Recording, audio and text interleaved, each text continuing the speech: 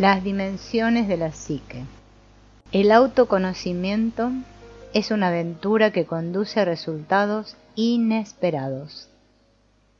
El hombre no podrá seguir avanzando si no llega a conocer su mejor propia naturaleza. Inconsciente personal e inconsciente suprapersonal o colectivo. En sí, la transferencia no es más que una proyección de contenidos inconscientes. Como resulta posible apreciar en sueños, síntomas y fantasías, los primeros en ser proyectados son los que se conoce como contenidos superficiales de lo inconsciente.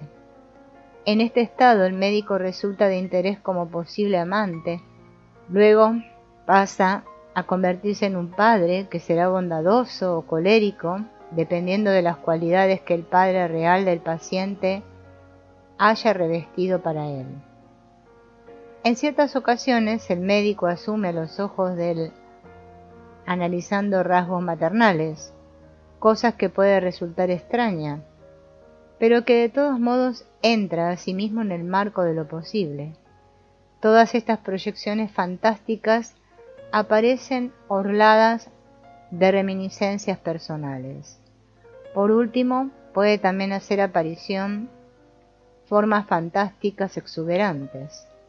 El médico aparece entonces revestido de cualidades misteriosas, como las poseídas, por ejemplo, por un mago, un criminal demoníaco, o el bien correspondiente, es decir, un salvador. Otras veces la figura adoptada por el médico responde a una combinación de los dos lados. Entendiéndolo en sus justos términos, lo que esto quiere decir no es que la conciencia del paciente perciba forzosamente al médico como una de estas figuras, sino que es efectivamente representado en tales términos en las fantasías que salen a la superficie.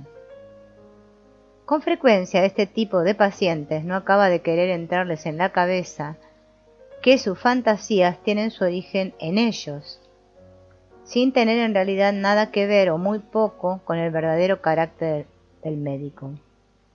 Este error obedece a que no existe un sustrato de reminiscencias personales a disposición de este tipo de proyecciones.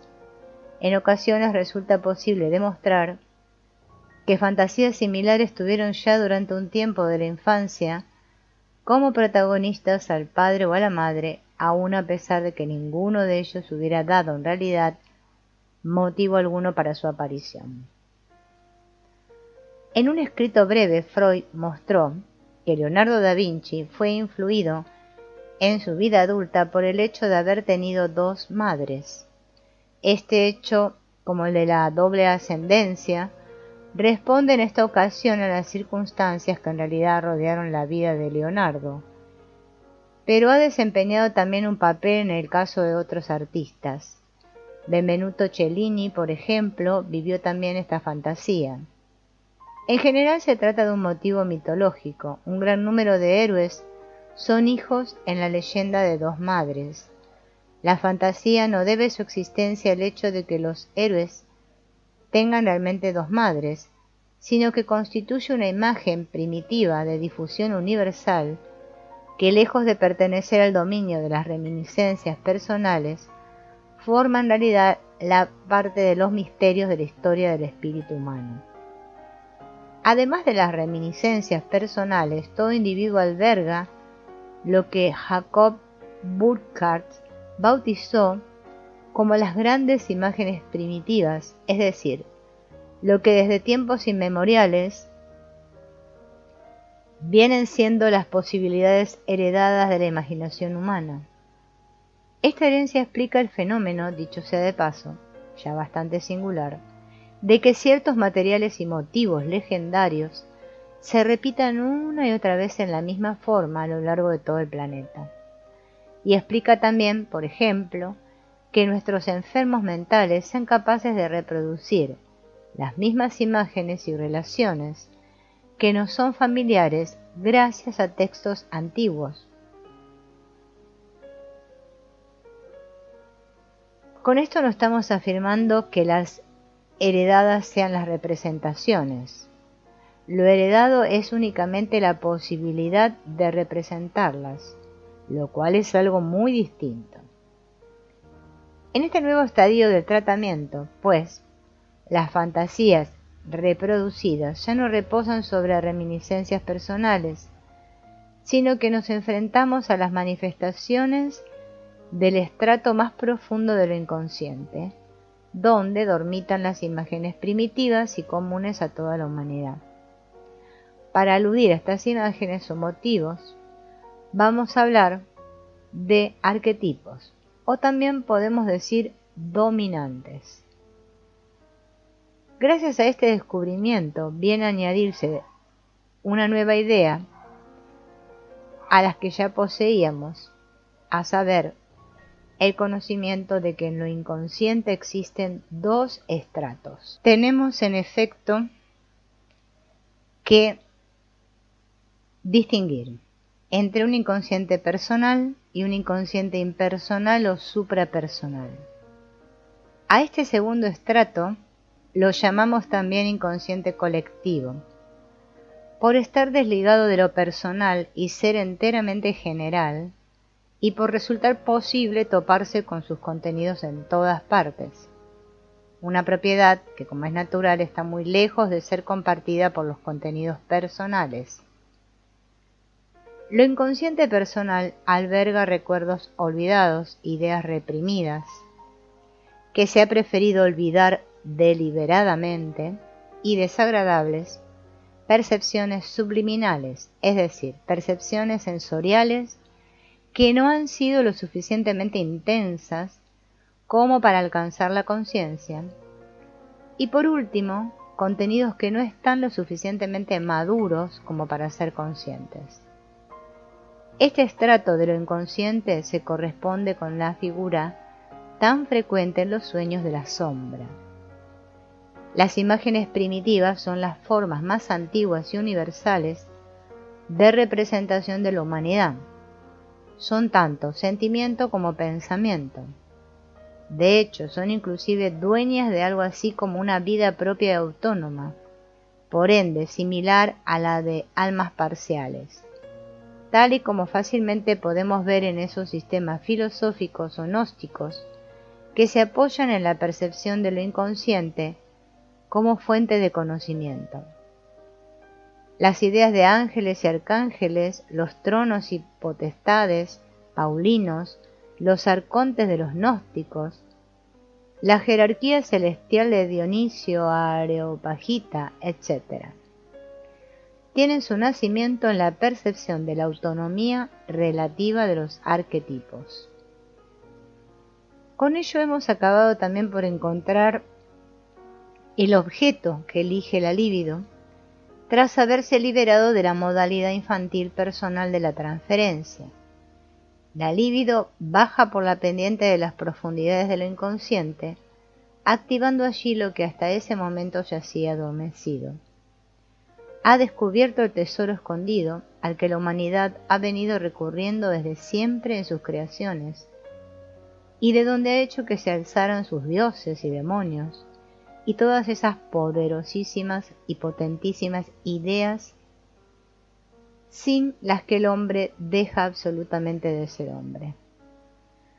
Tomemos por ejemplo una de las ideas mayores que han visto la luz en el siglo XIX, la idea de la conservación de la energía. El verdadero creador de esta idea es Robert Meyer.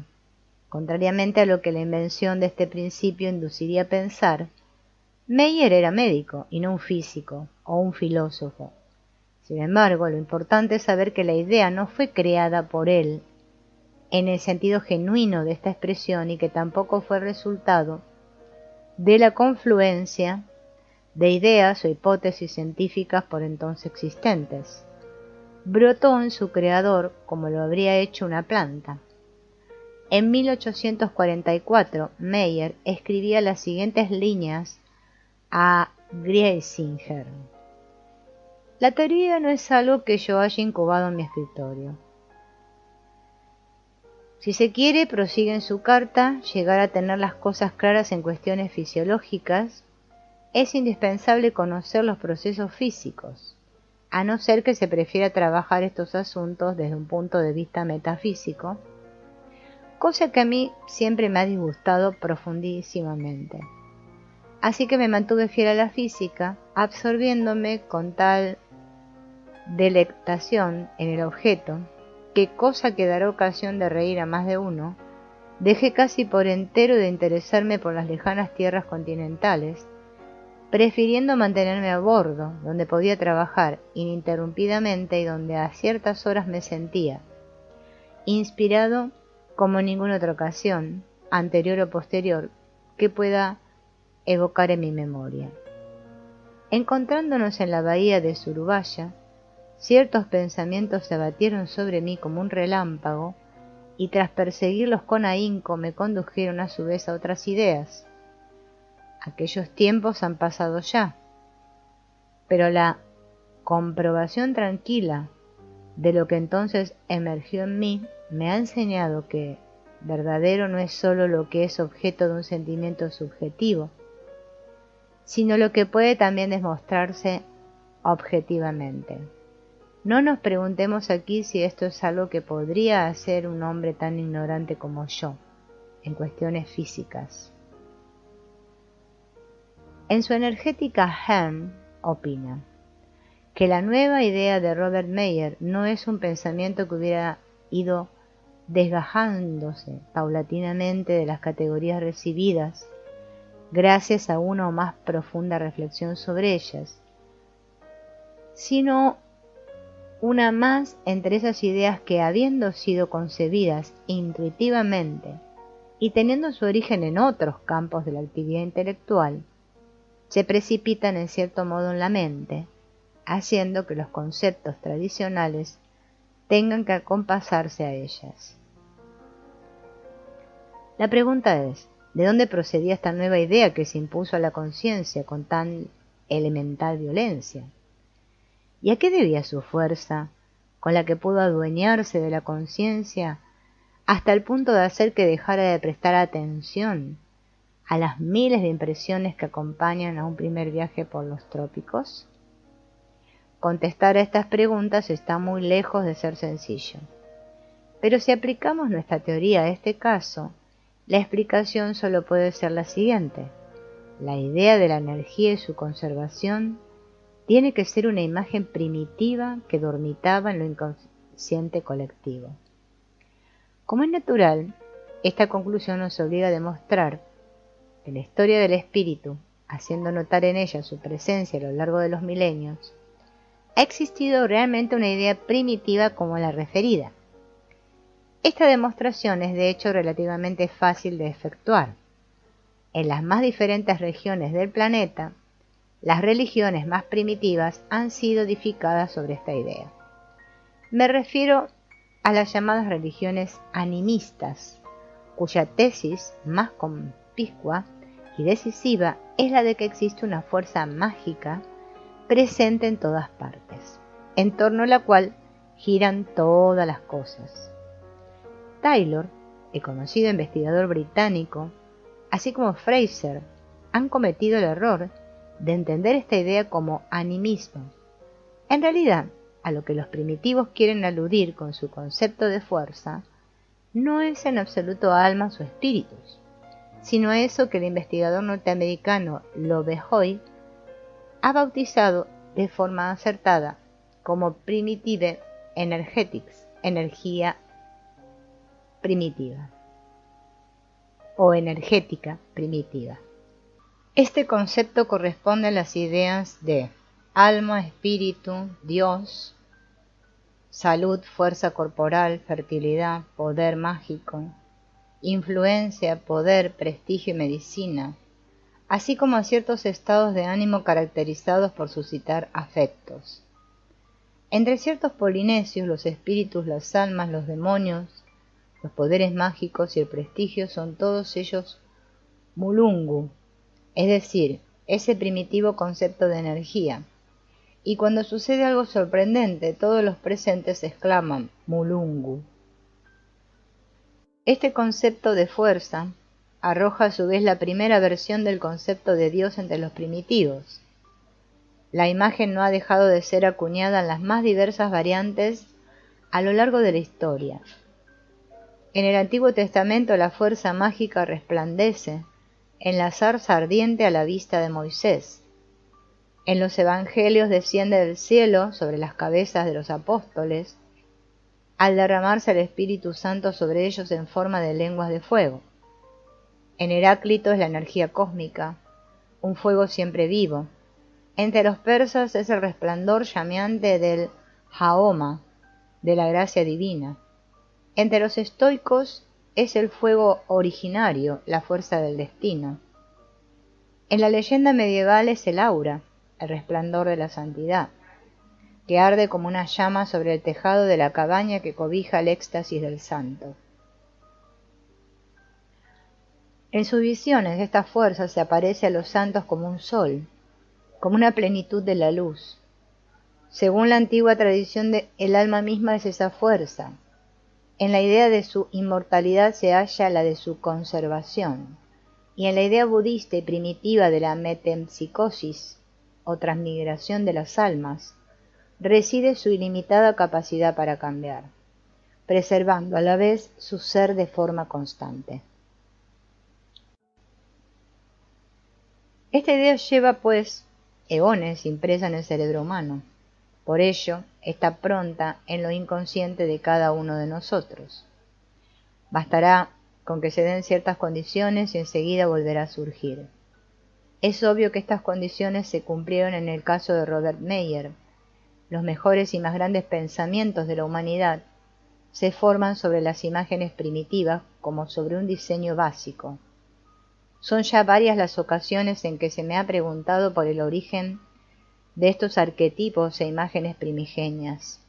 A mi juicio, la única forma de explicar su génesis pasa por suponer que son el precipitado de experiencias humanas que se repiten sin cesar. Una de las experiencias más comunes y a la vez una de las más impresionantes está representada por la trayectoria seguida por el sol durante el día a la vista de todos. En lo inconsciente, ciertamente, somos incapaces de descubrir nada semejante, al menos en lo que se refiere al conocido proceso físico. Pero a cambio, allí tropezamos con el mito del héroe solar en todas sus innumerables variaciones. Este mito, y no el proceso físico, es el que conforma el arquetipo solar, y de las fases lunares debe también decirse otro tanto. El arquetipo es una especie de predisposición a que se reproduzcan una y otra vez las mismas o parecidas representaciones míticas. Parece pues como si lo que se imprimiera en lo inconsciente no fuera sino la representación fantástica subjetiva suscitada por el proceso físico. De ahí que entre dentro de lo razonable suponer de los arquetipos son impresiones muchas veces repetidas de reacciones subjetivas. Como es natural, esta hipótesis se limita a desplazar el problema sin solucionarlo a otro lugar. Nada nos impide suponer que ciertos arquetipos se hallan ya presentes en los animales, estando por ello universalmente afincados en la naturaleza del sistema viviente, sin ser en definitiva otra cosa que una manifestación más de la vida, cuyas propiedades concretas se sustraerían a toda ulterior explicación. Pero, a lo que parece, los arquetipos no son sólo impresiones de experiencias típicas una y otra vez repetidas, sino que a la vez se comportan también empíricamente como una fuerza o tendencia, a resultas de la cual las mismas experiencias son reiteradas una y otra vez. En efecto, siempre que un arquetipo aparece en un sueño, en la fantasía o en la vida, acarrea consigo un particular influjo o poder en virtud del cual opera de forma luminosa, es decir, emanando una fascinación o incitando a actuar en una determinada dirección. Tras la discusión de este ejemplo sobre el modo en que se generan nuevas ideas en el acervo de imágenes primitivas, volvamos una vez más a nuestra exposición del proceso de la transferencia. Hasta ahora hemos visto que en esas mismas fantasías en apariencia disparatadas y peregrinas, la libido ha tomado posesión de su nuevo objeto, es decir, de los contenidos de lo inconsciente colectivo. Como he dicho ya, la proyección de las imágenes primitivas sobre el médico arroja sobre el futuro del tratamiento la sombra de una amenaza que no se debería subestimar. Las imágenes, en efecto, no sólo dan cabida a lo que de más hermoso y sublime ha sentido y concebido algún día la humanidad, sino también a todos estos actos vergonzosísimos y demoníacos de que los hombres han sido alguna vez capaces. En virtud de su energía específica, las imágenes, en efecto, se comportan como centros autónomos e investidos de poder. Las imágenes ejercen un efecto fascinante y avasallador sobre la conciencia, por lo que pueden suscitar graves alteraciones en el sujeto. Esto es algo que puede comprobarse en las conversiones religiosas, en las sugestiones, y muy especialmente en la irrupción de ciertas formas de esquizofrenia. Si el paciente no fuese ahora capaz de diferenciar la personalidad del médico de estas proyecciones, toda posibilidad de entendimiento terminaría al cabo por desvanecerse, tornándose imposible una relación humana. Pero si el paciente logra esquivar esta caridis, se verá a renglón seguido arrastrado hacia la escila de la introyección de dichas imágenes, donde dejará de atribuir al médico sus propiedades para pasar a predicarlas de su persona. Este nuevo paso es tan funesto como el anterior. En la proyección el paciente pasa de poner a su médico por las nubes de un modo tan exagerado como enfermizo a odiarlo con todas sus fuerzas, haciéndole blanco de sus desprecios. En la introyección de endiosarse a sí mismo de un modo ridículo a autoflagelarse moralmente. El error que comete en ambos casos consiste en atribuir a una persona determinada los contenidos de lo inconsciente colectivo. De este modo, el paciente convierte a otro o se convierte a sí mismo en un dios o un diablo. Aquí se muestra el característico efecto de la acción del arquetipo. Este último se apodera de la psique con una suerte de elemental violencia, obligándola a traspasar los límites del reino de lo humano. El arquetipo es causa de exageraciones, infatuación, inflación, compulsión, ilusiones y conmoción, y ello tanto para bien como para mal. Este es el motivo de que los seres humanos hayan tenido siempre necesidad de demonios y no hayan podido vivir nunca sin dioses, a excepción de unos pocos especímenes astutos de Homo occidentalis de ayer y anteayer. Superhombres para los que Dios ha muerto y que por dicho motivo se han convertido en dioses, y aún más concretamente en dioses de pacotilla, de duras cabezas y helados corazones. La idea de Dios, en efecto, es en último término una función psicológica necesaria de naturaleza irracional, que no tiene nada en absoluto que ver con la cuestión de la existencia de Dios. Porque esta cuestión, el intelecto, no podrá responderla jamás, y porque aún menos podría existir una demostración de la existencia de Dios. Además, una demostración semejante sobra. La idea de un ser todopoderoso y divino está presente en todas partes, si no de forma consciente, sí inconscientemente, pues es un arquetipo. En nuestra alma hay algo cuyo imperio es superior al nuestro. De no serlo conscientemente un Dios, el vientre, ocupará su lugar, como decía Pablo. Creo, por tanto, que lo más sabio es que se preste un reconocimiento consciente a la idea de Dios, porque de lo contrario cualquier otra cosa se convertiría en Dios, y por lo general, algo tan inapropiado y absurdo como lo que, por ejemplo, podría ingeniar una conciencia ilustrada. La existencia de Dios seguirá siendo una cuestión sin respuesta. Pero el consenso de los pueblos viene hablando de dioses desde hace eones, y durante eones seguirá aún hablando de ellos.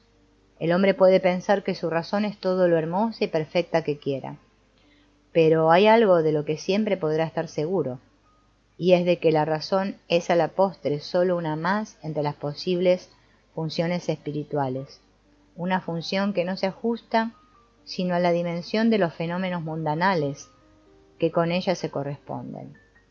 En derredor suyo y por todas partes se agolpa, sin embargo, lo irracional, lo que no concuerda con la razón, y esa irracionalidad es asimismo una función psicológica, es decir, lo inconsciente colectivo, mientras que la razón está esencialmente ligada a la conciencia. La conciencia tiene que contar con la razón para empezar siquiera por descubrir un orden en el caos desordenado de los casos individuales del todo mundanal, pues sólo entonces podrá también, dentro al menos de la órbita humana, fundar a continuación un orden. Abrigamos la aspiración provechosa y digna de encomio, de aniquilar el caos de lo irracional en nosotros y fuera de nosotros.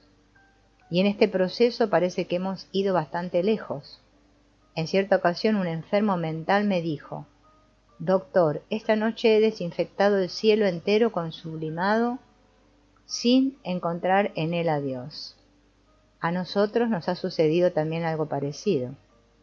El viejo Heráclito, que realmente era un gran sabio, descubrió la más sorprendente de todas las leyes psicológicas, la función reguladora de los opuestos.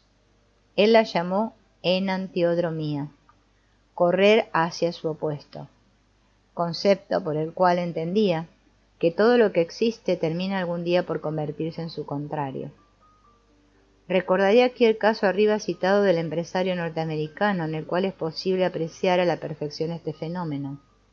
Así, la actitud cultural racional corre necesariamente en dirección hacia su opuesto, es decir, la desolación irracional de la cultura. A nadie en efecto le es lícito identificarse a sí mismo con la razón en cuanto tal, porque el hombre no es ni puede ser meramente racional ni lo será jamás. Esto es algo de lo que deberían tomar buena nota todos los doctrinarios de la cultura. Lo irracional ni debe ni puede ser aniquilado. Los dioses ni pueden ni deben morir. Acabo de decir que en apariencia existe algo así como un poder superior en el alma humana, y que siempre que ese poder no esté representado por la idea de Dios, lo estará en su defecto por el vientre, por decirlo con las palabras de Pablo. Lo que con ello quiero expresar es que siempre habrá un impulso o complejo de ideas que aúne en sí la mayor suma de energía psíquica, convirtiendo al yo en su vasallo. Por lo general, el yo se ve hasta tal punto atraído por este foco de energía, que se identifica con él y cree no desear ni necesitar otra cosa. De esta suerte se genera sin embargo una dependencia, una monomanía o posesión, una fortísima unilateralidad que perturba en grado sumo el equilibrio psicológico. Es indudable que en la capacidad de hacer gala de una tal unilateralidad reside el secreto de unos cuantos éxitos, motivo por el cual la civilización hace celosos esfuerzos por adiestrar a sus hijos en tales alardes. La pasión, es decir, la acumulación de energías escondidas en tales monomanías, coincide con lo que entre los antiguos era conocido como un dios, y nuestros actuales usos idiomáticos siguen todavía su ejemplo.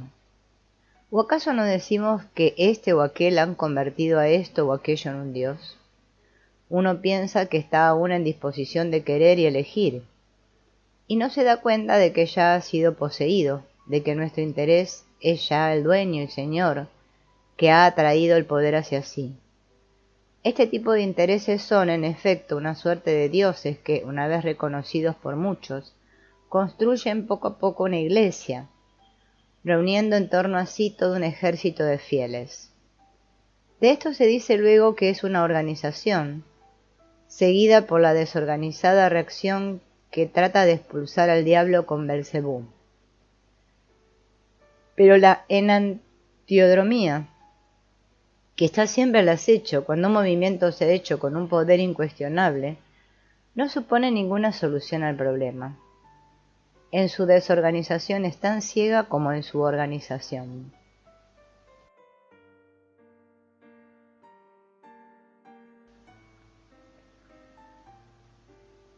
De la cruel ley de la enantiodromía solo escapa quien sabe diferenciarse de lo inconsciente.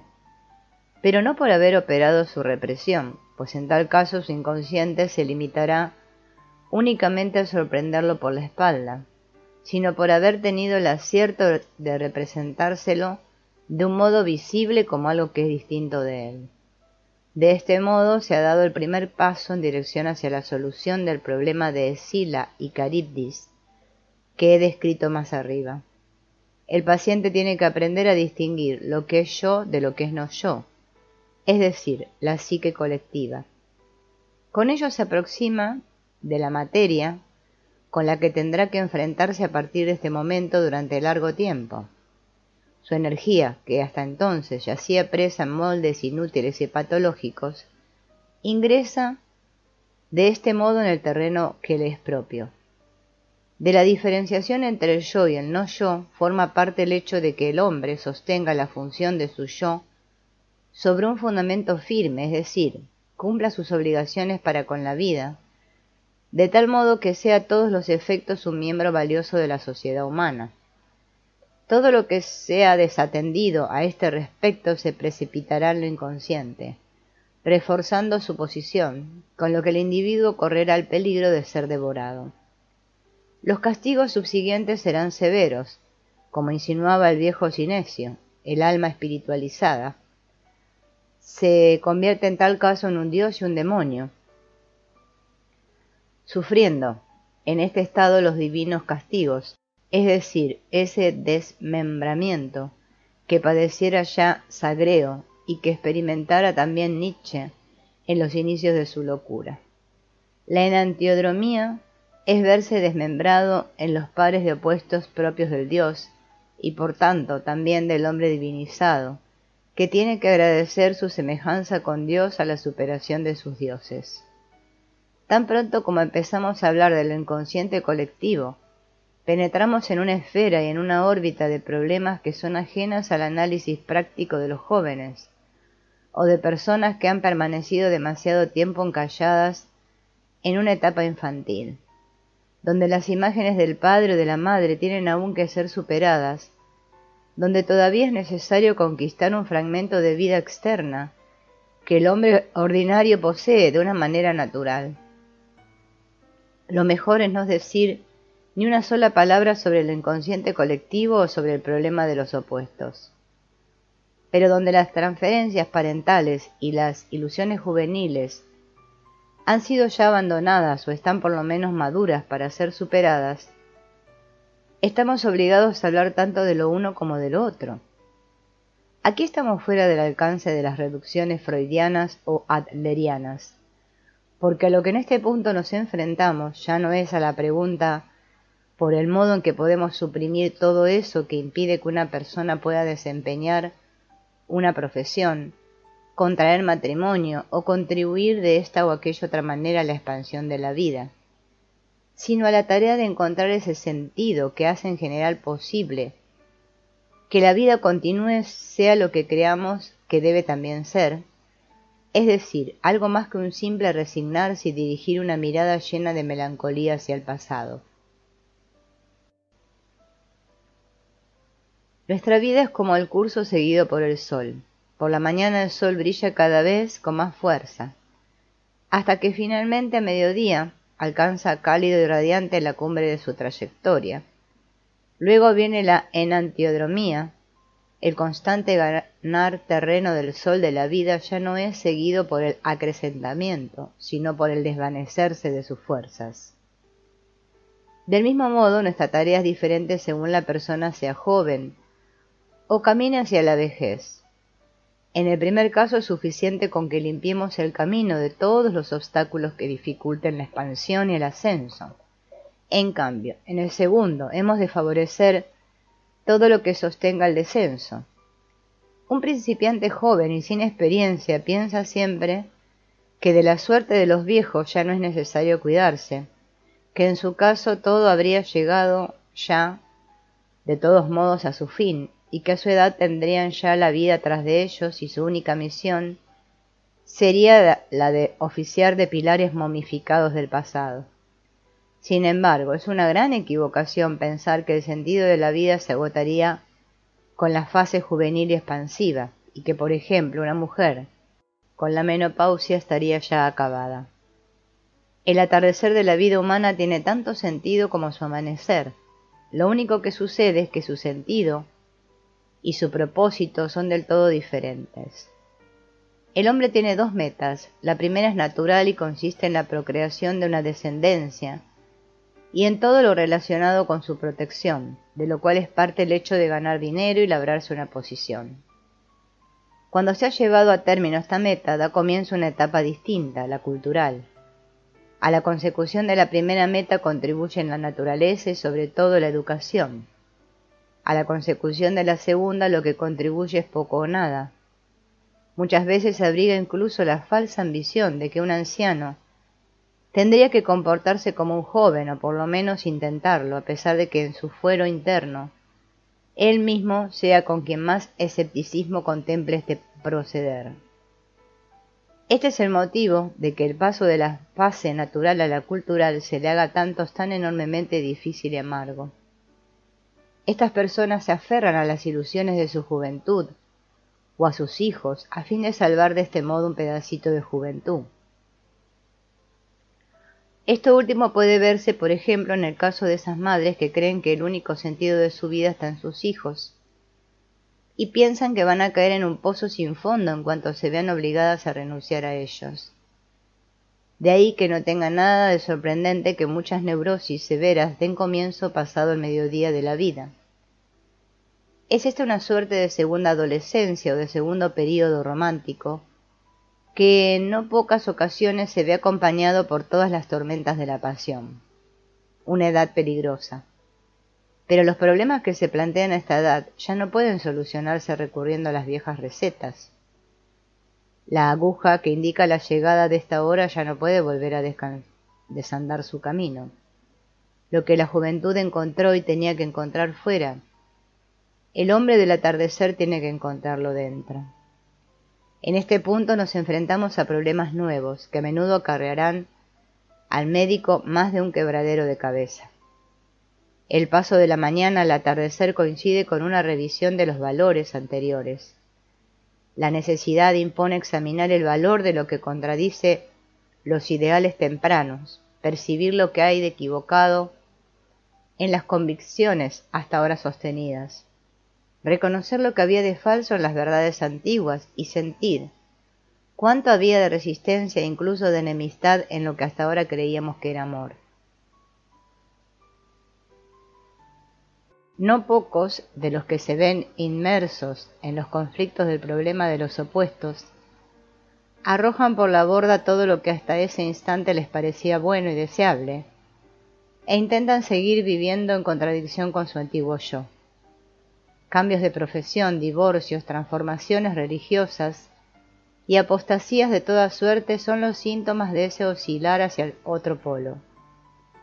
La desventaja que aqueja a este radical convertirse en lo contrario estriba en el hecho de que la vida anterior es entonces pasto de la represión, suscitándose así un equilibrio no menos precario que el existente anteriormente, cuando las contrafiguras de las virtudes y valores conscientes yacían aún oprimidas e ignoradas. Las perturbaciones neuróticas, que acaso fueran antes consecuencia de lo inconsciente, de las fantasías opuestas, se convierten ahora en trastornos nacidos de la represión de los antiguos ídolos. Como es natural, yerra y en sumo grado quien piensa que cuando reconocemos lo que de no valioso hay en un valor o lo que de falso encierra una verdad, uno y otra habrían sido suprimidos.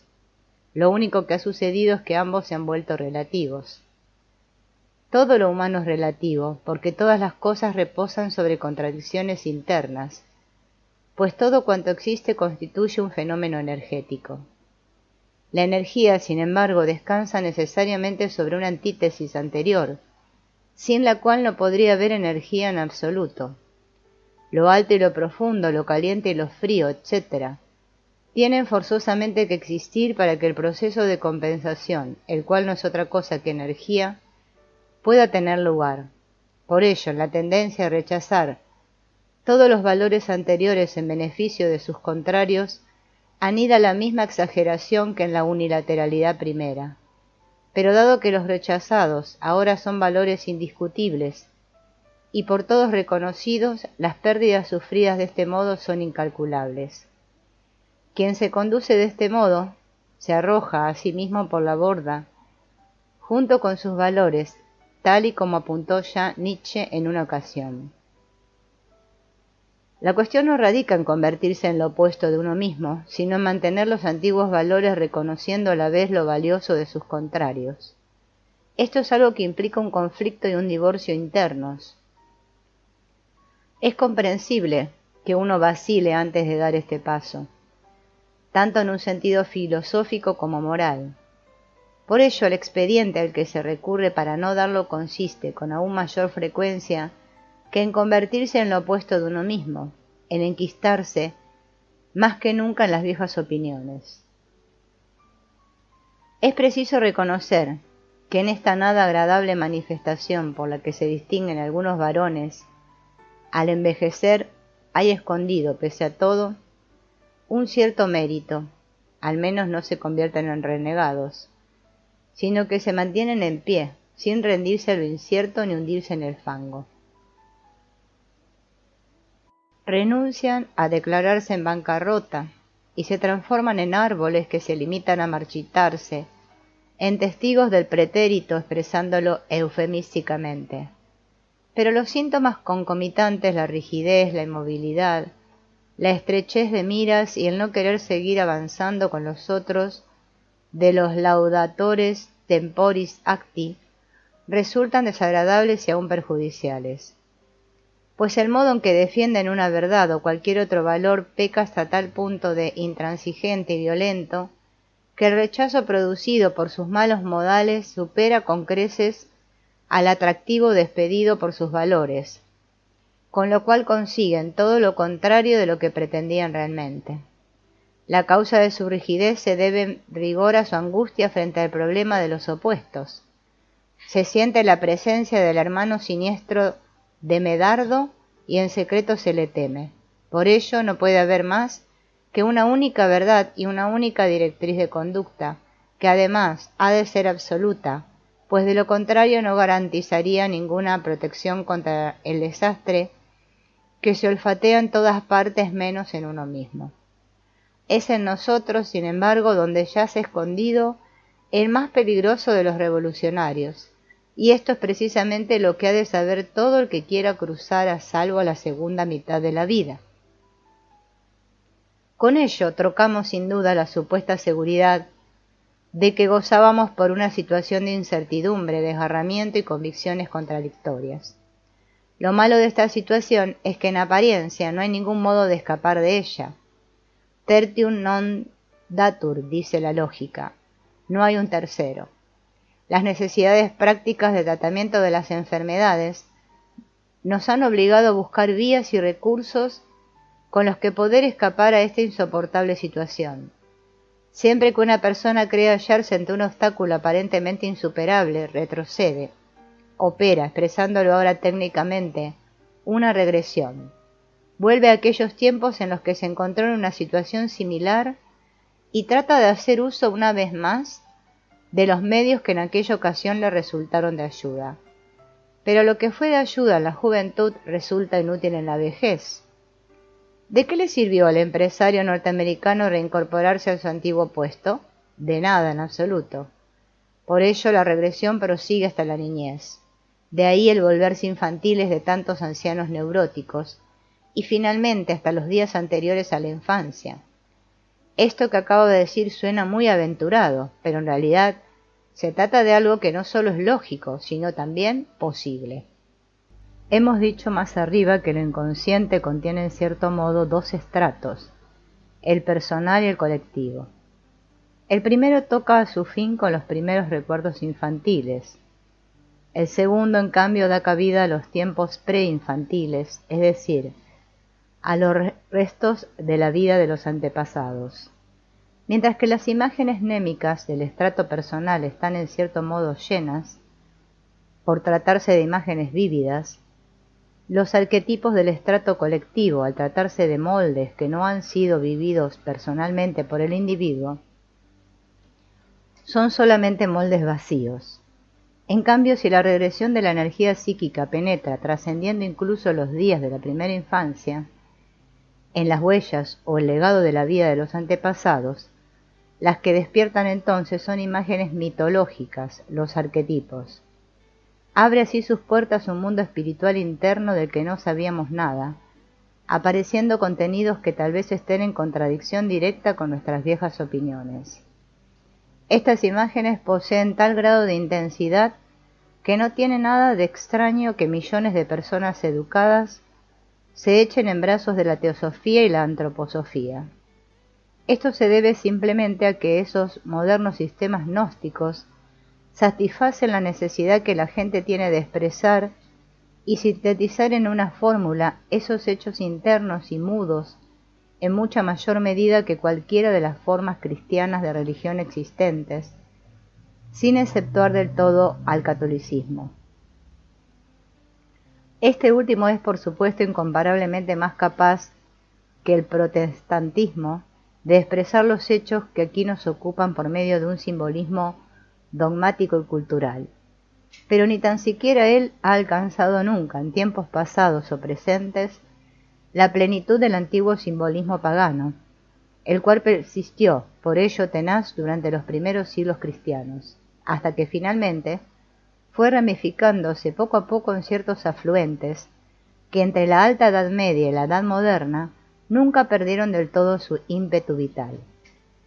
Es cierto que estos afluentes desaparecieron en gran medida de la superficie, pero modificando su figura, han vuelto otra vez a ella, a fin de compensar la unilateralidad de la moderna orientación consciente.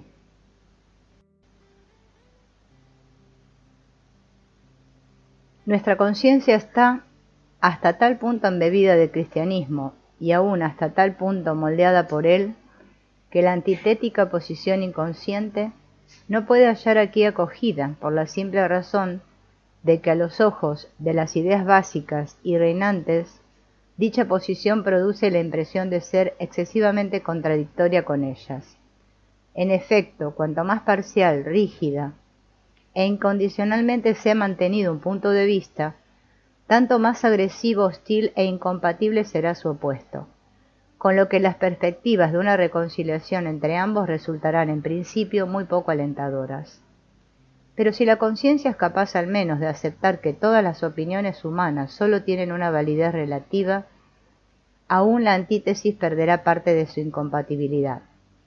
Entretanto, no obstante, esta antítesis buscará un medio adecuado con el que expresarse, por ejemplo, en las religiones orientales del budismo, el hinduismo y el taoísmo. El sincretismo, es decir, la mezcla y la combinación de la teosofía sale en gran medida al encuentro de esta necesidad, siendo justamente esto lo que viene a explicar el elevado número de sus éxitos. A través de las ocupaciones vinculadas con el tratamiento analítico, se produce la aparición de experiencias de naturaleza arquetípica que reclaman una expresión y una figura. Como es natural, las ocasiones en las que se producen experiencias de este tipo no se reducen a esta. Las experiencias arquetípicas tienen lugar en no pocas ocasiones de forma espontánea, y sus protagonistas no tienen en absoluto por qué circunscribirse a personas psicológicas. A menudo he tenido que oír la descripción de las visiones y los sueños más sorprendentes de labios de personas de cuya salud mental no podría dudar ni tan siquiera un experto en la materia. La experiencia de un arquetipo suele ser guardada profundamente en secreto, porque sus protagonistas se sienten interpelados por él en lo más hondo de su fuero interno. Este fenómeno viene a ser una suerte de experiencia originaria del no-yo anímico, un contrario interno que nos desafía a enfrentarnos con él. Como es natural, en semejantes circunstancias, uno busca un paralelo que le sea de ayuda, con lo que muy a menudo sucede que el hecho original se ve reinterpretado y acomodado a ideas prestadas. Un caso típico dentro de este tipo de experiencias es el representado por la visión de la Santísima Trinidad que tuvo el hermano Nicolás de Flue. Otro ejemplo similar es el de la serpiente de muchos ojos contemplada por Ignacio de Loyola en una visión, el cual se inclinó primero a ver en ella una aparición de origen divino, para pensar más tarde que había sido tentado por una imagen de procedencia demoníaca. Por obra de este tipo de reinterpretaciones, la experiencia original es sustituida por imágenes y palabras tomadas de una fuente extraña, así como por opiniones, ideas y modelos que pueden no haber crecido en nuestro propio suelo y que por ende ya no estarán ligados a nuestro corazón, sino a nuestra cabeza, y nada más que a ella, la cual, incapaz por completo de concebirlos, ni tan siquiera será capaz de interpretarlos. Se trata, por así decirlo, de bienes robados que no pueden prosperar. El sustantivo convierte a la persona en una sombra irreal. La persona reemplaza entonces realidades vivas por palabras vacías y consigue zafarse de este modo del padecimiento de los opuestos, elevándose en espiral a un mundo descolorido y bidimensional de espectros en el que todo lo vivo y creado se marchita y muere. Los hechos mudos que suscita la regresión a los días preinfantiles no tienen necesidad de un sustitutivo, sino de una configuración individual de la vida y las obras del individuo. Estas imágenes han llegado al ser desde las vidas, las alegrías y las penas de quienes nos precedieron y quienes quieren volver a vivir tanto en forma de experiencia como de hecho. Sin embargo, al entrar en contradicción con la conciencia, no pueden ser trasladadas sin más a nuestro mundo, por lo que se vuelve preciso encontrar un camino que ponga en comunicación a la realidad consciente con la inconsciente. ¿Cómo examinar a fondo lo inconsciente desde un punto de vista práctico? Esta es la pregunta que se plantea la filosofía de la India, sobre todo el budismo y la filosofía zen. Pero indirectamente es también la cuestión práctica fundamental de todas las religiones y filosofías. Lo inconsciente no es tal cosa o tal otra, sino algo desconocido que nos afecta directamente. Aunque nos parece algo psíquico, su naturaleza real es tan difícil de reconocer como la de la materia, o tan fácil si uno quiere expresarse de forma optimista. Pero mientras que la física es consciente del carácter de modelo de sus enunciados, las filosofías religiosas se expresan metafísicamente e hipostasían sus imágenes. Quien siga sosteniendo este último criterio no podrá entender el enunciado psicológico, al que tachará de metafísico o de materialista, por lo menos de agnóstico, cuando no de gnóstico. De ahí que estos críticos todavía medievales me acusen unas veces de místico y gnóstico y otras de ateo. He de subrayar que este malentendido es el principal obstáculo para la comprensión. Se trata de cierta laguna cultural que no conoce todavía la crítica del conocimiento y por ese motivo supone ingenuamente que el mito ha de ser históricamente verdadero o de lo contrario no es nada en absoluto. Para esta gente la utilización de enunciados mitológicos y folcloristas en relación con circunstancias psicológicas es algo completamente acientífico. Con este prejuicio se cierra el acceso a la psicología de lo inconsciente y con ello el camino que lleva a la evolución del interior del hombre, cuyo fracaso intelectual y moral es uno de los descubrimientos más dolorosos de nuestra época. Todo el que tiene algo que decir habla de que se debería hacer tal cosa y habría que hacer tal otra, sin darse cuenta de que así está admitiendo su propio y lamentable desvalimiento. Todos los remedios que puedan aconsejar son precisamente los que le han fallado. La psicología en su significado más profundo es autoconocimiento, pero como éste no puede ser fotografiado, enumerado, pesado ni medido, se califica de acientífico. Pero, ¿acaso el hombre psíquico todavía desconocido, que se dedique a la ciencia, es también acientífico y por lo tanto indigno de seguir investigando? Si el mito no caracteriza al hombre psíquico, hay que negarle entonces también al tejedor su nido y al ruiseñor su canto. Hay motivos suficientes para suponer que el hombre en general tiene una aversión profundamente arraigada a saber algo más de sí mismo, y que ahí reside la verdadera causa por la que en comparación con todo el progreso exterior no hayan tenido lugar una evolución y un perfeccionamiento internos equivalente. El método de la imaginación activa es el principal recurso para la producción de aquellos contenidos de lo inconsciente que, por así decir, se hallan por debajo del umbral de la conciencia y que, una vez intensificados, serían los primeros en irrumpir espontáneamente en ella. De ahí que este método tenga sus peligros y no debiera ser aplicado sin un control médico.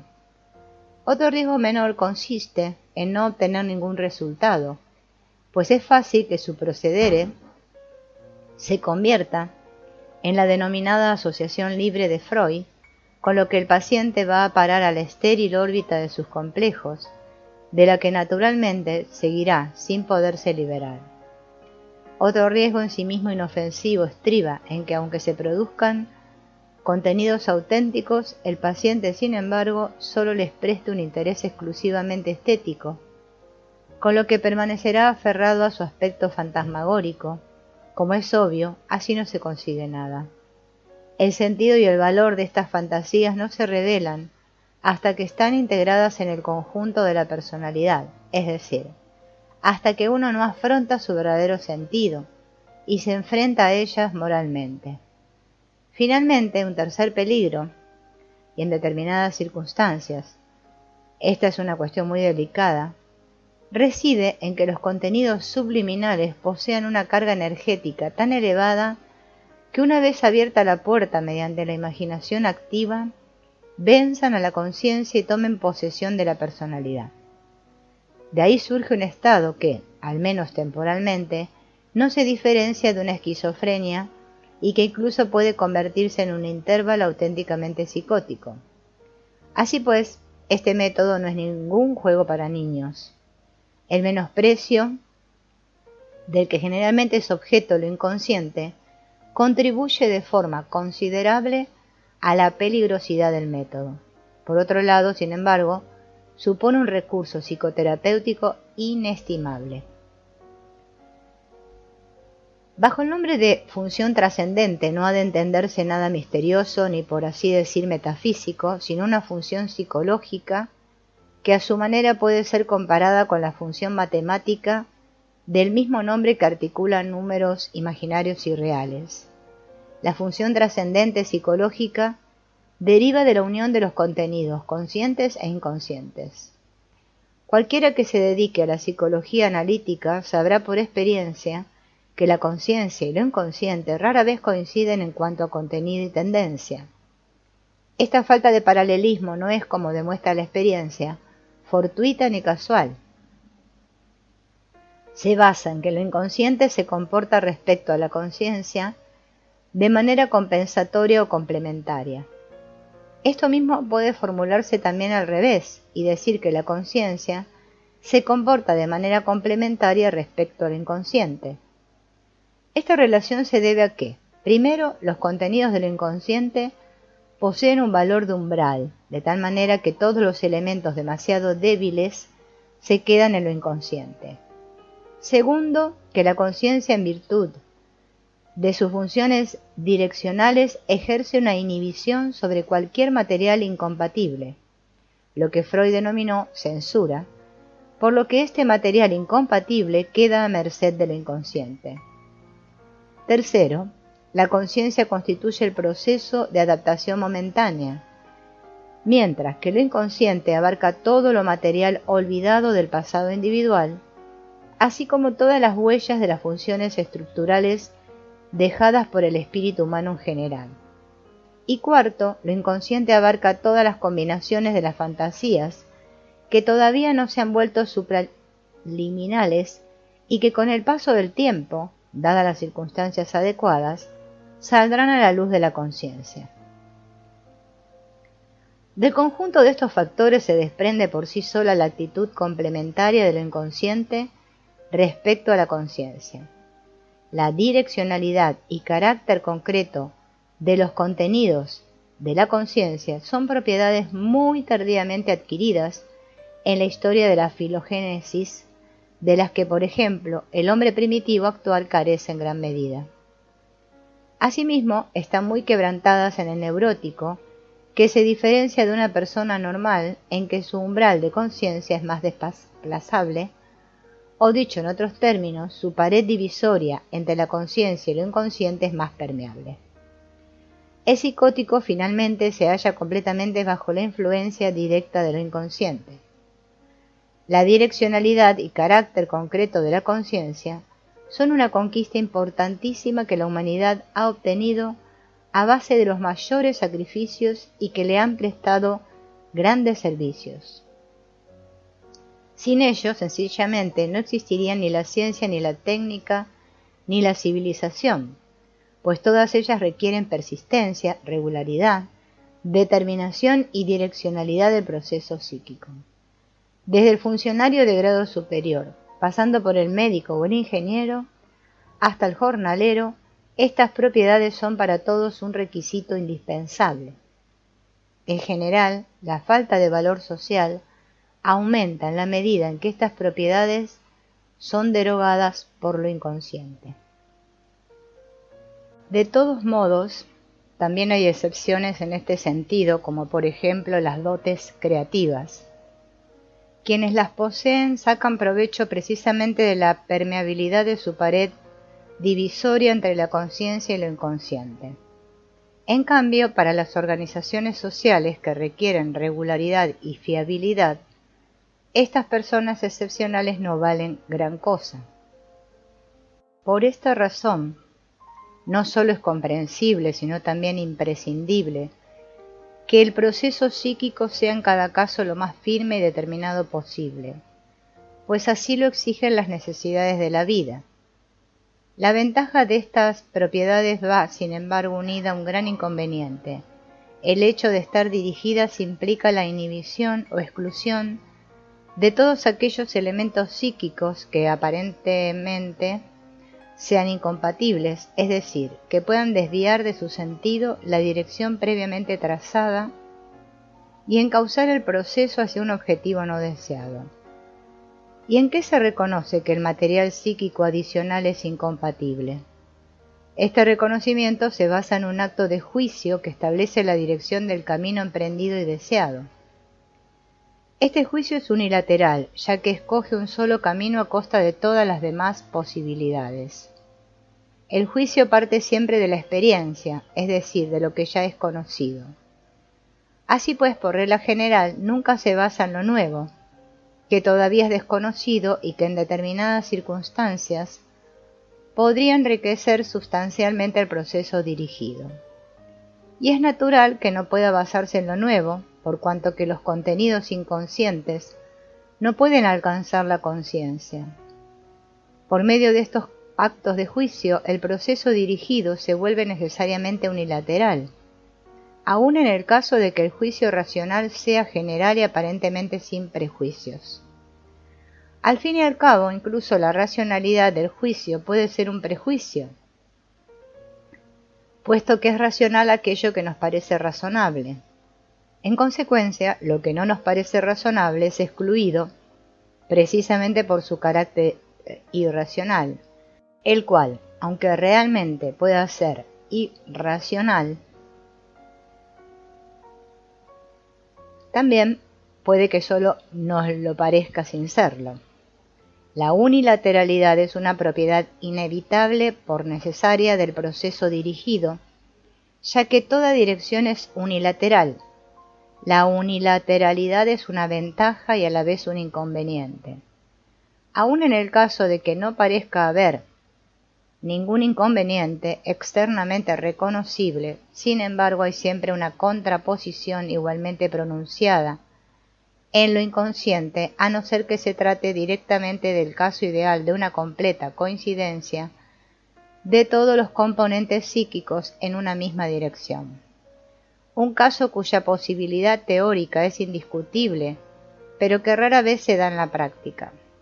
La contraposición en lo inconsciente es inofensiva mientras no presente valores energéticos superiores, Pero si a consecuencia de una excesiva unilateralidad aumenta la tensión entre los opuestos, la contratendencia irrumpe en la conciencia y lo hace por lo general precisamente en el momento en que más importancia tendría la puesta en práctica del proceso dirigido.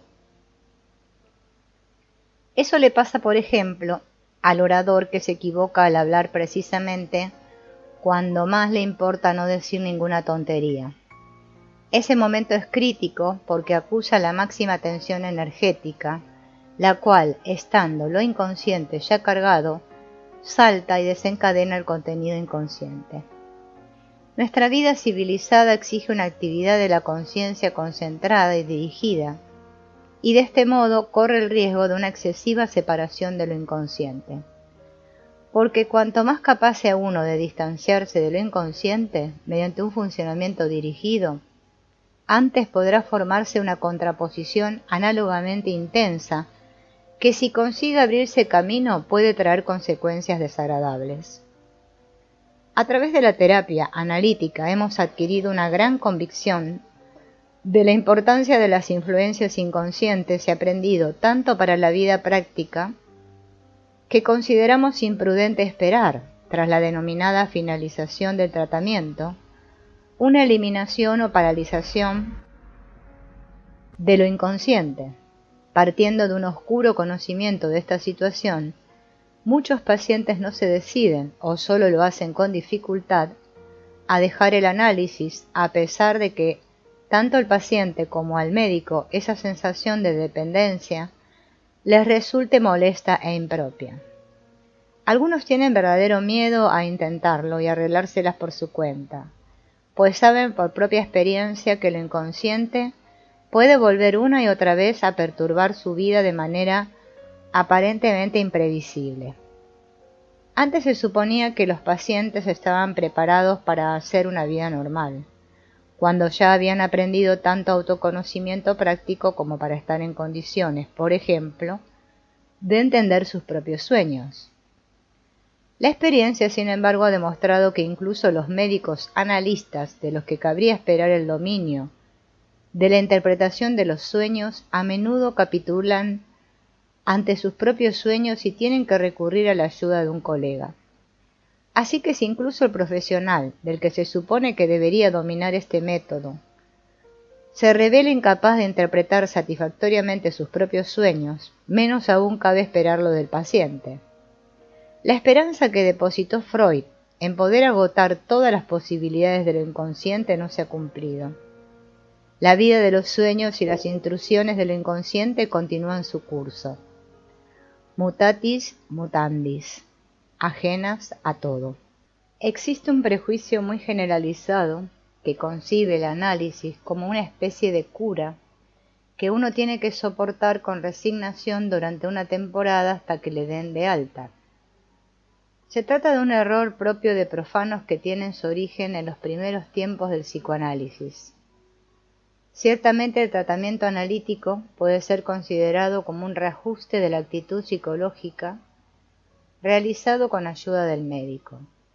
Y también es cierto que esta nueva actitud adquirida, que responde mejor a las condiciones internas y externas, puede ser suficiente durante un tiempo. Pero hay muy pocos casos en los que una única cura haya tenido un éxito duradero. El optimismo médico, que como es sabido nunca ha escatimado en publicidad, se las arregla siempre para dar cuenta de curaciones definidas. No hay que dejarse desconcertar por lo humano demasiado humano de quien practica la medicina, sino que conviene tener siempre presente que la vida de lo inconsciente continúa y que por lo tanto seguirá engendrando una y otra vez situaciones problemáticas. Tampoco es necesario que seamos pesimistas. No en vano hemos tenido ocasión de contemplar muchos éxitos obtenidos, unos a base de suerte y otros a raíz de un trabajo minucioso. Pero eso no nos impide tener en cuenta que el análisis no es ninguna cura que se haga de una vez por todas, sino más bien un reajuste más o menos minucioso. Lo que no existe, sin embargo, es un cambio que se mantenga durante un plazo de tiempo muy largo. La vida se renueva una y otra vez. Es cierto que existen actitudes colectivas extremadamente duraderas que posibilitan soluciones típicas de los conflictos. También lo es que una actitud colectiva sirve para que el individuo se adapte fácilmente a la sociedad. Sin embargo, la dificultad del paciente radica precisamente en que su situación individual no se deja adaptar fácilmente a una norma típica, sino que requiere una solución individual del conflicto. Si lo que se pretende es conservar la capacidad de enfrentarse a la vida del conjunto de la personalidad, ninguna solución racional puede satisfacer este contenido, y no existe absolutamente ninguna norma colectiva que pueda sustituir a una solución individual sin algún perjuicio. La nueva actitud adquirida a través del análisis acaba por resultar tarde o temprano insuficiente en algún aspecto. Y dado el constante fluir de la vida, que exige continuas adaptaciones, esta insuficiencia es necesaria, pues no hay reajuste que sirva para siempre. No obstante, se podría formular la pretensión de que el método del tratamiento fuera de tales características que a lo largo de la vida se pudieran efectuar reorientaciones sin ninguna dificultad. Y hasta cierto punto, así es como demuestra la experiencia. A menudo vemos que los pacientes que han pasado por un análisis detenido, más tarde cuando se someten a reajustes se encuentran con muchísimas menos dificultades. Pero aún así, esas dificultades siguen siendo bastante frecuentes y en ocasiones bastante molestas. De ahí que a menudo incluso aquellos pacientes que han pasado por un tratamiento minucioso se dirijan de nuevo a su antiguo médico en busca de ayuda. En comparación con la práctica general de la medicina, esto no tiene nada de particular. Sin embargo, no solo desmiente cierto entusiasmo terapéutico poco recomendable, sino también la idea de que el análisis supone una cura a la que basta con someterse una sola vez. Al fin y al cabo, es muy improbable que alguna vez pueda existir una terapia del tipo que sea que elimine para siempre todas las dificultades. El hombre necesita tener dificultades, pues forman parte de su salud. Es sólo la magnitud desproporcionada de tales dificultades lo que resulta superfluo. La cuestión terapéutica fundamental no es sólo cómo eliminar la dificultad momentánea, sino también cómo enfrentarse con éxito a las futuras dificultades.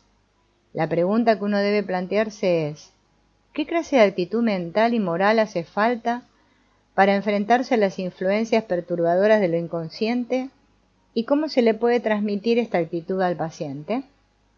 La respuesta obviamente estriba en eliminar la separación entre conciencia e inconsciente. Esto no se hace condenando parcialmente los contenidos de lo inconsciente, mediante una decisión consciente, sino, antes bien, reconociendo y teniendo en cuenta el sentido que tienen aquellos para compensar la unilateralidad de la conciencia. Pues la tendencia de lo inconsciente y la de la conciencia son los dos factores que componen la función trascendente. Esta tendencia se llama trascendente porque posibilita orgánicamente el paso de una actitud a otra, es decir, sin perjuicio de lo inconsciente. El método constructivo presupone conocimientos que también existen, al menos potencialmente, en el paciente y que por ese motivo pueden ser despertados a la conciencia. Si el médico no conoce estas posibilidades, tampoco podrá sacar nada del paciente en este aspecto, a no ser que entre los dos se dediquen a estudiar esta cuestión en profundidad, lo que sin embargo no suele ser recomendable. En la práctica será el médico adecuadamente preparado quien transmita la función trascendente al paciente, ayudándole a unir la conciencia a lo inconsciente, de tal manera que pueda adoptar una actitud nueva. En esta función del médico radica uno de los distintos significados de la transferencia. Con ella el paciente se aferra a la persona, que parece prometerle una renovación de su actitud por medio de la transferencia, y el paciente intenta adquirir esa transformación que para él es esencial, aun en el caso de no ser consciente de ello. De ahí que el médico tenga para el paciente el carácter de una figura imprescindible y absolutamente necesaria para vivir. Por muy infantil que pueda parecer esta dependencia, expresa, sin embargo, una expectativa de suma importancia para el paciente, el cual, si ve truncadas sus esperanzas, no es raro que se lo pague al médico con un odio cerval. Por eso resulta interesante saber cómo es esa expectativa oculta en la transferencia, ya que se tiende a concebir esa exigencia solo desde el punto de vista reductivo, en el sentido de una fantasía erótica infantil. Eso supondría que esa fantasía, que normalmente hace referencia a los padres, fuera interpretada al pie de la letra como si el paciente, o mejor dicho, su inconsciente volviera a tener o siguiera teniendo esa expectativa tal y como la tenía de niño respecto a sus padres. Por su apariencia externa, la expectativa es la misma que tenía el niño en relación con la ayuda y la protección de los padres. Pero, entre tanto, el niño se ha convertido en un adulto y lo que en el niño era normal, en el adulto es impropio, expresa metafóricamente el desamparo, no materializado en la conciencia, en una situación de apuro. Históricamente es correcto remitirse al eros infantil para explicar el carácter erótico de la transferencia, pero con ello no se entienden ni la finalidad ni el sentido de la transferencia, y la interpretación como fantasía sexual infantil nos aparta del verdadero problema. La comprensión de la transferencia no hay que buscarla en sus premisas históricas, sino en su finalidad. La unilateral explicación reductiva se vuelve absurda, en particular, cuando ya no se saca nada nuevo de ella, salvo una mayor resistencia por parte del paciente. El aburrimiento que se apropia entonces del tratamiento no es sino la expresión de la monotonía y de la pobreza de ideas, no de lo inconsciente, como en ocasiones se ha supuesto, sino del analista que no entiende que estas fantasías han de ser interpretadas desde un punto de vista no sólo concretista y reductivo, sino ante todo constructivo. Desde esta perspectiva constructiva, muchas veces cambia de repente la situación del bloqueo. Mediante el tratamiento constructivo de lo inconsciente, es decir, preguntándose por el sentido y por la finalidad, se ponen los cimientos para la comprensión de ese proceso que denomino función trascendente. No estaría de más intercalar aquí un comentario acerca de una objeción que se ha oído con frecuencia, que el método constructivo es sugestión. Este método ciertamente se basa en que el símbolo, es decir, la imagen onírica o la fantasía, ya no es valorado semióticamente, es decir, como signo de los procesos instintivos elementales, sino simbólicamente, entendiendo por símbolo una expresión que reproduce de la mejor manera posible una situación compleja y todavía no comprendida con claridad por la conciencia. A través de la descomposición analítica de esta expresión, sólo se consigue explicar sus componentes elementales originarios. Con ello no se pretende negar que una mayor comprensión de los elementos tenga hasta cierto grado también sus ventajas. Sin embargo, pasa por alto la cuestión de la finalidad. De ahí que la descomposición del símbolo en este estadio del análisis sea reprobable. El método para intentar averiguar el sentido insinuado por el símbolo es en principio el mismo que el de la descomposición analítica. Se recogen las ocurrencias del paciente, que por lo general son suficientes incluso para ser utilizadas sintéticamente. Su aplicación también se efectúa en un sentido simbólico, no semiótico. Y la pregunta es la siguiente: ¿a qué sentido aluden las ocurrencias A, B, C, etc., contempladas junto al contenido manifiesto del sueño? Cuando el psicólogo médico se interesa por los símbolos, se centra en los símbolos naturales en tanto que diferentes de los símbolos culturales. Los primeros se derivan de los contenidos inconscientes de la psique, por lo que representan un número enorme de variaciones sobre los motivos arquetípicos básicos. En muchos casos podemos seguir su huella hasta sus raíces arcaicas, es decir, hasta ideas e imágenes que encontramos en los documentos más antiguos en las sociedades primitivas. A este respecto me gustaría llamar la atención del lector sobre libros como el de Mircea Eliade sobre el chamanismo, que contiene muchos ejemplos esclarecedores. Por su parte, los símbolos culturales son los que han expresado verdades eternas, o todavía se usan en muchas religiones. Han experimentado muchas transformaciones y se han sometido a un proceso de elaboración más o menos consciente, y de este modo se han convertido en las representaciones colectivas de las sociedades civilizadas. Sin embargo, han retenido gran parte de la luminosidad original y funcionan como prejuicios positivos o negativos con los que el psicólogo tiene que contar muy en serio. Nadie puede despachar estos factores luminosos por razones meramente racionales. Son componentes importantes de nuestra organización mental y fuerzas vitales en la construcción de la sociedad humana, y no podemos erradicarlos sin sufrir pérdidas serias. Si están reprimidos o abandonados, su energía desaparece en lo inconsciente, con consecuencias impredecibles. La energía que en apariencia se ha perdido revive e intensifica lo que en el inconsciente tiene más peso. Las tendencias que hasta ahora no habían tenido la oportunidad de expresarse, o las que no se les había permitido existir sin inhibiciones en nuestra conciencia. Estas forman una sombra destructiva que siempre está presente. Incluso las tendencias que podrían ejercer una influencia beneficiosa se convierten en unos auténticos demonios si las reprimimos. De ahí que mucha gente bien intencionada tenga miedo a lo inconsciente y a veces a la psicología. Nuestra época ha demostrado qué significa que las puertas del mundo psíquico subterráneo se abran.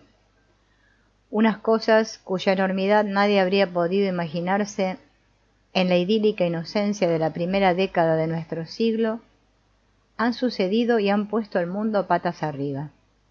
Desde entonces el mundo se encuentra en un estado de esquizofrenia. No solo la muy civilizada Alemania ha vomitado su primitivismo, sino que Rusia también está gobernada por él, y África está en llamas. No es de extrañar que los occidentales se sientan intranquilos, pues no saben hasta qué punto le están haciendo el juego al estrepitoso mundo subterráneo y qué han perdido al destruir sus luminosidades. Han perdido sus valores morales y espirituales en un grado muy peligroso. Su tradición moral y espiritual se ha venido abajo y han extendido la desorientación y la disociación por todo el mundo. Podríamos haber visto hace mucho tiempo en las sociedades primitivas qué significa la pérdida de la luminosidad. Esas sociedades perdieron su razón de ser, el orden de sus organizaciones sociales, y entonces se disolvieron y se desmoronaron. Nosotros nos encontramos ahora en la misma situación. Hemos perdido algo que propiamente nunca habíamos comprendido. Nuestros dirigentes espirituales no pueden exonerarse de la culpa de haber estado más interesados en proteger sus instituciones que en comprender el misterio de los símbolos que éstos presentan.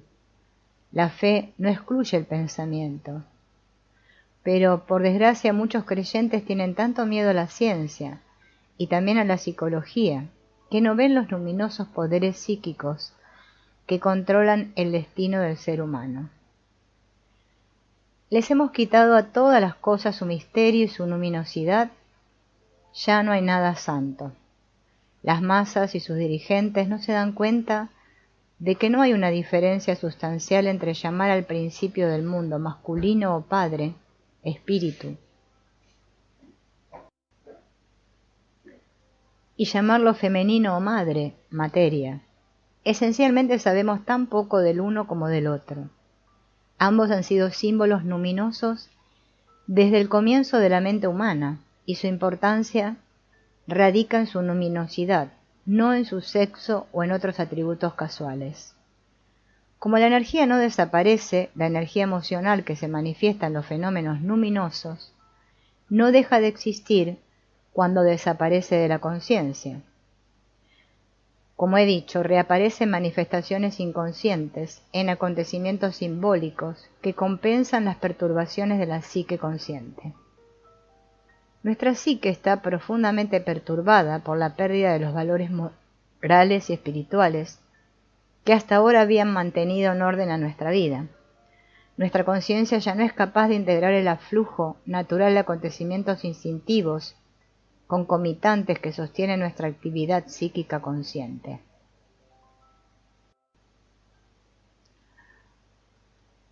Este proceso ya no puede tener lugar de la misma manera que antes, pues nuestra conciencia se ha privado de los órganos con los que asimilar las contribuciones auxiliares de los instintos y de lo inconsciente. Estos órganos eran los símbolos luminosos a los que unánimemente se consideraba sagrados. Un concepto como materia física, despojado de su connotación luminosa de gran madre, ya no expresa el vasto significado emocional de madre tierra. Es un término meramente intelectual, seco como el polvo, y completamente inhumano. Del mismo modo, espíritu, identificado con intelecto, deja de ser el padre de todo. Degenera hasta reducirse a la limitada mente del ser humano, y la inmensa energía emocional expresada en la imagen nuestro Padre desaparece en la arena de un desierto intelectual. Mediante la comprensión científica, nuestro mundo se ha deshumanizado. El ser humano se siente aislado en el cosmos. Ya no está arropado por la naturaleza y ha perdido su participación emocional en los acontecimientos naturales que hasta ahora habían tenido un significado simbólico para él.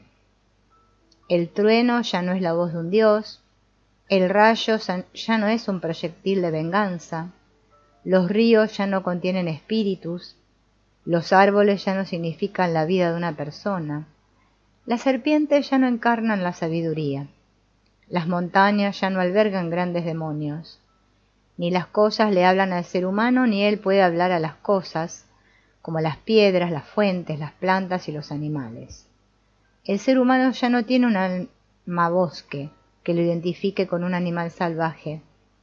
Su comunicación inmediata con la naturaleza ha desaparecido para siempre, y la energía emocional que esa comunicación generaba se ha hundido en lo inconsciente. Esta pérdida enorme es compensada por los símbolos de nuestros sueños. Ellos sacan a la luz nuestra naturaleza original, sus instintos y sus pensamientos. Por desgracia, también expresan sus contenidos en el lenguaje de la naturaleza, que es extraño e incomprensible para nosotros. Ese lenguaje nos plantea la tarea de traducir sus imágenes a palabras, y los conceptos racionales del lenguaje moderno, que se ha liberado de sus cargas primitivas, en especial de su participación mística con las cosas, hoy en día, hablar de fantasmas y de otras figuras luminosas ya no es lo mismo que invocarlas. Hemos dejado de creer en fórmulas mágicas.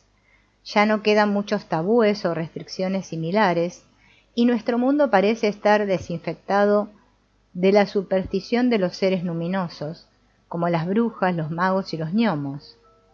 No por hablar de los hombres lobos, los vampiros, las almas bosque y todos esos otros seres extraños que pueblan los bosques primitivos. Al menos la superficie de nuestro mundo parece estar purificada de todas las añadiduras supersticiosas y irracionales. Otra cuestión es si el mundo interior real del ser humano también está liberado del primitivismo. El número 13 no sigue siendo un tabú para mucha gente. Muchas personas no están poseídas todavía por graciosos prejuicios, proyecciones e ilusiones. Una descripción realista de la mente humana revela muchos rasgos y vestigios primitivos que siguen desempeñando su función como si nada hubiera pasado en los últimos 500 años. El ser humano de hoy es una mezcla curiosa de características adquiridas a lo largo de los milenios de su desarrollo mental. Este es el ser humano y los símbolos de los que nos ocupamos y tenemos que estudiar con mucho cuidado los productos de su mente. Los puntos de vista escépticos y las convicciones científicas existen en él junto a prejuicios anticuados, costumbres rancias del pensamiento y del sentimiento, malentendidos obstinados e ignorancia ciega. Así son las personas que producen los símbolos que estamos investigando en sus sueños. Para explicar los símbolos y su significado es esencial averiguar si estas representaciones siguen siendo las mismas que siempre han sido, o si el sueño las ha seleccionado en un almacén de conocimiento consciente general. Si, por ejemplo, tenemos que analizar un sueño en el que aparece el número 13, la cuestión será: ¿cree habitualmente el soñante la naturaleza desfavorable de este número? ¿O el sueño alude simplemente a personas que todavía aceptan esta superstición? La respuesta será decisiva para la interpretación. En el primer caso, el soñante todavía está hechizado por el número 13, de modo que se sentirá disgusto en la habitación 13 o en una mesa en la que haya 13 personas. En el segundo caso, puede que 13 no sea nada más que una observación despectiva. En un caso todavía es una representación luminosa, mientras que en el otro caso está despojado de su emocionalidad original y ha adoptado el carácter inocuo de un simple portador de información indiferente.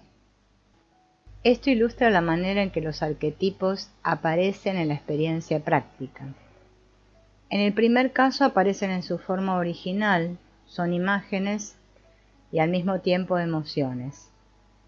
Solo podemos hablar de un arquetipo cuando estos dos aspectos coinciden. Cuando solo hay una imagen, se trata de una palabra imagen, que es algo así como un corpúsculo sin carga eléctrica.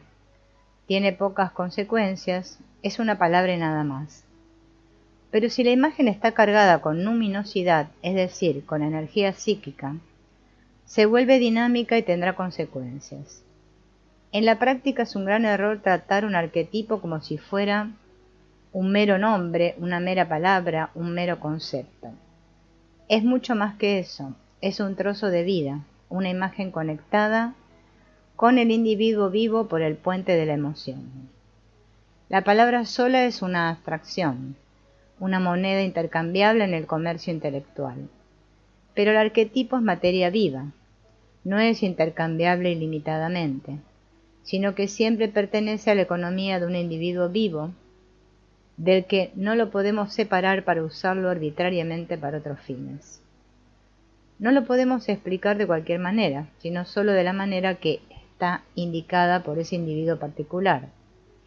Así, en el caso de un buen cristiano, el símbolo de la cruz solo se puede interpretar a la manera cristiana, a no ser que el sueño ofrezca razones muy fuertes para lo contrario, y aún así no se debería perder de vista el significado específicamente cristiano. Usar palabras no sirve de nada si no sabemos qué quieren decir. Esto es especialmente verdadero en la psicología, donde hablamos de arquetipos como el ánima y el ánimus, el sabio anciano, la gran madre, etc. Una persona puede conocer todos los santos, sabios, profetas y demás hombres divinos, y todas las grandes madres del mundo, pero si son meras imágenes cuya luminosidad esa persona no ha experimentado nunca, será como si hablara en sueños, pues no sabe de qué está hablando. Las palabras que usa están vacías, no tiene valor, y solo tendrá vida y significado cuando esa persona conozca su luminosidad, su relación con el individuo vivo. Solo entonces empezará a comprender que los nombres significan muy poco, mientras que la manera en que están relacionados con nosotros es muy importante. La función de producción de símbolos de nuestros sueños es un intento de llevar nuestra mente original a la conciencia, donde no ha estado nunca y donde nunca se ha sometido a autorreflexión crítica. Nosotros hemos sido esa mente, pero nunca la hemos conocido. Nos hemos desprendido de ella antes de comprenderla. Salió de su cuna y se quitó sus características primitivas como si fueran cáscaras molestas y sin valor. Se diría que lo inconsciente es el depósito de estos restos. Los sueños y sus símbolos se refieren continuamente a ellos, como si quisieran recuperar todas las cosas primitivas de las que la mente se ha liberado en el curso de su evolución, las ilusiones, las fantasías infantiles, las formas arcaicas de pensamiento, los instintos primitivos. Esto es lo que sucede en realidad y explica la resistencia o incluso el miedo y el horror que experimentamos al abordar lo inconsciente. Nos asusta menos el primitivismo de sus contenidos que la emocionalidad de los mismos.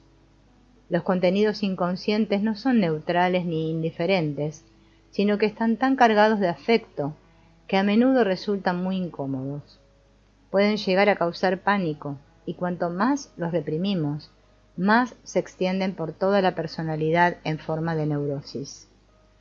Sin embargo, es precisamente su emocionalidad lo que hace tan importantes a los contenidos inconscientes.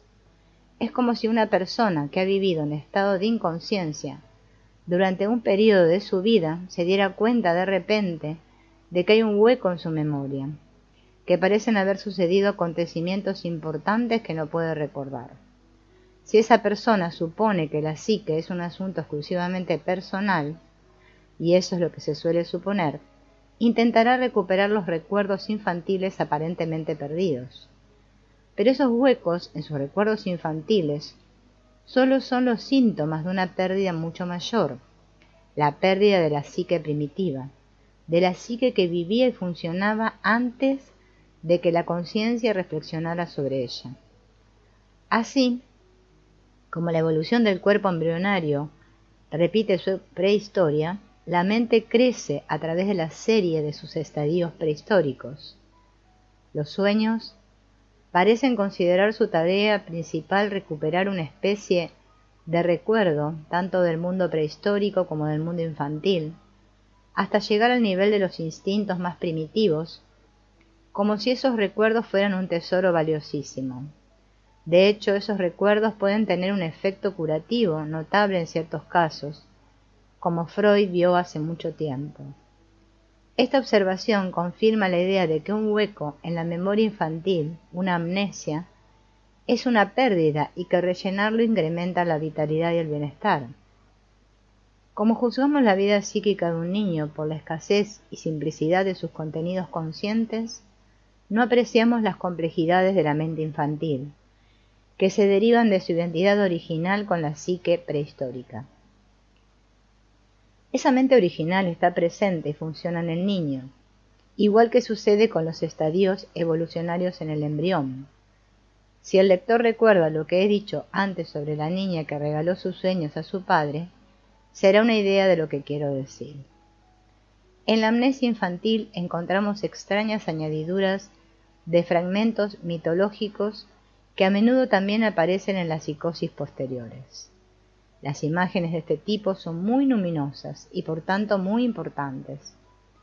Si estos recuerdos reaparecen en la vida adulta, pueden llegar a causar en ciertos casos perturbaciones psicológicas profundas, mientras que en otras personas pueden producir curaciones asombrosas o conversiones religiosas. A menudo recuperan un pedazo de vida que había estado perdido durante mucho tiempo, lo cual enriquece la vida de un individuo.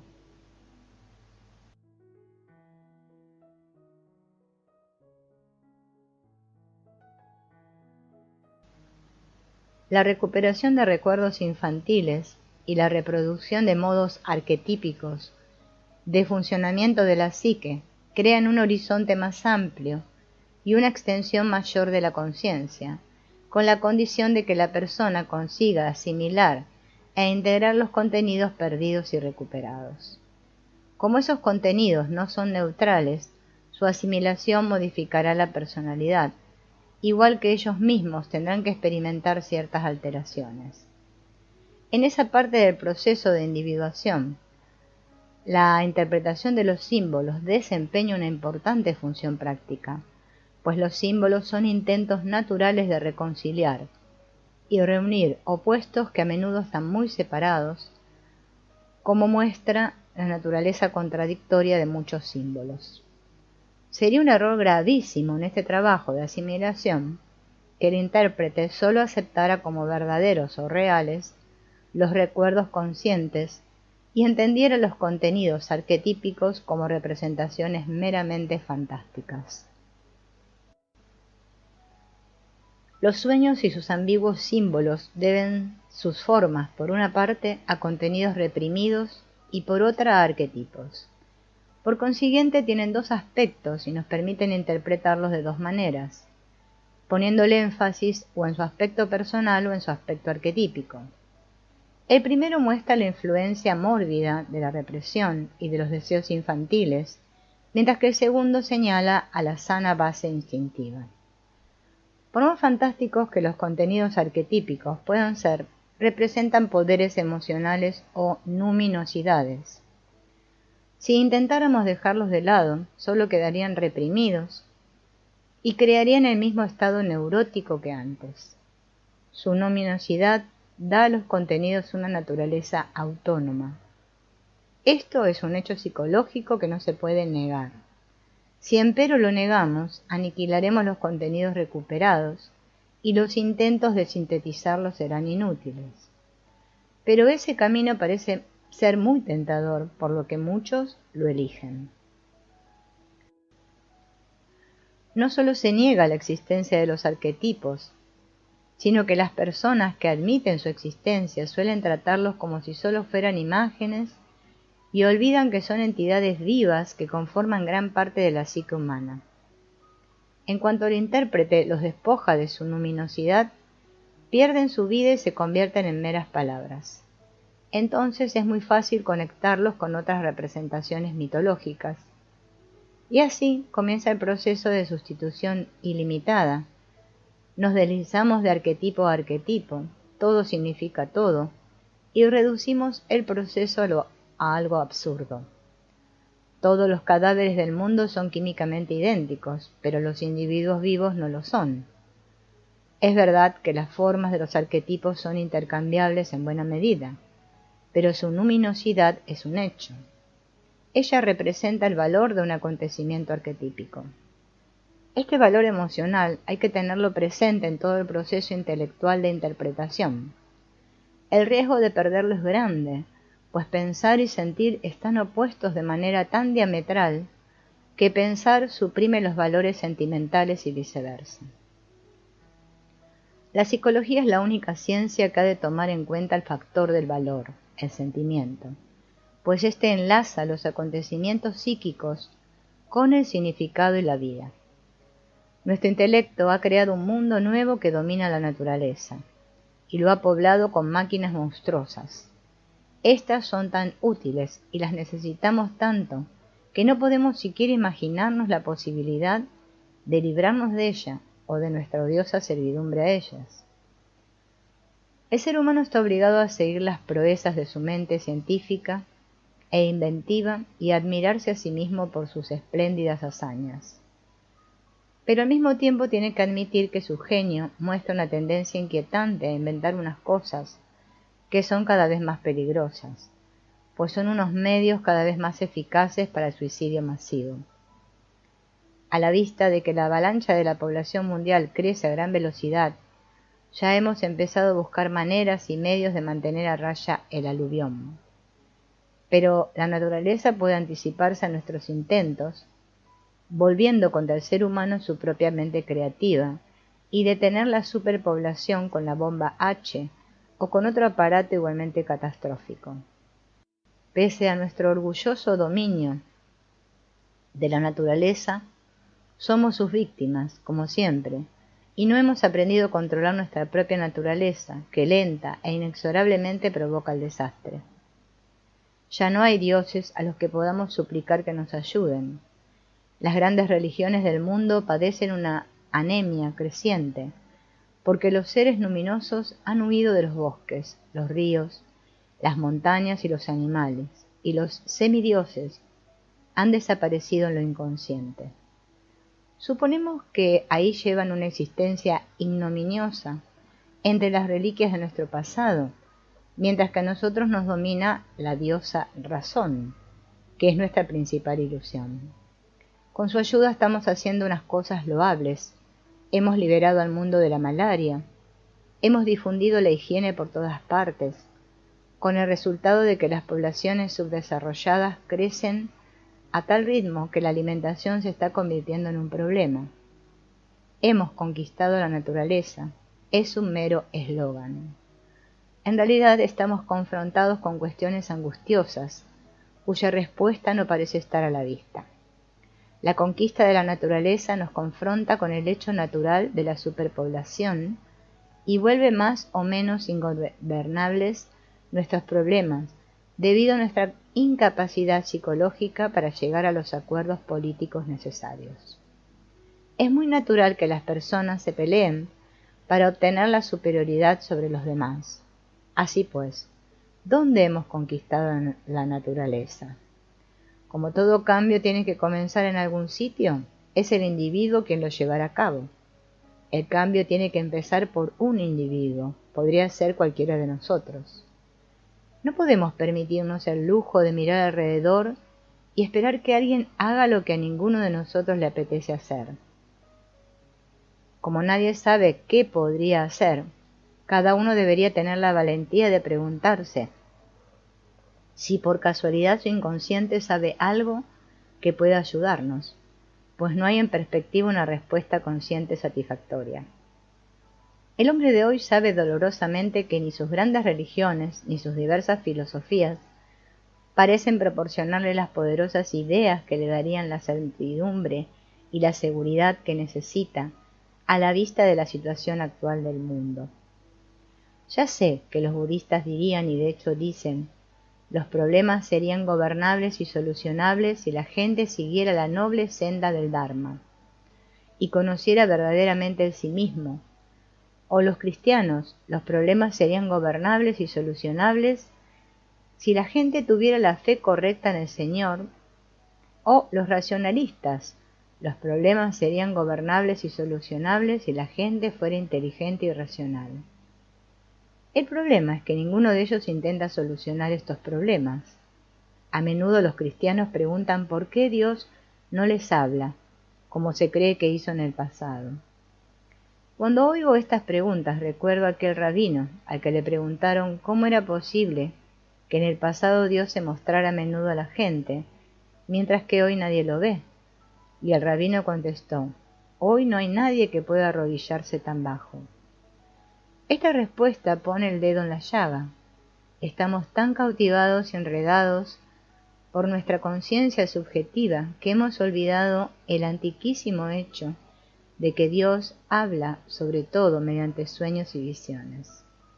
El budista rechaza el mundo de las fantasías inconscientes como distracciones e ilusiones inútiles. El cristiano pone su iglesia y su Biblia entre él mismo y su inconsciente. Y el racionalista todavía no sabe que su conciencia no es toda su psique, aunque durante más de 70 años lo inconsciente ha sido un concepto científico básico e indispensable para estudiar en serio la psicología. No podemos seguir permitiéndonos el lujo de ser tan omnipotentes que nos erijamos en jueces de los méritos o deméritos de los fenómenos naturales. Nuestra botánica no se basa en la distinción de plantas útiles e inútiles, ni nuestra zoología en la clasificación de los animales en peligrosos o inofensivos. Pero seguimos suponiendo alegremente que la conciencia es sentido y lo inconsciente es disparate, como si pudiéramos establecer si un fenómeno natural tiene sentido o no. Por ejemplo, ¿los microbios tienen sentido o no?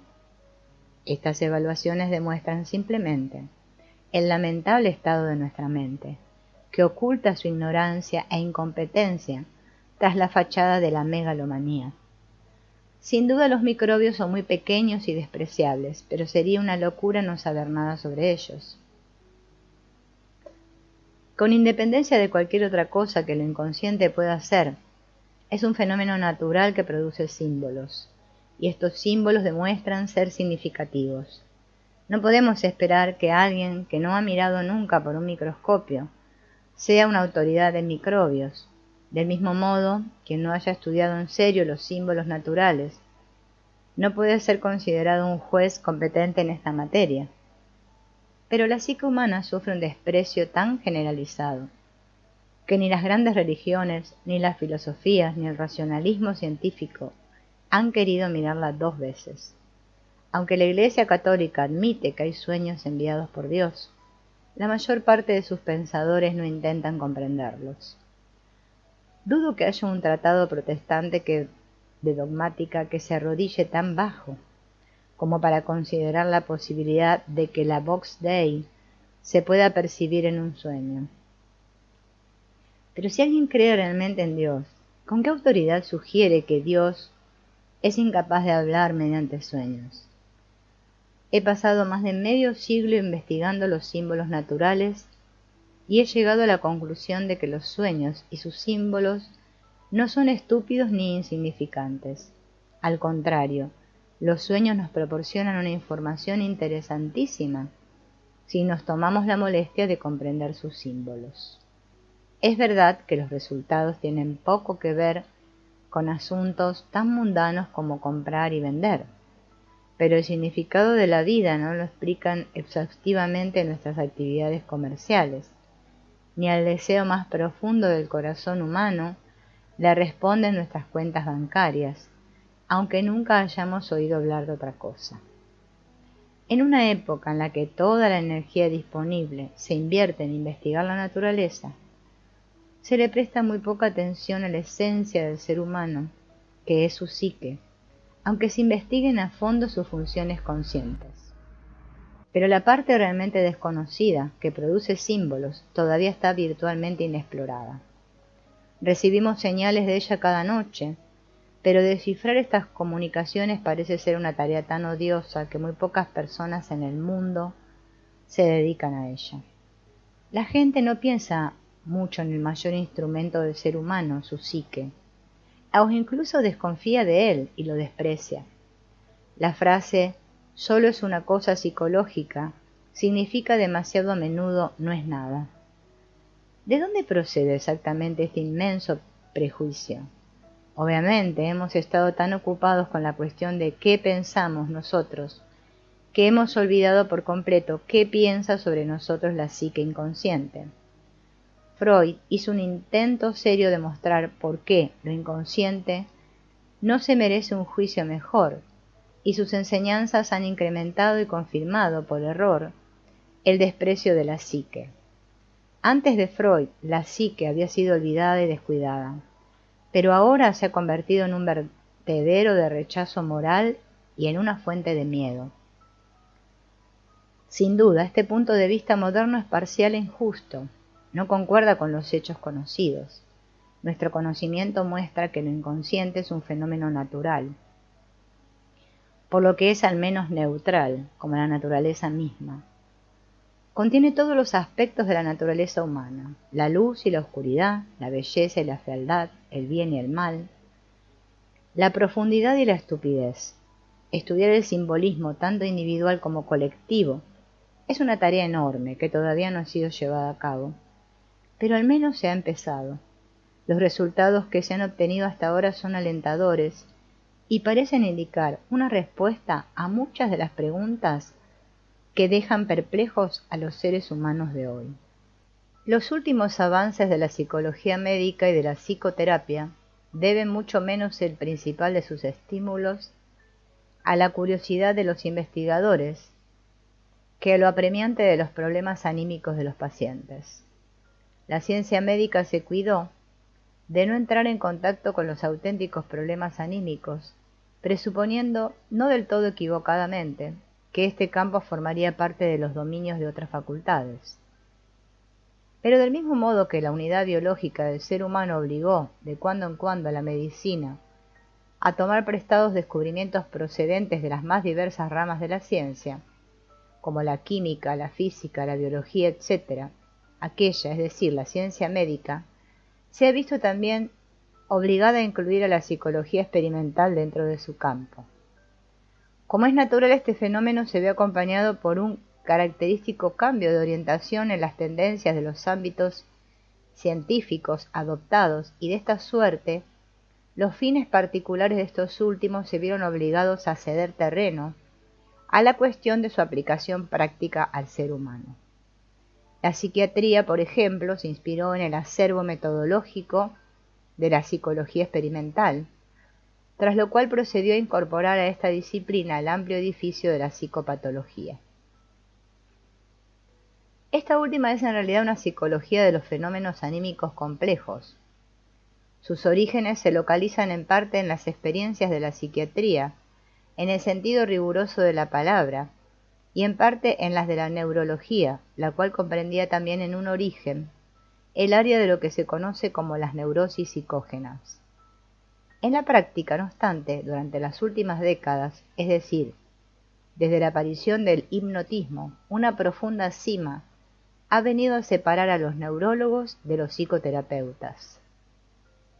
Este hecho ha obedecido a los dictados de la necesidad, ya que la neurología es propiamente la ciencia de las enfermedades nerviosas orgánicas, mientras que las neurosis psicógenas no son en absoluto enfermedades orgánicas en el sentido corriente de la palabra, ni entran tampoco dentro de los dominios del psiquiatra, los cuales se circunscriben en exclusiva al campo de la psicosis.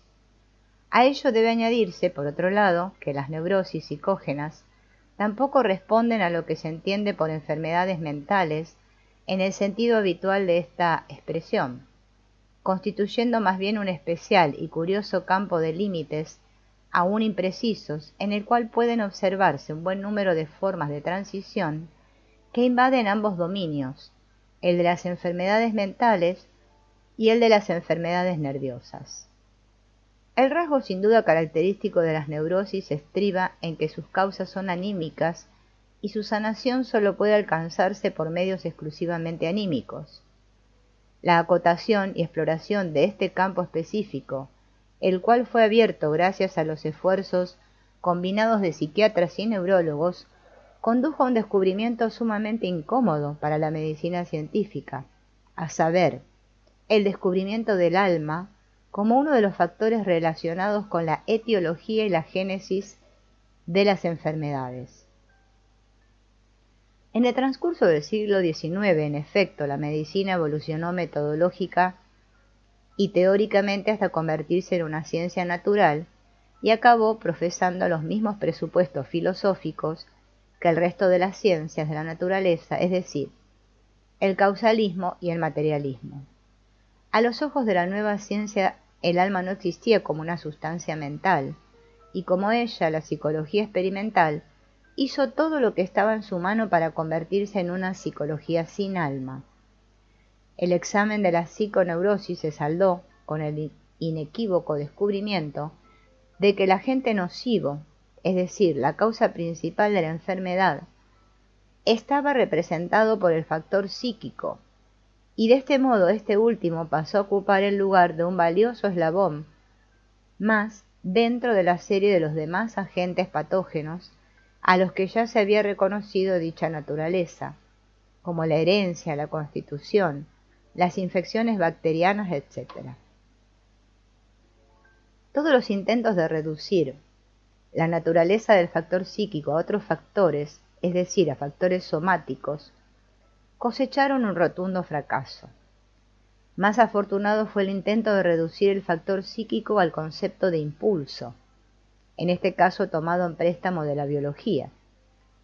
Como es sabido, los impulsos son exigencias fisiológicas bien perceptibles que se basan en las funciones glandulares y de los que la experiencia nos dice que condicionan o influyen en los procesos psíquicos. En tal caso, ¿qué podía ser más sencillo que dejar por fin de buscar el agente específico de la psiconeurosis en un concepto místico del alma y empezar a hacerlo en una disfunción de los impulsos, una disfunción que, en última instancia, tal vez pudiera verse subsanada mediante una simple terapia orgánica glandular? Como ustedes no ignorarán, la teoría freudiana de las neurosis defiende este punto de vista.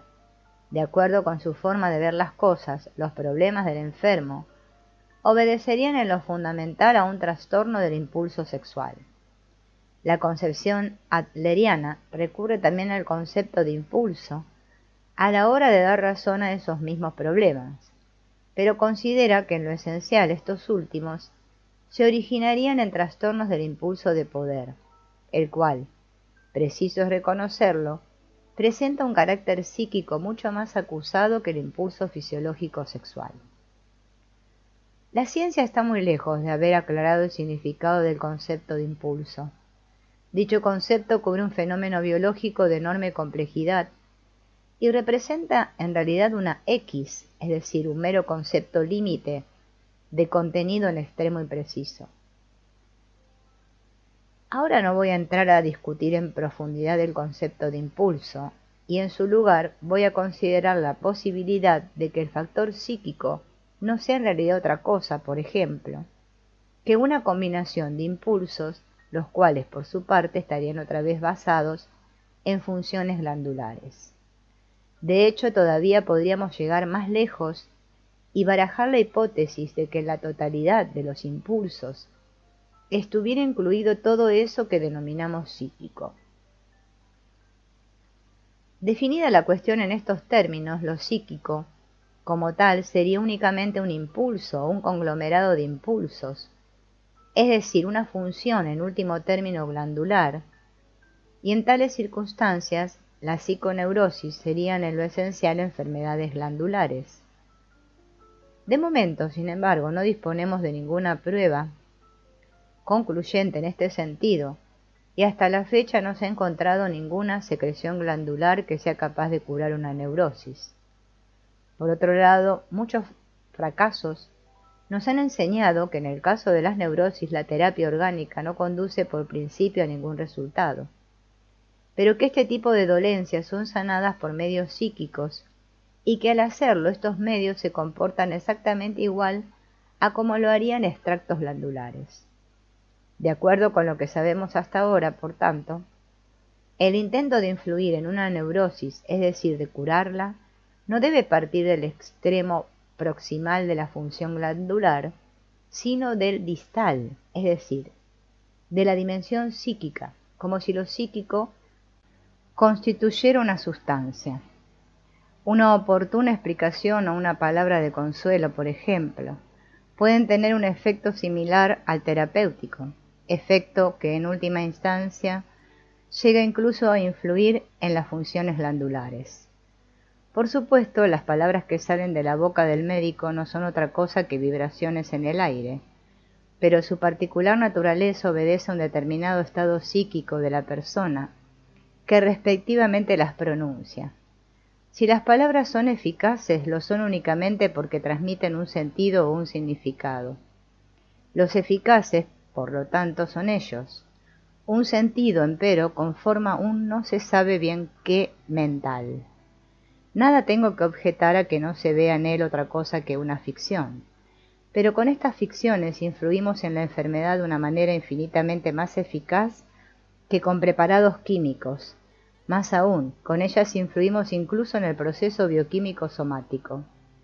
Sea pues que la ficción nazca en mí o llegue a mí desde fuera, a través de mis oídos, el caso es que la que mejora o empeora mi estado es ella. Ficciones, ilusiones y opiniones son las cosas más intangibles e irreales que quepa imaginar, pero anímica e incluso psicosomáticamente son también las más eficaces. Siguiendo este camino, la medicina descubrió el alma. Si quieres ser honesta, no puedes seguir negando sustancia a lo anímico. Y de la misma manera que se ha reconocido en el impulso una de las condiciones propias de lo psíquico ha probado ser una de las condiciones de los impulsos. Lo que se les puede reprochar tanto a la teoría freudiana como a la adleriana no es ser dos psicologías de impulso, sino su parcialidad. Ambas equivalen a una psicología sin alma, adecuada para todos aquellos que creen no tener necesidades ni aspiraciones espirituales. En uno y otro caso, sin embargo, tanto el médico como el paciente se engañan. Aunque estas teorías hacen justicia a la psicología de la neurosis, En mucha mayor medida que cualquiera otra concepciones anteriores de la ciencia médica, su limitación a los impulsos no satisface las necesidades más profundas del alma enferma. Sus ideas pecan por exceso de científicas y de obvias y por defecto de ficticias o imaginativas. Son, en una palabra, en exceso parcas a la hora de comunicar un sentido, y sólo lo que tiene un significado procura alivio o consuelo. La razón cotidiana, el sano sentido común o esa paradigmática expresión de common sense que cabe observar en la ciencia, abarcan sin duda un amplio espectro, pero nunca trascienden los límites de la normalidad consuetudinaria y la más banal de las realidades. En el fondo, ninguna de estas tres cosas ofrece una respuesta a la pregunta por los motivos y el significado último de los padecimientos anímicos. En última instancia, una psiconeurosis es el sufrimiento de ese alma que todavía no ha encontrado su sentido. Pero de donde brotan todas las creaciones del espíritu y todos los progresos del hombre espiritual, es de los padecimientos del alma, y donde reside la causa de esos sufrimientos es en el estancamiento del espíritu, en la esterilidad del alma. Una vez efectuado este descubrimiento, el médico penetra en un territorio al que no se aproxima sino con muchos titubeos. Aquí, en efecto, es donde se verá obligado a comunicar la ficción curativa, el significado espiritual, pues tal es, en definitiva, lo que reclama el enfermo, más allá de todo lo que puedan ofrecerle la razón y la ciencia. El enfermo busca lo que le conmueva y confiera una figura con sentido al caos confuso de su alma neurótica. ¿Está el médico a la altura de semejante tarea? De entrada, lo más probable es que remita a su paciente a un teólogo o a un filósofo, o lo abandone a la radical desorientación de nuestra época. A fin de cuentas, como médico, que es, su conciencia profesional no le obliga a ser el propietario de una cosmovisión. Pero ¿qué es lo que sucederá cuando el médico descubra con evidencia más que meridiana lo que en verdad mortifica a su paciente y arroja el auténtico contenido de sus dolencias? Es decir, que en la vida de este último no hay amor, sino única y exclusivamente sexo, que su paciente tampoco tiene fe, porque renunciar a sus facultades críticas la aterroriza, que ya no alberga esperanzas porque la vida y el mundo lo han desilusionado y que su desorientación es total, porque no ha sido capaz de encontrarle un sentido a su existencia. Un gran número de pacientes pertenecientes a las clases cultas se niegan a acudir a un teólogo. De los filósofos ya no quieren saber absolutamente nada, pues la historia de la filosofía los deja fríos y el intelectualismo es para ellos más árido que un desierto. ¿Y dónde paran los grandes sabios versados en la vida y en el mundo, que no se limitan a hablar sobre el sentido, sino que lo poseen? A la postre, uno se ve obligado a confesar que no sabría decir cuál es ese sistema o esa verdad que pondrían en nuestras manos eso que el paciente necesita para vivir, es decir, fe, esperanza, amor y sabiduría. Estas cuatro conquistas, las más grandes a las que puedan aspirar los esfuerzos humanos, son otras tantas mercedes que no se pueden ni enseñar ni aprender, ni dar ni tomar, ni retenerse ni ganarse, pues están ligadas a una condición irracional y no sujeta al libre albedrío humano, la experiencia. Las experiencias, sin embargo, no pueden tenerse. Las experiencias suceden, mas no en términos absolutos, sino por fortuna relativos. Es posible aproximarse a ellas, tal es lo que está al alcance de los hombres.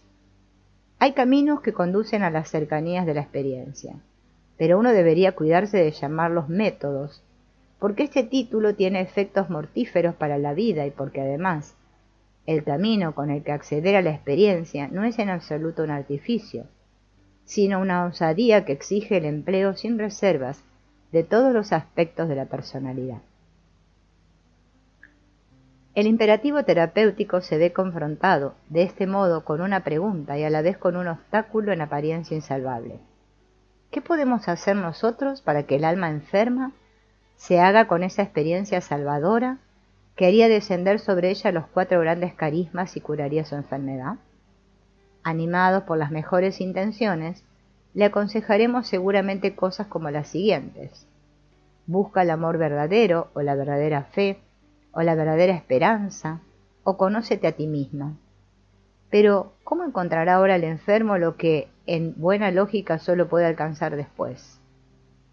Saulo de Tarso no debió su conversión al amor verdadero, ni a la verdadera fe, ni a cualquier otra verdad, sino única y exclusivamente a su odio a los cristianos. Ese odio fue el que le puso en camino hacia Damasco, y por consiguiente hacia la experiencia que acabaría siendo decisiva en su existencia. Saulo vivió el peor de sus errores con convicción, y eso fue lo que le condujo a la experiencia buscada. Aquí se destapa una problemática vital que nunca nos tomaremos suficientemente en serio, y aquí se le plantea al médico de almas un problema que le pone en contacto inmediato con el pastor protestante. En realidad, a quien propiamente le correspondería hacerse cargo de los problemas de los afectados por padecimientos de orden anímico es al pastor, no al médico. Pero lo cierto es que en la mayoría de los casos el enfermo acude en primer lugar al segundo, porque lo que piensa es que está físicamente enfermo y porque con medicamentos pueden por lo menos aliviarse ciertos síntomas neuróticos. Por otro lado, el pastor carece por regla general de los conocimientos que le facultarían para penetrar en el trasfondo anímico de la enfermedad, y tampoco se haya revestido de la autoridad de que debería disfrutar para que el paciente llegara a convencerse, merced a sus explicaciones, de que sus dolencias son de orden anímico. Pese a ello, no deja de ser cierto que hay enfermos que, incluso conociendo muy bien la naturaleza anímica de sus sufrimientos, siguen negándose a acudir al pastor, porque el hecho es que no confían en absoluto en que éste pueda serles de ayuda. Esos mismos enfermos abrigan parecida desconfianza frente a los médicos, y con razón, porque la verdad es que tanto médicos como pastores están ahí, frente a ellos, con las manos vacías. Eso si las cosas no son todavía peores y todo lo que ambos tienen que ofrecerles no son nada más que buenas palabras. Que el médico no tenga a la postre nada que decir sobre las últimas preguntas del alma es lo lógico. Cosa semejante no debería esperarla el enfermo del médico, sino del teólogo. Pero el pastor protestante se ve enfrentado en ocasiones a una tarea poco menos que imposible, pues tiene que luchar con dificultades prácticas de las que el sacerdote católico se halla por completo exonerado.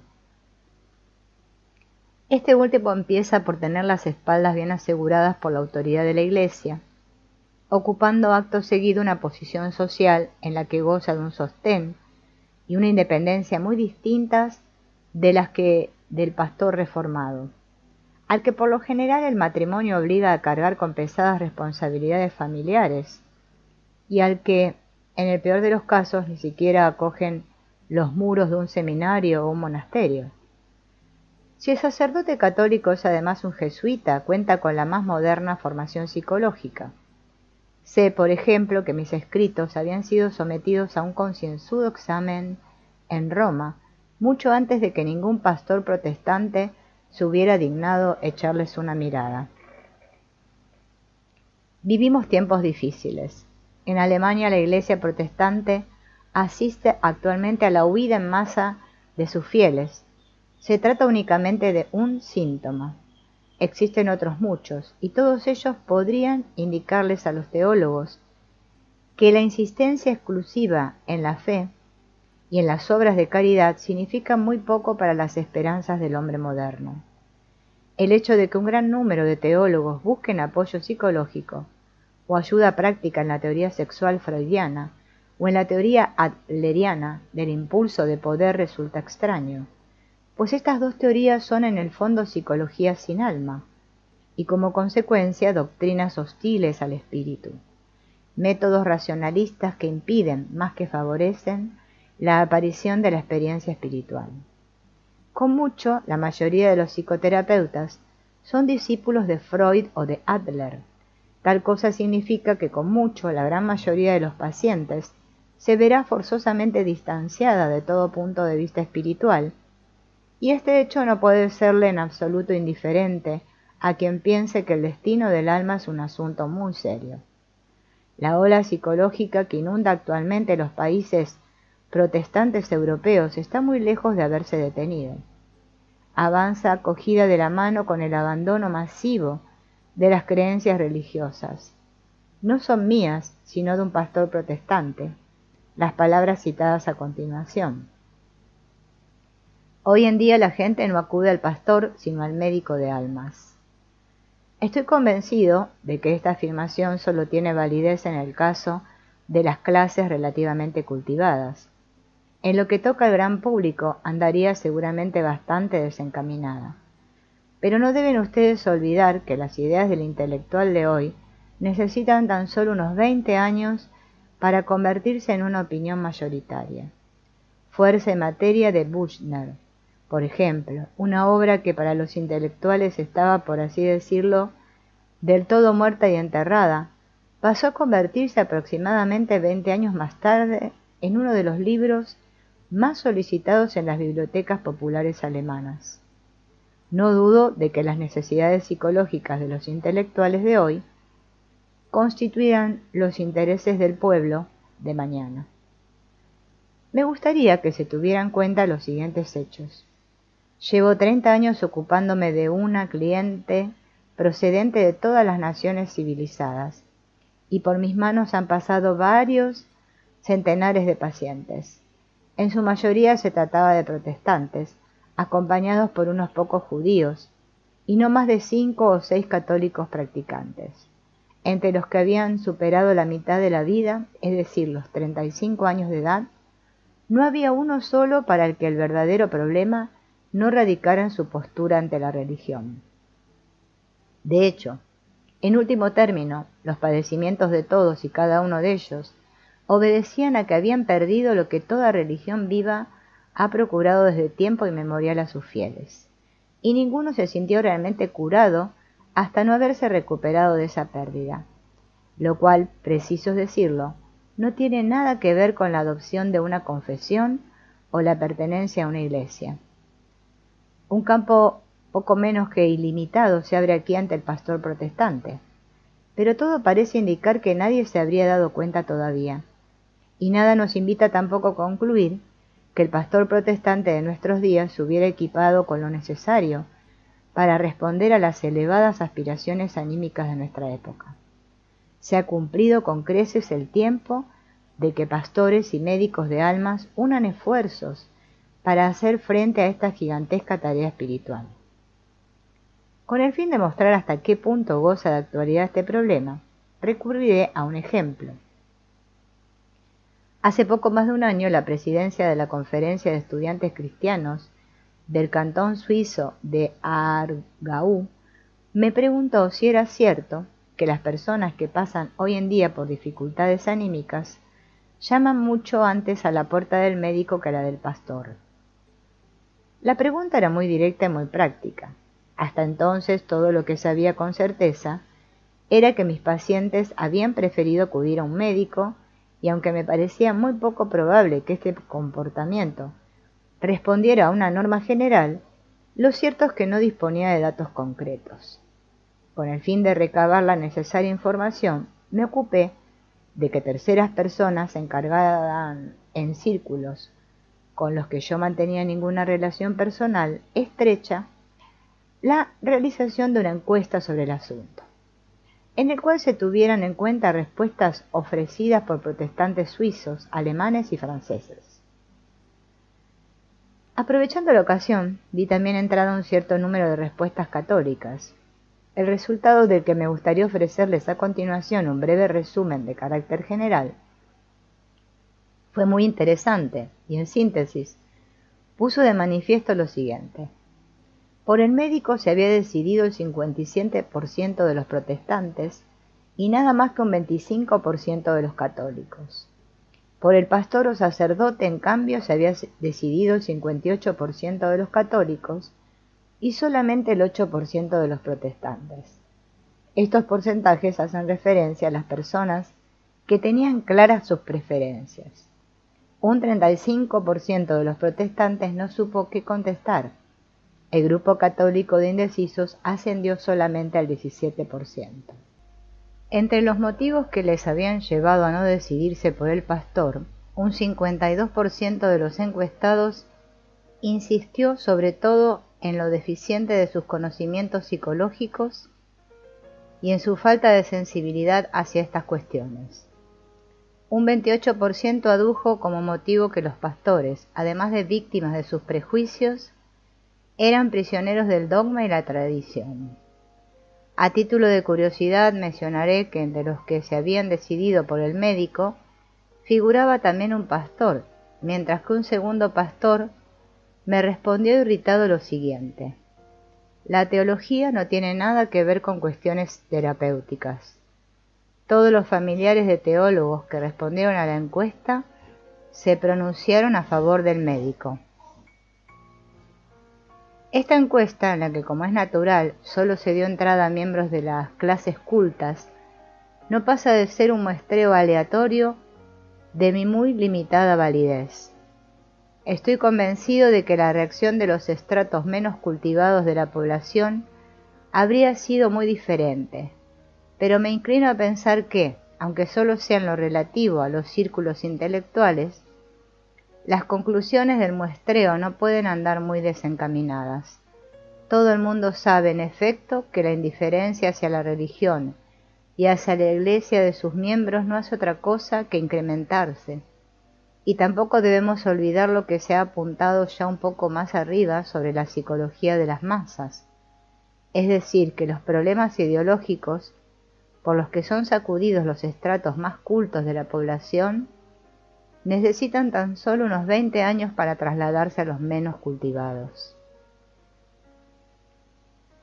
¿Quién habría sido capaz de predecir hace 20 o hace tan solo 10 años la inaudita revolución espiritual que acaba de producirse en España, la más católica de todas las naciones europeas? Pero ahí está, desatándose con la misma repentina violencia de una catástrofe natural. Me parece que, con la decadencia de las creencias religiosas, las neurosis han incrementado considerablemente su número. No dispongo de ningún estudio estadístico con el que demostrar lo que acabo de decir con números, pero hay algo que sí sé con seguridad, y es que el equilibrio espiritual del europeo atraviesa un momento en extremo delicado en la práctica totalidad de las naciones continentales. Es innegable que vivimos en una época de prisas, nerviosismo, confusión y desorientación ideológica superlativas. Entre los miembros de mi clientela internacional, todos los cuales lo son también sin excepción de las clases educadas, cuento con un número no despreciable de casos en los que, si los pacientes acudieron a mi consulta, no fue acaso porque sufrieran una neurosis, sino porque se sentían incapaces de encontrarle un sentido a su vida o se torturaban con problemas para los que nuestra filosofía y nuestra religión no tienen ninguna respuesta. Algunos de ellos pensaban que en mis manos podría tal vez obrar algún tipo de fórmula o conjuro mágico, pero pronto tuve que aclararles que yo tampoco conocía las respuestas. Detengámonos, por ejemplo, en la más banal y frecuente de estas preguntas, la pregunta por el sentido de la vida o de mi vida. Los hombres de nuestros días creen estar perfectamente al tanto de lo que un pastor contestaría, y aún debería contestar a esta pregunta. Ante el filósofo uno se sonríe, y en los doctores, en el sentido ordinario de esta palabra, nadie alberga excesivas esperanzas. Sin embargo, los labios del médico de almas, ese médico que bucea en lo inconsciente, podría tener tal vez algo nuevo que decir, y entre lo que este hombre haya podido desenterrar de esas abstrusas profundidades, podría ser que se escondiera un sentido que tal vez estuviera dispuesto a comunicar previo desembolso de ciertos honorarios. De ahí que toda persona seria experimente un gran alivio al escuchar que el médico de almas no tiene tampoco nada que decirle. Eso significa que sus disparos no han acertado del todo lejos del blanco, y con frecuencia este es el momento en el que el paciente empieza a confiar en su médico. Una de las cosas que he descubierto es que el hombre moderno se resiste con todas sus fuerzas contra las verdades tradicionales y las opiniones recibidas. El moderno es un bolchevique para el que todos los modelos y normas espirituales del pretérito han perdido en cierto modo su validez, por lo que su deseo es experimentar con el espíritu como el bolchevique con la economía. Frente a este espíritu moderno, no hay un solo sistema eclesiástico, sea católico, protestante, budista o confuciano, que no viva una precaria situación. Ni que decir tiene que entre estos hombres modernos hay también un sitio para esas naturalezas negativas, destructivas y perversas, y esos excéntricos degenerados y desequilibrados que en todas partes se sienten a disgusto y que por ello hacen su nido en todas las iniciativas y movimientos nuevos, por desgracia de unas y otros, con la esperanza de haber encontrado por fin algo que remedie rápidamente y sin esfuerzo su propio malestar. Huelga decir que mi profesión me ha llevado ya a conocer a muchos de esos hombres modernos, y como es natural, también a sus patológicos convecinos. De estos últimos nada diré, pero de los primeros puedo asegurarles que están muy lejos de estar representados únicamente por excéntricos enfermizos, y que con mucha frecuencia se trata de personas sumamente capaces, valientes y buenas, que cuando rechazan las verdades tradicionales no lo hacen por maldad, sino por honestas y decentes razones. Todas y cada una de ellas sienten que nuestras verdades religiosas se han vuelto de algún modo huecas, y o bien no pueden armonizar sus creencias religiosas y sus ideas científicas, o bien piensan que las verdades cristianas han perdido su autoridad y razón psicológica de ser. La gente ya no se siente salvada por la muerte de Cristo, y para gran parte de ella ya no es posible tener fe. No pongo en duda la felicidad de quienes son capaces de creer, pero la fe no se puede forzar. El pecado es algo del todo relativo. Lo que es bueno para unos es malo para otros. ¿Y qué nos asegura que Buda no estuviera también en lo cierto? Todos ustedes conocen estas preguntas y dudas también como yo. El análisis freudiano no dudaría en hacerlas a un lado tachándolas de espurias, pues de acuerdo con sus puntos de vista el problema principal radica en la represión de la sexualidad, circunstancia que trataría de ocultarse bajo un engañoso velo de problemas filosóficos y religiosos. Cuando se examina en profundidad un caso individual de esta naturaleza, termina por descubrirse que, en efecto, la esfera sexual, y en general la esfera de los impulsos inconscientes, se manifiesta singularmente alterada. Freud deriva ahora de la existencia de este trastorno todos los demás trastornos anímicos y centra en exclusiva su interés en la etiología de los sistemas psicológicos sexuales. Sin embargo, Freud pasa completamente por alto que aun cuando en ocasiones esas supuestas causas habían estado en todo momento ahí, ninguna de ellas había llegado pese a todo a ejercer sus efectos hasta el momento en que se produjo la aparición de ese trastorno de la actitud consciente que desembocó en el desequilibrio neurótico. Es como si un barco con una vía de agua se fuera a pique y la tripulación no mostrara otro interés que el de averiguar por qué clase de agua están siendo anegadas sus bodegas, desentendiéndose por completo de taponar la vía. La perturbación sufrida por la esfera de los impulsos no constituye un fenómeno primario, sino secundario. La conciencia ha perdido su sentido y esperanzas, y cual si hubiera desatado un ataque de pánico, comamos y bebamos que mañana moriremos, el estado de ánimo nacido en esta ausencia del sentido sacude los subterráneos de la personalidad y libera una vez más esos impulsos que tanto había costado domesticar. El motivo de que uno se haya convertido o vaya a convertirse en un neurótico reside igual de bien en el hoy que en el ayer. para que una neurosis se mantenga con vida es absolutamente preciso que haya en este momento una razón. La aparición de una tuberculosis no se debe a que en cierta ocasión, hace 20 años, nos viéramos infectados por los bacilos de esta enfermedad, sino a los muchos focos en este instante florecientes. La fecha y el modo en que se produjo la infección son absolutamente irrelevantes. Ni aun el más exhaustivo conocimiento de los antecedentes del caso sanaría la tuberculosis. Y lo mismo sucede con las neurosis. Este es el motivo por el que considero que los problemas religiosos que me refiere el paciente son auténticos, así como que me podrían arrojar la causa de sus desequilibrios neuróticos. Sin embargo, una vez que me los he tomado en serio, tengo que poder confesar al paciente lo siguiente. Es cierto, usted tiene razón. Muchos otros podríamos compartir sus sentimientos. Buda no tiene por qué estar menos en lo cierto que Cristo. El pecado es algo relativo, y a más de uno le daría mucho que pensar que tengamos la obligación de sentirnos salvados porque Cristo haya muerto por nosotros. Como médico no me resulta difícil asentir a todas estas dudas, pero el pastor experimentará considerables dificultades para hacer lo mismo. El paciente se siente comprendido por mi actitud, mientras que ante las vacilaciones del pastor, su sensación es la de que éste es víctima de prejuicios históricos que condenan a los hombres a la incomunicación.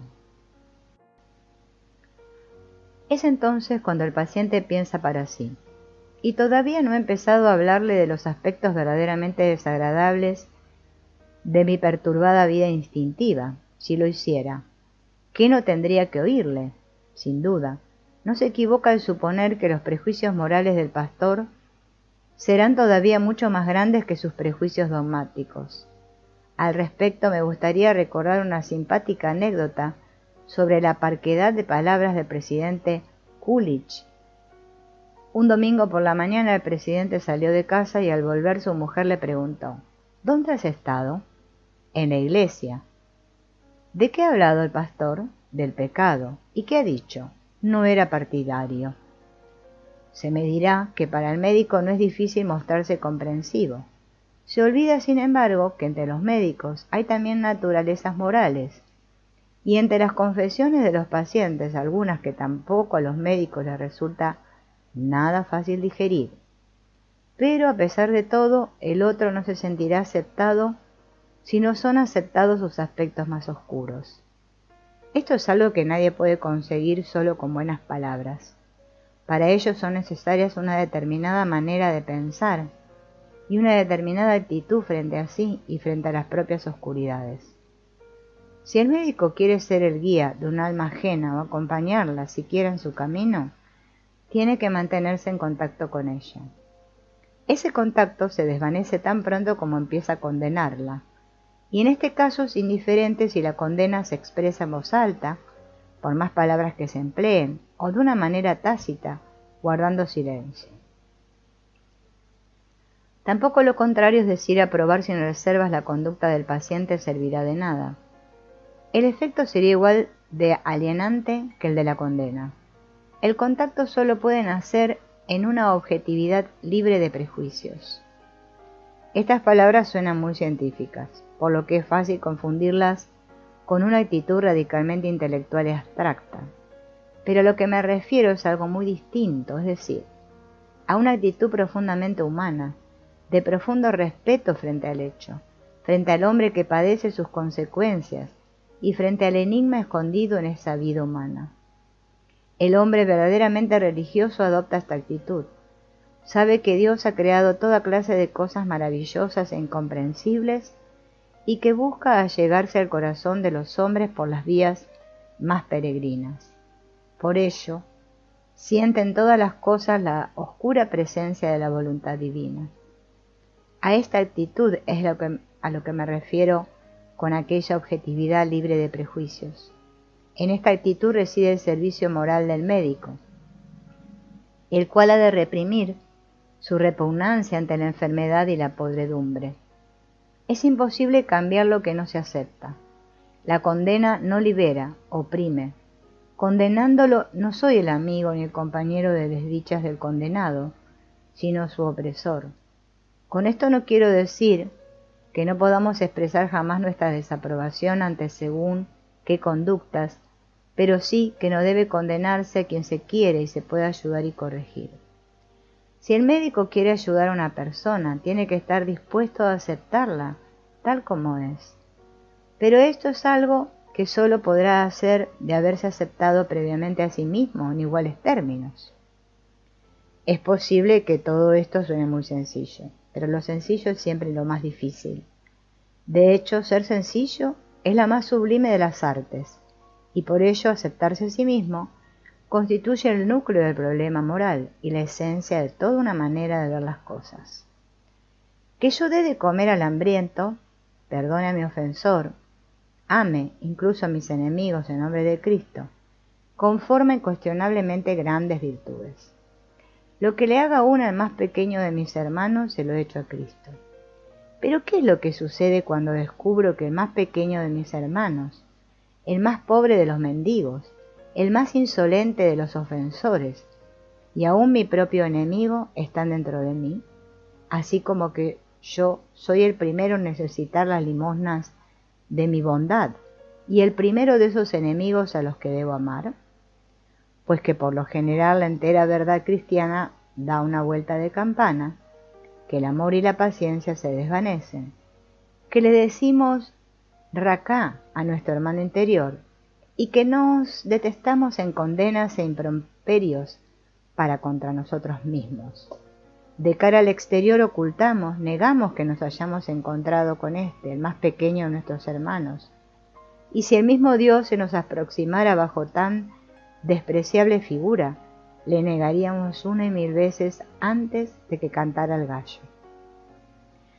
Quienes han echado un vistazo con la ayuda de la psicología moderna, no solo en los sótanos de sus pacientes, sino sobre todo en los suyos propios, y esto es algo que debe haber hecho todo psicoterapeuta, que no sea un cándido embustero, saben que no hay nada que sea tan difícil, por no decir tan imposible, como aceptarse a sí mismo, tal y como uno es en verdad, con inclusión de todas sus miserias. El simple hecho de pensar en ello puede provocar tales sudores que lo normal es que uno opte con agrado y sin vacilar por lo más complicado, es decir, ignorarlo todo de sí y ocuparse presuroso de otros y de los pecados y las dificultades de otros. Allí nos hacen señas con la mano virtudes bien visibles que tienen la caridad de engañarnos y engañar a los otros, con lo cual uno consigue, bendito sea Dios, evadirse de sus propias manos. Son muchas las personas que pueden hacer tal cosa sin sufrir castigo alguno, pero no todas, y las que no pueden ser, se derrumban bajo los golpes de una neurosis camino de su Damasco. ¿De qué modo podría yo ayudar a estas personas siendo uno de los fugitivos o padeciendo, si cabe yo mismo, el movus sacer de la neurosis? Una objetividad libre de prejuicios obra únicamente en manos de quien se ha aceptado a sí mismo, pero no hay nadie que pueda gloriarse de haberlo hecho. Se puede citar el ejemplo de Cristo, el cual sacrificó sus prejuicios históricos en aras de su Dios interior y vivió su vida como la vivió, hasta su amargo final, por encima de las convenciones y de lo santificado por la opinión de los fariseos. Los protestantes nos encontramos en la mejor de las situaciones para enfrentarnos a este problema. ¿Qué debe significar para nosotros la imitatio Christi? ¿Copiar su vida, imitar en cierto modo sin gracia sus estigmas? ¿O vivir nuestra vida tal y como Él la vivió, de acuerdo con su inimitable manera de ser? Imitar la vida de Cristo no es en modo alguno sencillo, pero hay algo infinitamente más difícil todavía: vivir la propia vida tal y como Cristo vivió la suya. Cada uno de nosotros chocaría con sus prejuicios históricos y de este modo les daría seguramente cumplimiento, pero a su manera sería negado, burlado, torturado y crucificado. No hay duda, sería de hecho una suerte de insensato bolchevique a quien se haría bien en clavar a una cruz. De ahí que se prefiere una imitatio Christi premiada históricamente y transfigurada por la santidad. Por mi parte, siempre me cuidaré de impedir que un monje se ejercite en esta identificación con Cristo. Lo que hace es digno de admiración. Pero ni yo ni mis pacientes somos monjes, y como médico tengo además el cometido de mostrarles a mis enfermos un camino en el cual puedan vivir su vida sin convertirse en unos neuróticos. Una neurosis es una decisión interna, un divorcio consigo mismo. Todo lo que fortalece esa decisión agudiza la enfermedad. Todo lo que disminuye sus efectos contribuye a su curación. Lo que compele a mis pacientes a divorciarse de sí mismos es el presentimiento o incluso la certeza de que están compuestos por dos personas que se hayan enfrentadas entre sí, a la manera, por ejemplo, apuntada por Fausto. Dos almas, ay, moran en mi pecho. Estas dos personas pueden ser, por ejemplo, el hombre sensual y el espiritual, o el yo y la sombra.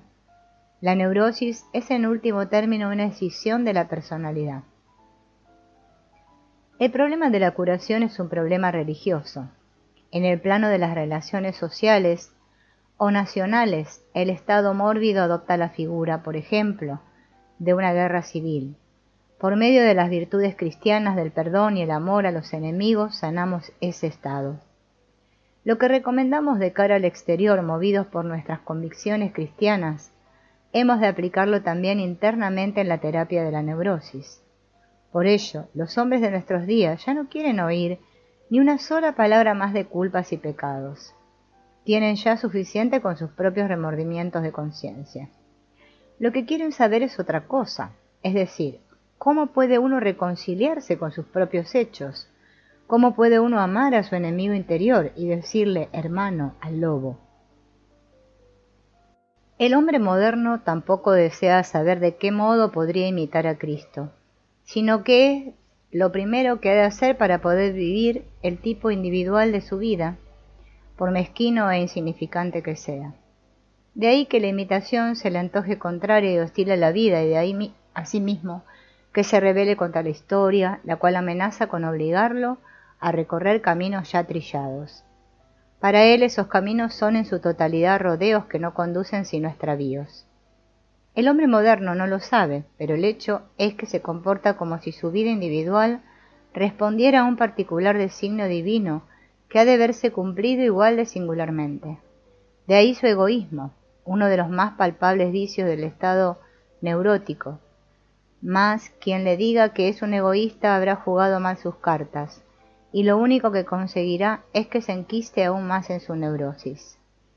Es precisamente el egoísmo de los enfermos el que me obliga a reconocer en interés de su curación el profundo significado escondido en este vicio. Tras él se oculta un genuino designio divino.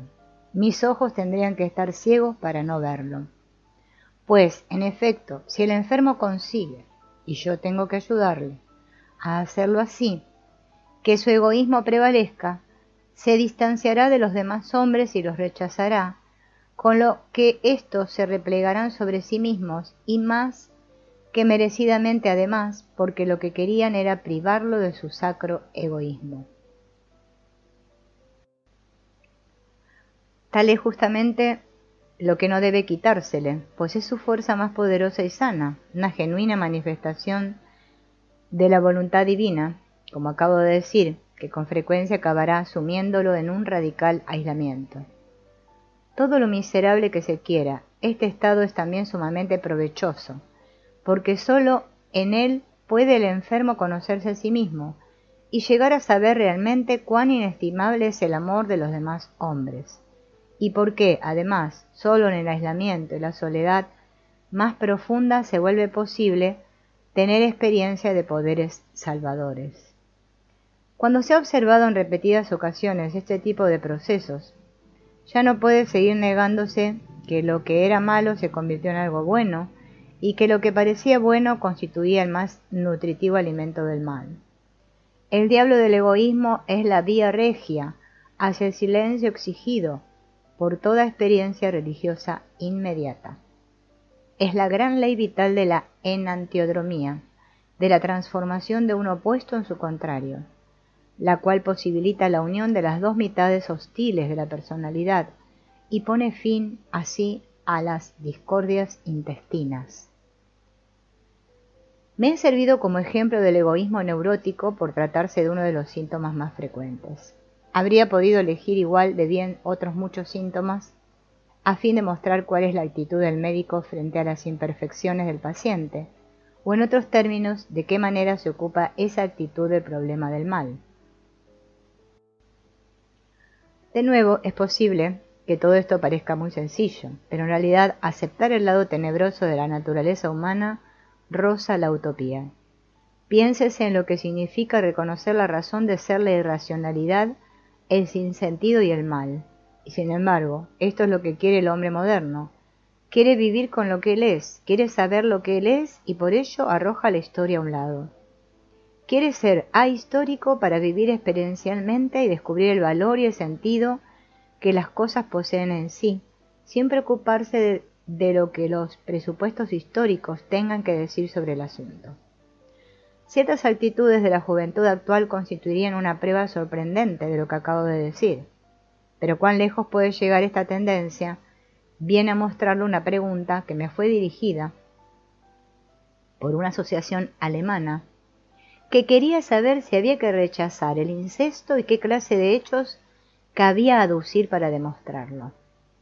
No es difícil imaginar a qué conflictos habrán de enfrentarse hombres con semejantes tendencias.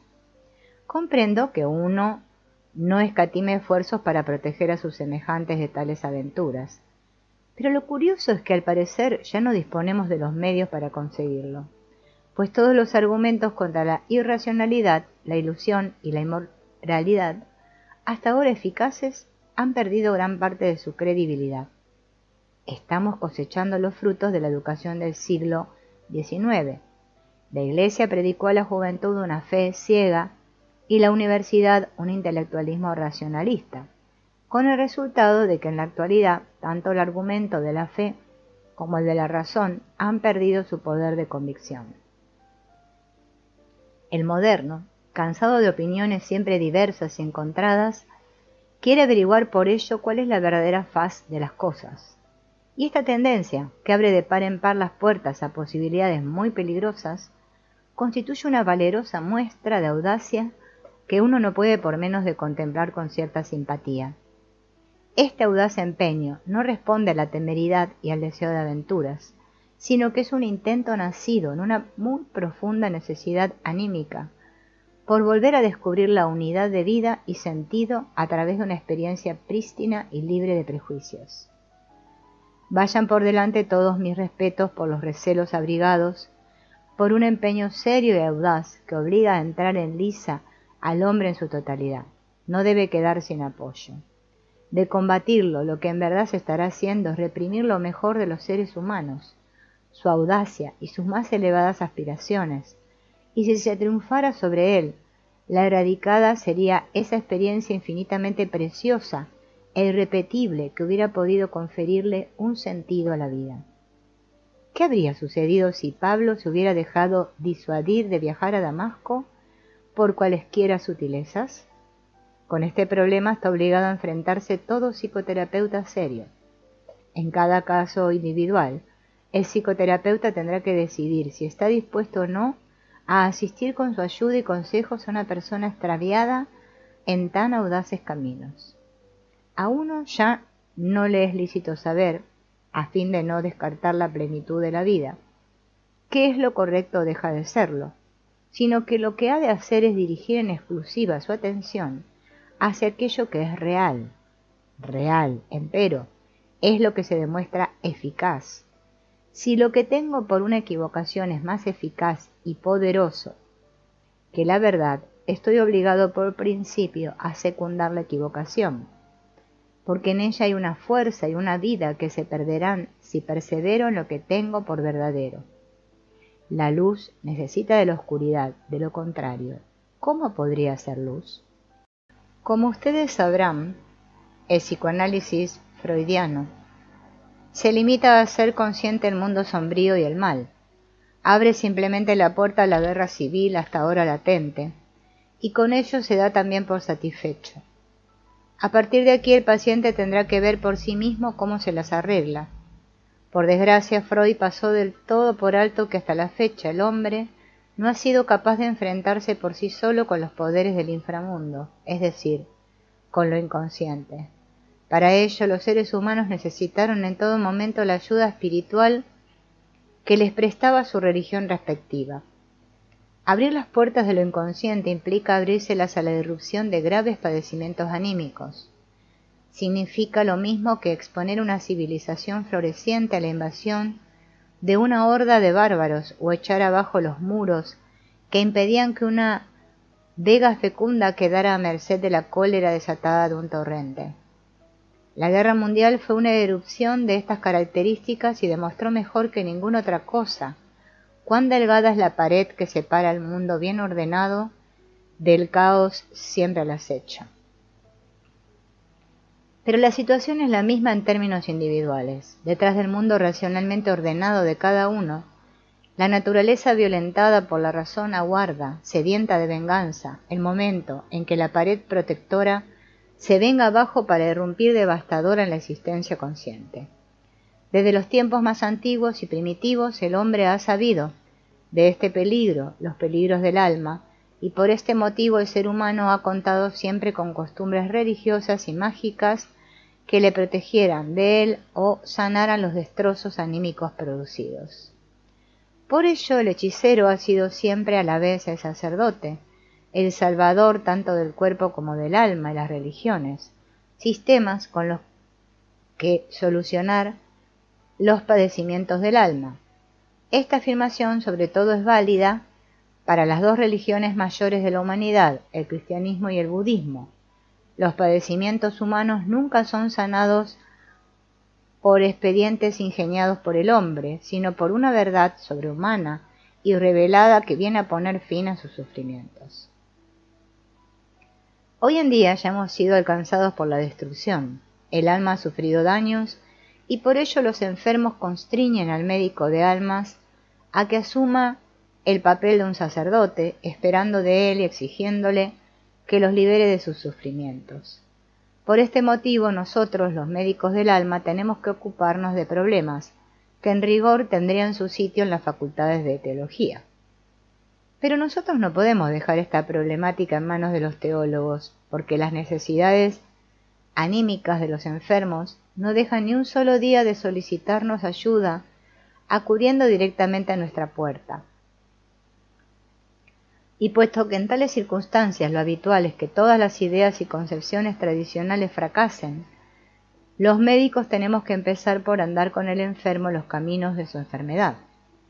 Las extraviadas sendas que agudizan todavía más sus conflictos y los sumen en una soledad casi insoportable, confiando en que esas mismas profundidades anímicas en las que nace su destrucción, crezca también lo que lo salve.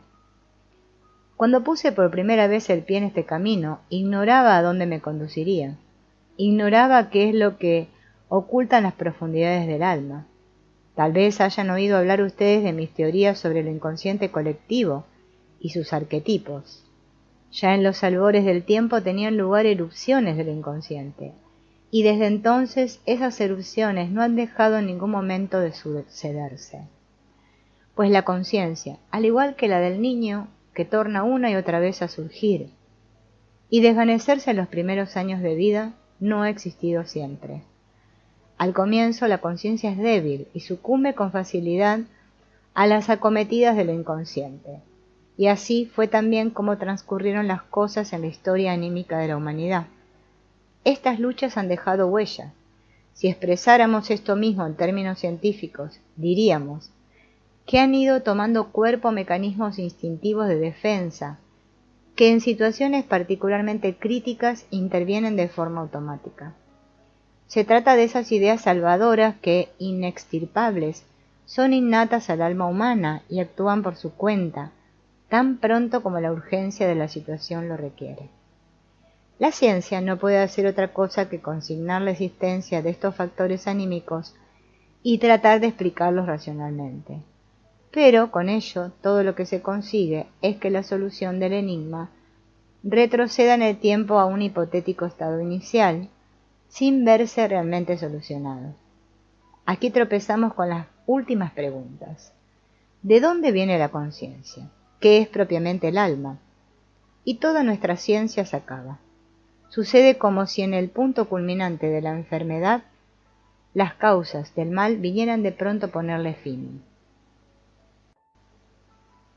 Este radical cambio de signo coincide con el momento en que los arquetipos cobran vida propia y asumen el mando de la personalidad anímica, ocupando el lugar del yo inútil y sus impotentes voluntad y aspiraciones. El hombre religioso diría: Dios ha tomado el mando. En presencia de la mayoría de mis pacientes, y pese a lo extraordinariamente oportuna que pueda resultar esta fórmula en sí misma, no tengo otro remedio que renunciar a ella, pues sus palabras recuerdan en exceso a los enfermos eso mismo que éstos tuvieron que empezar por rechazar. Debo entonces expresarme en términos más modestos y decir que el alma ha empezado a actuar por sí misma. A la vez, esta forma de expresarse se ajusta mejor a los hechos observables. El gran cambio, en efecto, se produce en el momento en el que hacen aparición en sueños y fantasías contenidos o motivos de los que no puede probarse un origen consciente. El hecho de que, viniendo del oscuro reino del alma, un elemento extraño, que como tal no es un yo, y por ello no está sujeto a los arbitrios del yo, salga al encuentro del enfermo, opera como una gran iluminación. Se ha recuperado el acceso a las fuentes de la vida anímica, dándose así el primer paso en la vía hacia la curación. Con el fin de esclarecer este proceso tendría que servirme de ejemplos, pero en la práctica es casi imposible encontrar un caso que resulte convincente por sí solo, porque por lo general estas cosas son en extremo sutiles y complejas. Con frecuencia se trata sencillamente de la profunda impresión que causa al paciente la autonomía con la que sus sueños se ocupan de su problema. En otros casos, una fantasía propone un cambio de rumbo para el que la conciencia no estaba en absoluto preparada. Pero la mayoría de las veces se trata de contenidos o grupos de contenidos de naturaleza arquetípica, de los que con independencia de que la conciencia los comprenda o no, emana un considerable influjo. A menudo, esta actividad autónoma del alma se incrementa hasta sustanciarse en la percepción de una voz interna o de imágenes visionarias, es decir, en una genuina experiencia originaria del espíritu.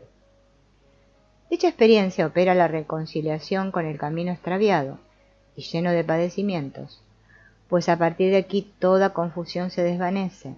Más aún, la persona puede entonces reconciliarse también con sus propias contradicciones internas y poner así fin de nuevo a su escisión enfermiza en un plano superior.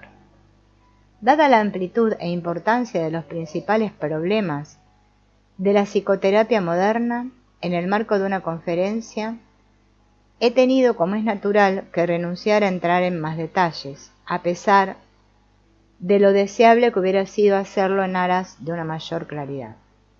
Confío, de todos modos, en haber estado acertado a la hora de familiarizarles con la actitud del médico de almas. Creo que con su conocimiento les será de más provecho que el de métodos y recetas, pues a fin de cuentas, en los asuntos anímicos, ni unos ni otras surten jamás el efecto debido si no es haciendo uso de ellos con el espíritu adecuado de la ocasión. La actitud psicoterapéutica, sin embargo, es infinitamente más importante que las teorías y los métodos psicológicos.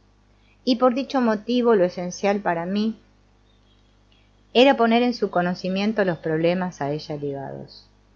Creo que mi exposición ha sido honesta y creo asimismo que con ella he puesto en sus manos los medios para que sean ustedes mismos quienes decidan hasta qué punto y de qué modo podrían los pastores manifestarse de acuerdo con estos esfuerzos y aspiraciones. Aunque sé de sobra que no soy infalible, considero que el retrato de la mentalidad moderna que me he esforzado, cuando menos por bosquejarles, guarda un notable parecido con la realidad. Pero, en cualquier caso, lo que he dicho sobre los aspectos fundamentales del problema de la curación de las neurosis responde a la verdad pura y desnuda, sin velos ni afeites. Como es natural, los médicos aplaudiríamos que la teología observara con simpatía nuestros esfuerzos por contribuir a la solución de los padecimientos anímicos. Pero por otro lado, somos perfectamente conscientes de las dificultades existentes y por completo inusuales que, respondiendo a cuestiones de principio, podrían interponerse en el camino de una colaboración semejante. Aunque mi posición dentro del Parlamento del Espíritu Protestante se sitúa en los últimos escaños del ala izquierda del hemiciclo, seré el primero en expresar sus prevenciones contra toda generalización acrítica del propio punto de vista. Como suizo e inveterado demócrata que soy, tengo que confesar, pese a todo, que la naturaleza es aristocrática, más aún esotérica. Una verdad desagradable sin duda, pero eterna. ¿A quiénes se les han perdonado sus muchos pecados? ¿A quienes han amado mucho? A esos. Pero a quienes han amado poco, pocos son también los pecados que se les perdonarán. Estoy firmemente convencido de que una gran parte de la humanidad tiene su sitio en el seno de la Iglesia Católica y solo en él, porque allí es donde mejor y más provechoso alojamiento encontrará. Del mismo modo estoy convencido de que los hombres primitivos hacen mucho mejor en practicar una religión primitiva que en imitar con nefastos resultados una religión como la cristiana, para ellos incomprensible y extraña a su sangre. Por ello creo también que ha de haber quienes protesten contra la Iglesia Católica y quienes lo hagan contra los protestantes, porque las manifestaciones del espíritu son tan extrañas y variadas como la creación. Un espíritu viviente desarrolla e incluso recubre sus antiguas formas, buscando a su albedrío hombres que lo anuncien y en los que vivir. Al lado de esta vida eternamente renovada del espíritu, el cual persigue su meta a través de múltiples e incomprensibles caminos a lo largo de la historia de la humanidad, los nombres y las formas a que se aferran los hombres significan muy poco. Son sólo las hojas y los brotes perecederos en el tronco de un mismo árbol eterno. Como en la psicología empírica, las ideas y las opiniones sobre los objetos metafísicos o religiosos desempeñan una función muy importante, me he visto obligado por razones prácticas a manejar conceptos de este tipo. Sé muy bien que se trata de ideas antropomórficas, no de dioses y ángeles reales, aunque estas imágenes arquetípicas se comportan gracias a su energía específica, de una manera tan autónoma que metafóricamente podríamos denominarlas demonios psíquicos. Este hecho de la autonomía hay que tomarlo muy en serio, en primer lugar desde el punto de vista teórico, pues expresa la disociabilidad y la disociación fáctica de la psique, y en segundo lugar desde el punto de vista práctico, pues es la base de la confrontación dialéctica entre el yo y lo inconsciente, que es uno de los elementos principales del método psicoterapéutico.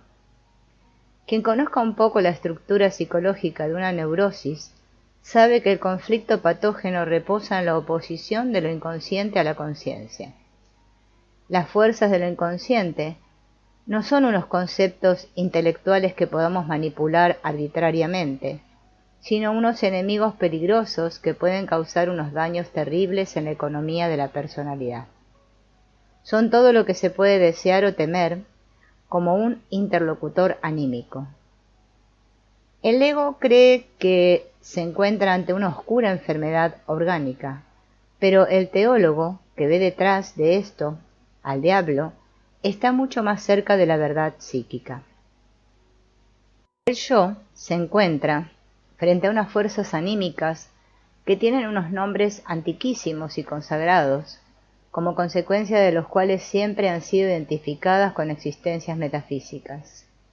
El análisis del inconsciente ha mostrado hace ya mucho tiempo la presencia de estas fuerzas en forma de imágenes arquetípicas que no son idénticas a los conceptos intelectuales correspondientes. Podemos creer que los conceptos de la conciencia son, gracias a la inspiración del Espíritu Santo, exposiciones inmediatas y correctas de su objeto metafísico. Naturalmente, esta convicción solo está al alcance de quien posea el carisma de la fe. Por desgracia, yo no lo poseo y por tanto no supongo que cuando digo algo sobre un arcángel, estoy haciendo una constatación metafísica. Más bien, he emitido un juicio sobre algo experimentable, sobre una de las perceptibles fuerzas del inconsciente. Estas son tipos luminosos, contenidos, procesos y dinamismos inconscientes. Si se puede decir así, estos tipos son inmanente trascendentes. Como mi único medio de conocimiento es la experiencia, no puedo rebasar este límite y suponer que mi descripción es el retrato de un arcángel metafísico real. Simplemente he expuesto un factor psíquico que ejerce una influencia importante sobre la conciencia. Gracias a su autonomía se opone al yo subjetivo, pues es un pedazo de la psique objetiva. Por tanto, podemos considerarlo un tú. De su realidad dan testimonio las diabólicas acciones de nuestro tiempo, los 6 millones de judíos asesinados, las innumerables víctimas del esclavismo en Rusia y la invención de la bomba atómica, por mencionar algunos ejemplos siniestros. Pero también he visto lo que nombramos con las palabras belleza, bondad, sabiduría y gracia. Estas experiencias de las profundidades y las alturas de la naturaleza humana justifican el uso metafísico del término demonio. Hay que tener en cuenta que yo me ocupo de los fenómenos psíquicos que son la base de los conceptos metafísicos y que cuando digo, por ejemplo, Dios, no puedo referirme a otra cosa que a unos hechos psíquicos constatables y que, por cierto, poseen una realidad estremecedora. A quien esto le parezca increíble, le recomiendo que se dé una vuelta por un manicomio. La realidad del alma es mi hipótesis de trabajo, y mi actividad principal consiste en recopilar, describir y explicar un material empírico. No he elaborado ni un sistema ni una teoría general, sino que solo he formulado conceptos auxiliares que me sirven de herramientas, como es habitual en las ciencias naturales.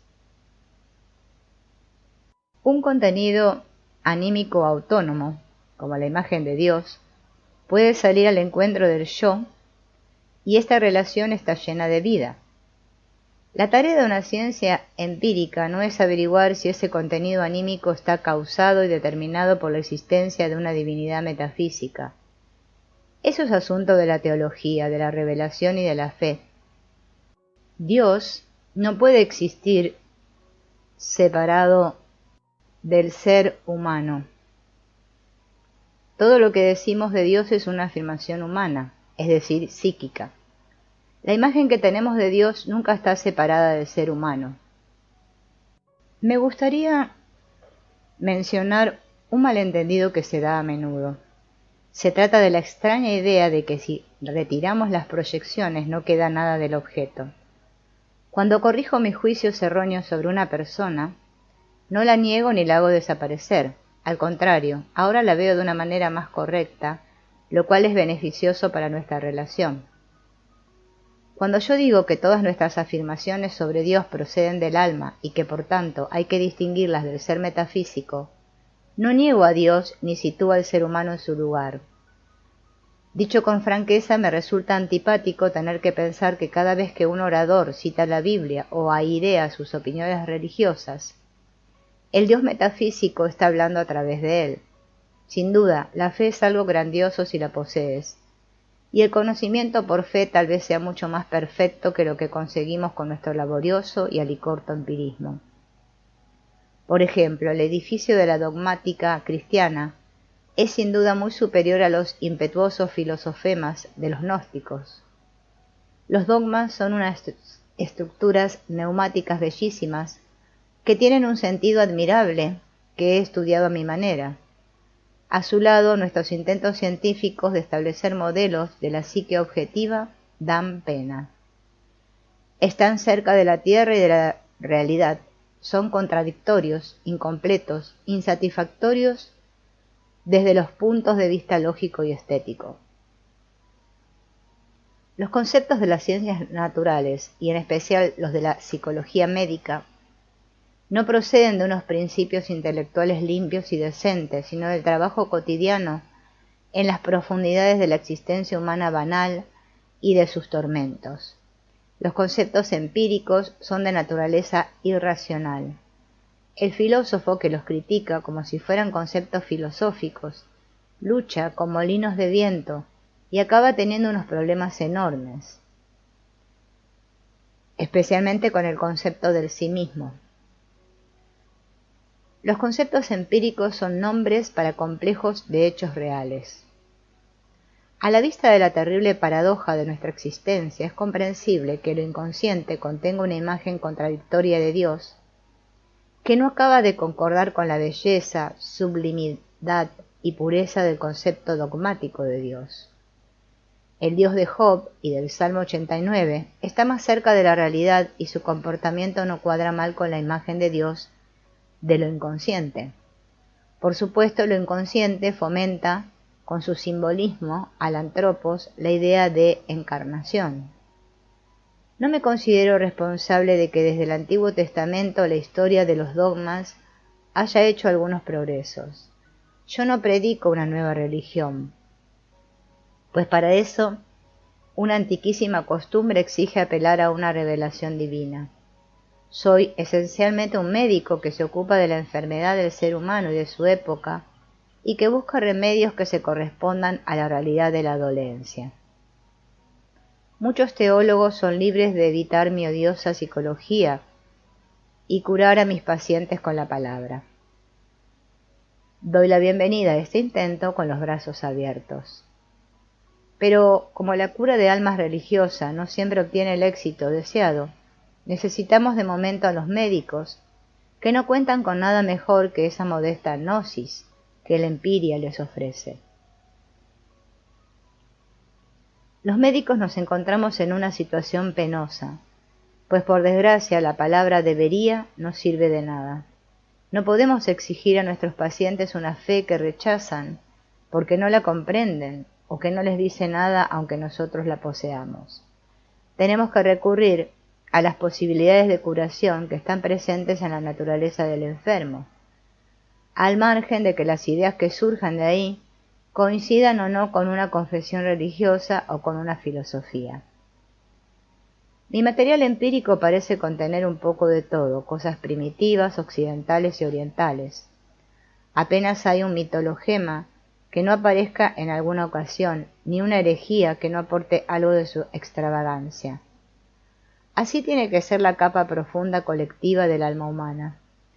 El crédulo, intelectualista y racionalista puede horrorizarse y acusarme del eclecticismo más infame, como si yo me hubiera inventado los hechos de la historia de la naturaleza y el espíritu humanos y hubiera elaborado con ellos un menjunje teosófico asqueroso. Quien tenga una fe o prefiera hablar filosóficamente no necesita torturarse con los hechos, pero un médico no puede eludir la espantosa realidad de la naturaleza humana. Naturalmente es difícil que mis formulaciones sean comprendidas correctamente por los representantes de los sistemas tradicionales. Por ejemplo, un gnóstico no estaría contento conmigo, sino que me reprocharía la ausencia de una cosmogonía y la tosquedad de mi gnosis por cuanto respecta a los acontecimientos en el pléroma, mundo superior. Un budista criticaría mi ofuscación por la maya y un taoísta mi complejidad. A un cristiano ortodoxo le tiene que enojar la manera despreocupada y respetuosa con que navego por el cielo de las ideas dogmáticas. Pero tengo que pedir a mis implacables críticos que tengan en cuenta que yo parto de hechos para los que busco una interpretación. En palabras de Jesús, los creyentes se empeñan en seguir siendo niños en lugar de hacerse como niños, y así continúan aferrándose al mundo de la infancia. El psicoanálisis de Freud hace que la conciencia del paciente retroceda, por un lado al universo interno de los recuerdos infantiles y por otro a deseos e impulsos que han sido reprimidos por la conciencia. Este método profundiza de manera consecuente en la senda abierta por la práctica confesional y tiende a adoptar la figura de una introversión de carácter artificial, cuya meta estriba en que el sujeto tome conciencia de sus componentes inconscientes. Un método un tanto diferente es el representado por lo que Schultz ha bautizado con el nombre de entrenamiento autógeno. El método no oculta sus deudas con el yoga, y su objetivo principal consiste en eliminar los aspectos convulsos de la conciencia y poner fin a la represión de lo inconsciente por ello suscitada. Mi metodología se levanta, al igual que la de Freud, sobre la práctica confesional.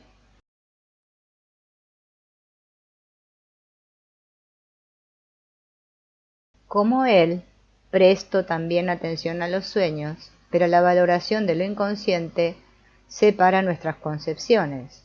Para Freud, lo inconsciente es en lo fundamental un apéndice de la conciencia, en el que habrían ido apilándose todas las incompatibilidades. Para mí, lo inconsciente es una disposición psíquica colectiva de naturaleza creadora. Como es natural, esta fundamental divergencia de opiniones obedece a que nuestra valoración del simbolismo y su hermeneusis sigue muy diferentes derroteros. En lo esencial, Freud se conduce de manera analítico-reductiva. Yo añado una síntesis, la cual pone de relieve la acomodación de las tendencias inconscientes a la evolución global de la personalidad. Dentro de esta rama de la investigación, se han observado destacados paralelismos con el yoga, y en particular con el Kundalini Yoga y los simbolismos del Tantra Yoga, el lamaísmo y el yoga taoísta chino. La rica simbología de estas variantes del yoga me ha suministrado un precioso material comparativo con el que interpretar lo inconsciente colectivo. Por principio, sin embargo, me abstengo de aplicar las técnicas del yoga porque en Occidente no debería obligarse a lo inconsciente a aceptar nuevas imposiciones. En la mayoría de los casos, la conciencia occidental presenta un grado espasmódico de estrechez e intensidad, por lo que lejos de acentuar aún más estas últimas, lo que se ha de hacer es todo lo contrario, es decir, ayudar en lo posible a lo inconsciente a acceder a la conciencia a fin de liberarla de su rigidez. Con este fin me sirvo de un método bautizado con el nombre de imaginación activa, que consiste en un entrenamiento específicamente concebido para neutralizar hasta cierto punto el influjo de la conciencia y favorecer de este modo el despliegue de los contenidos inconscientes. Este texto reproduce en lo esencial 2 conferencias que pronuncié sin manuscrito. De ellas se tomaron apuntes taquigráficos que pude utilizar al hacer la redacción. Sin embargo, algunos pasajes tuvieron que ser eliminados, sobre todo porque las exigencias de un texto impreso son distintas de las de unas palabras improvisadas, pero en la medida de lo posible he llevado a cabo lo que pretendía: resumir las ideas fundamentales de mis conferencias sobre el tema del renacer. Me he esforzado asimismo por reproducir los aspectos más relevantes de mi análisis de la Sura 18 como ejemplo de un misterio del renacer. He incluido una serie de fuentes precisas que tal vez le sean útiles al lector. Mi resumen no quiere ser otra cosa que un intento de ofrecer una visión de conjunto de un ramo del saber que en el curso de una conferencia solo puede ser examinado muy superficialmente. El concepto del renacer no se emplea siempre en un sentido homogéneo. Como este concepto tiene diferentes aspectos, he intentado aquí reunir sus significados más importantes. Destaco 5 aspectos diferentes que probablemente podrían multiplicarse al entrar más en detalles, pero me parece que con ellos se tienen al menos los más importantes significados. La primera parte de mi exposición presenta sumariamente las diversas formas del renacer, mientras que la segunda explica sus diferentes aspectos psicológicos. En la tercera parte, tomando como ejemplo una serie de símbolos, se ilustra el proceso de transformación. 1. Formas del renacer. A. Metempsicosis. El concepto del renacer, como se ve por lo dicho más arriba, tiene muchos sentidos. Destaco como un primer aspecto la metempsicosis, la transmigración de las almas. Esta representación implica la idea de una vida que se prolonga en el tiempo a través de diferentes cuerpos o una sucesión vital interrumpida por diversas reencarnaciones. Hasta en el budismo, en el que esta doctrina tiene especial importancia, el propio Buda vivió una larga serie de reencarnaciones. No consta con seguridad si la continuidad de la personalidad está garantizada o no, solo puede tratarse de una continuidad del karma. Todavía en vida del maestro los discípulos se lo preguntaron, pero él nunca quiso pronunciarse de manera inequívoca sobre si existía o no una continuidad de la personalidad. B. Reencarnación. La segunda forma es la reencarnación, que contiene eo ipso el concepto de continuidad personal. Así pues, en este caso, la personalidad humana está concebida como continuable y recordable, de forma que cuando alguien se encarna o nace, es, por así decir, potencialmente capaz de recordar que tuvo vidas anteriores y que esas vidas eran propias, es decir, que tenían el mismo yo que la vida actual. En la reencarnación se renace, por lo general, en un cuerpo humano. C. Resurrección. Una tercera forma es la resurrección, que implica el restablecimiento de la vida humana después de la muerte. La resurrección contiene otro matiz, el del cambio, transmutación o cambio de esencia. Ese cambio puede ser propio, es decir, el ser resucitado es otro, o impropio. Las condiciones generales de la existencia son distintas de las de antes.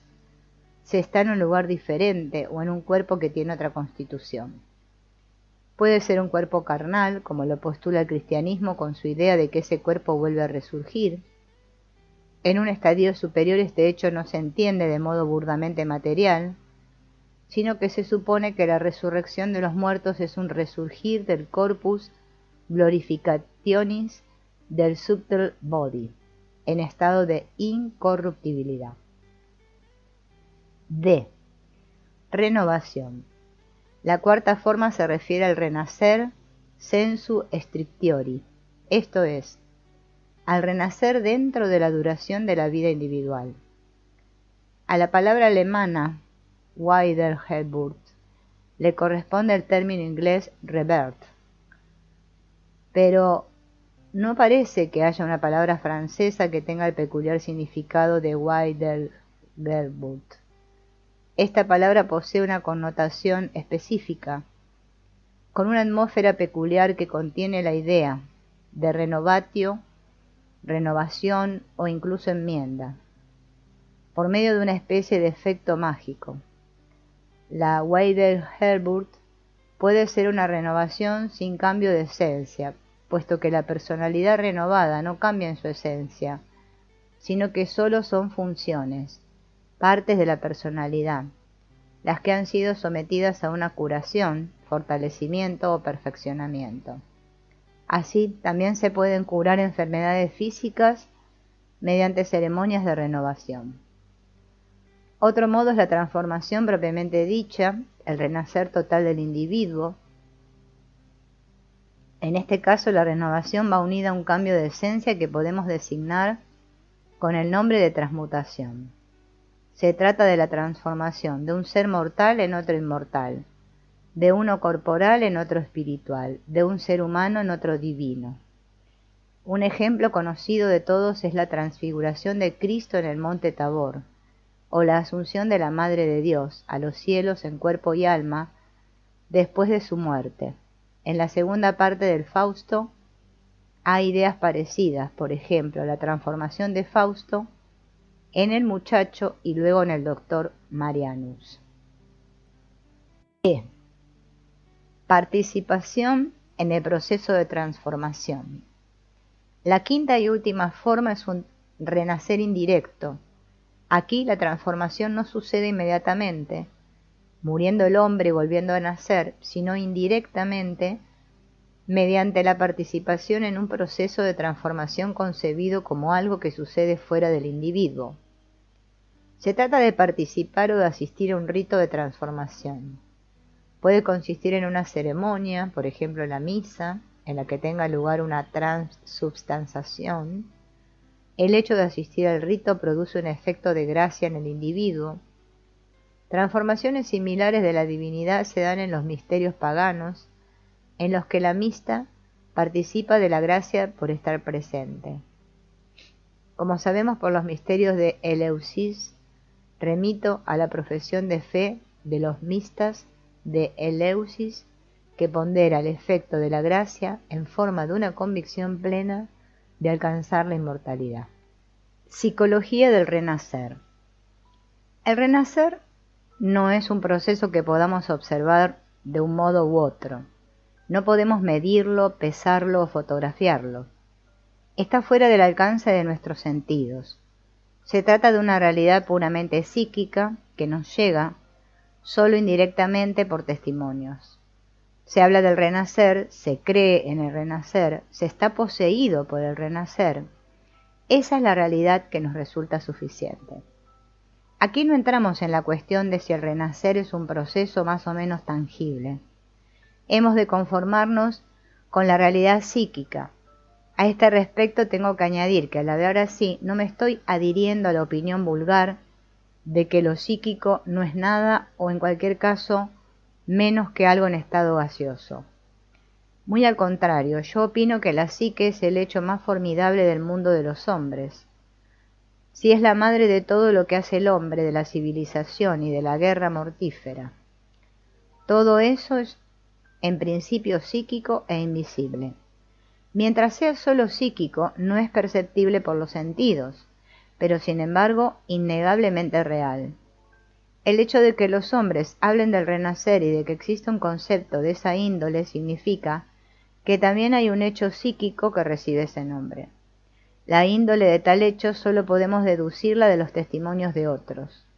Por eso, si queremos saber qué es renacer, tenemos que someter la historia universal a un interrogatorio sobre lo que ella entiende por renacer. Renacer es una aseveración que cuenta entre las aseveraciones primigenias de la humanidad, basadas en lo que yo llamo arquetipos. Todas las aseveraciones que conciernen a lo suprasensible están determinadas en su último fundamento por el arquetipo, de manera que no hay que extrañarse si en los pueblos más diversos se encuentran afirmaciones idénticas en cuanto al renacer. La base de tales afirmaciones tiene que ser un acontecer psíquico, que la psicología ha de analizar, más allá de todas las elucubraciones metafísicas y filosóficas sobre la significación de tales afirmaciones. Para tener una visión de conjunto de la fenomenología de esas experiencias de transformación, es necesario describir este terreno más detalladamente. En lo esencial se pueden distinguir dos grupos de vivencias, la de la trascendencia de la vida y la de la propia transformación. 1. La experiencia de la trascendencia de la vida. A. Vivencias por mediación de ceremonias sagradas. Con el concepto de trascendencia de la vida, me refiero a las experiencias mencionadas más arriba que hace la mista al participar en una ceremonia sagrada y que le ponen de manifiesto la ilimitada continuación de la vida mediante transformación y renovación. En el misterio representado se suele ejemplificar la trascendencia de la vida, frente a las diferentes formas que reviste concretamente, a través de los cambios en el destino vital, muerte y renacer de un dios o héroe divino. Por eso el mista o es el solo el testigo del hecho, o colabora activo o pasivamente en el drama divino, o se identifica con el Dios a través del ritual. Lo decisivo, en este caso, es que una sustancia o existencia o forma de vida objetivas sufren una transformación ritual en un proceso que existe por sí mismo y en el cual el mista, en virtud de su sola presencia o participación, resulta influenciado, impresionado, consagrado o tocado por la gracia. Aunque él pueda ser incluido en el proceso de transformación, este no tiene lugar dentro sino fuera de él. El mista, que vive ritualmente el proceso de matar, despedazar y dispersar a Osiris, y después el de su resurrección, experimenta así la permanencia y continuidad de la vida, que perdura más allá de todos los cambios de la forma exterior, y que siempre resurge de las propias cenizas, como el ave fénix. La participación en el acto ritual hace nacer, por ejemplo, esa esperanza en la inmortalidad que caracteriza los misterios eleusinos. Un ejemplo viviente del mismo misterio escénico representado está por la permanencia en la transformación de la vida en la misa. Si observamos al público durante el acto sagrado, podemos ver todos los grados, desde la mera y apática presencia hasta la más profunda emoción. Los grupos de hombres que durante la misa están todos juntos cerca de la puerta de salida, charlando de temas perfectamente mundanos, santiguándose mecánicamente e hincando una rodilla. A pesar de su falta de atención, participan en el acto sagrado por el mero hecho de estar presentes en el recinto lleno de gracia. En la misa, en un acto fuera del tiempo y del mundo, Cristo es sacrificado y resucita después de las sustancias transformadas.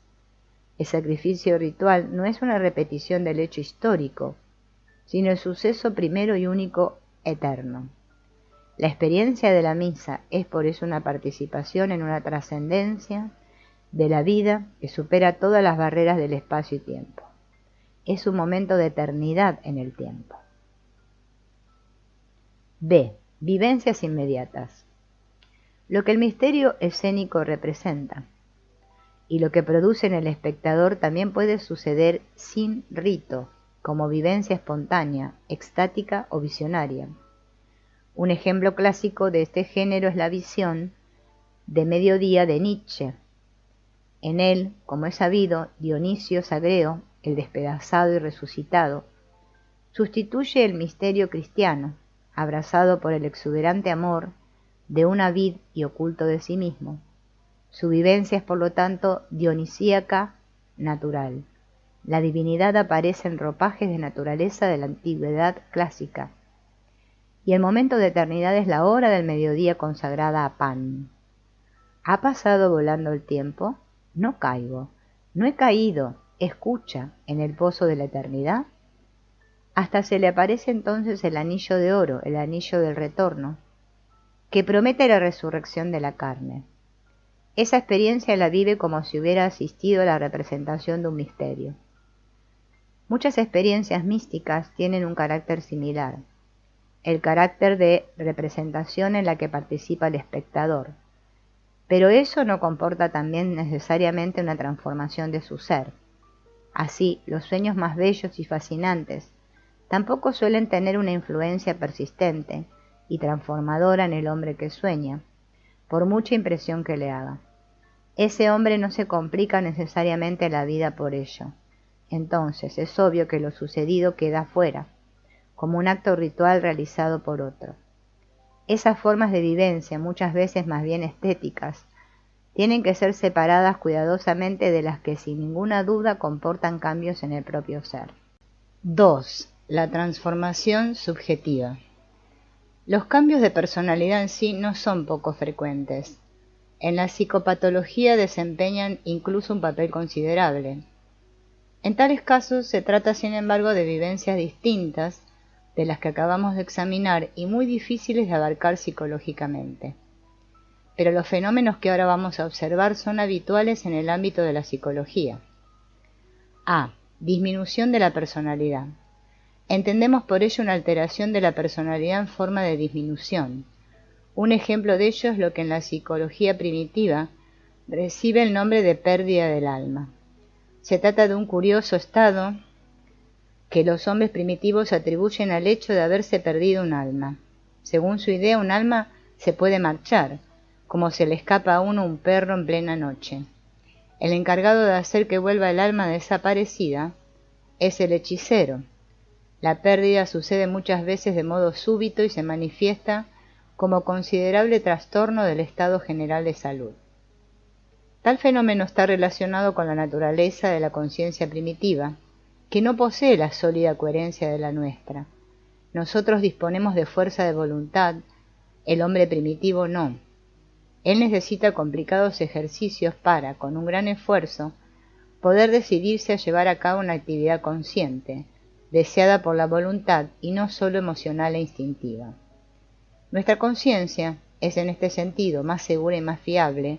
Sin embargo, al hombre civilizado a veces también le puede ocurrir algo semejante, pero entonces no se le da el nombre de pérdida del alma, sino de abaissement du niveau mental, un concepto de Janet que designa adecuadamente el fenómeno.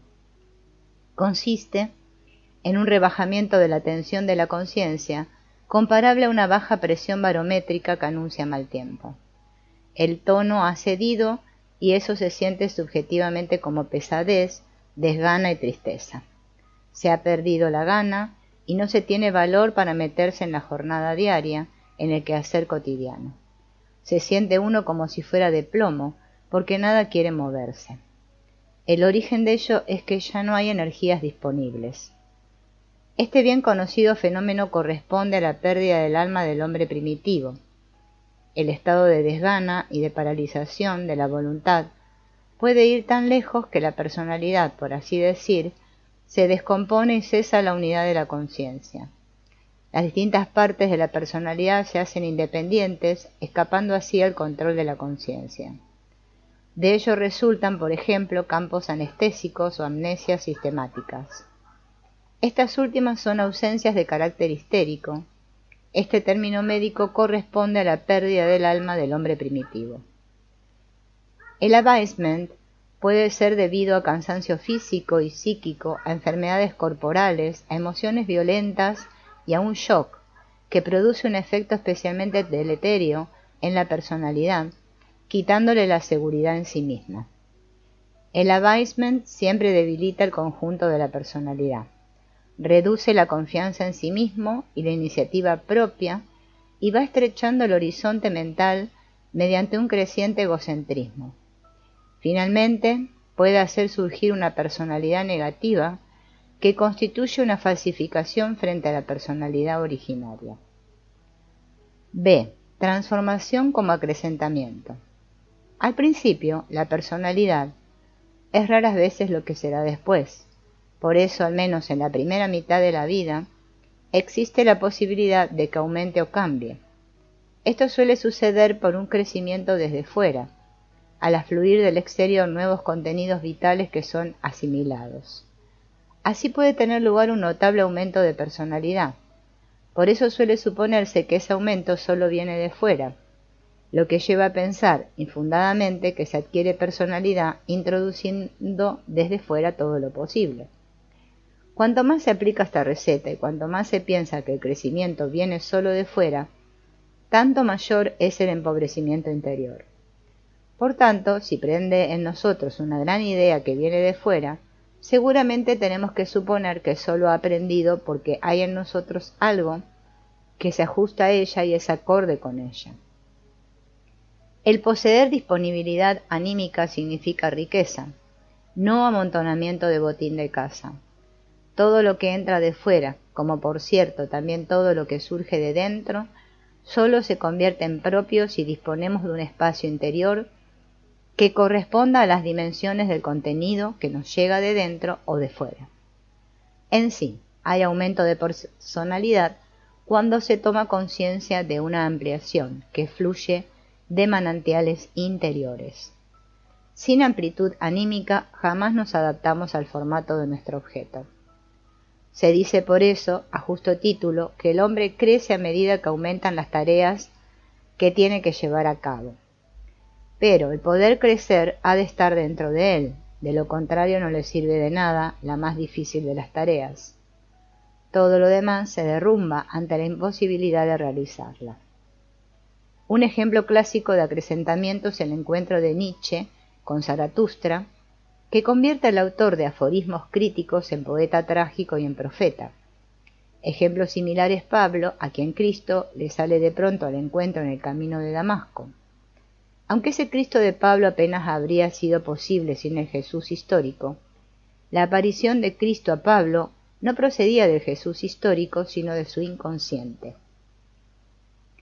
En un punto culminante de la vida, cuando se abre el capullo y de lo pequeño sale lo grande, se convierte uno en dos, y la figura mayor que siempre se había sido y que sin embargo era siempre invisible, se presenta con la fuerza de la revelación ante el hombre que se ha sido hasta ahora.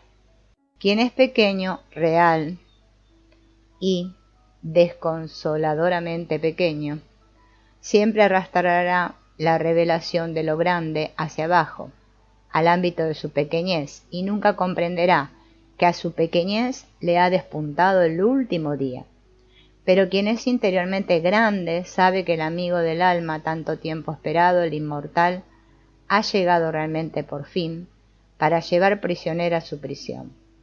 Esto es, para agarrar a quien siempre lo llevó con él y lo tuvo prisionero, y para hacer que la vida de aquel vaya a parar a la suya. Un instante de peligro mortal. La profética visión del volatinero que tuvo Nietzsche pone al descubierto el peligro inminente de esa posición de inverosímil equilibrio frente a un hecho al que Pablo le dio el nombre más excelso que era capaz de concebir. El propio Cristo es el más excelso símbolo de lo inmortal oculto en el hombre mortal. Se suele representar este problema mediante un doble motivo, por ejemplo el de los dioscuros, uno de los cuales es mortal y el otro inmortal. Hay un paralelo indio, el de la pareja de amigos. Dos amigos, de hermosas alas unidos, abrazan el mismo árbol. Uno de ellos come la dulce baya, el otro solo mira hacia abajo sin comer.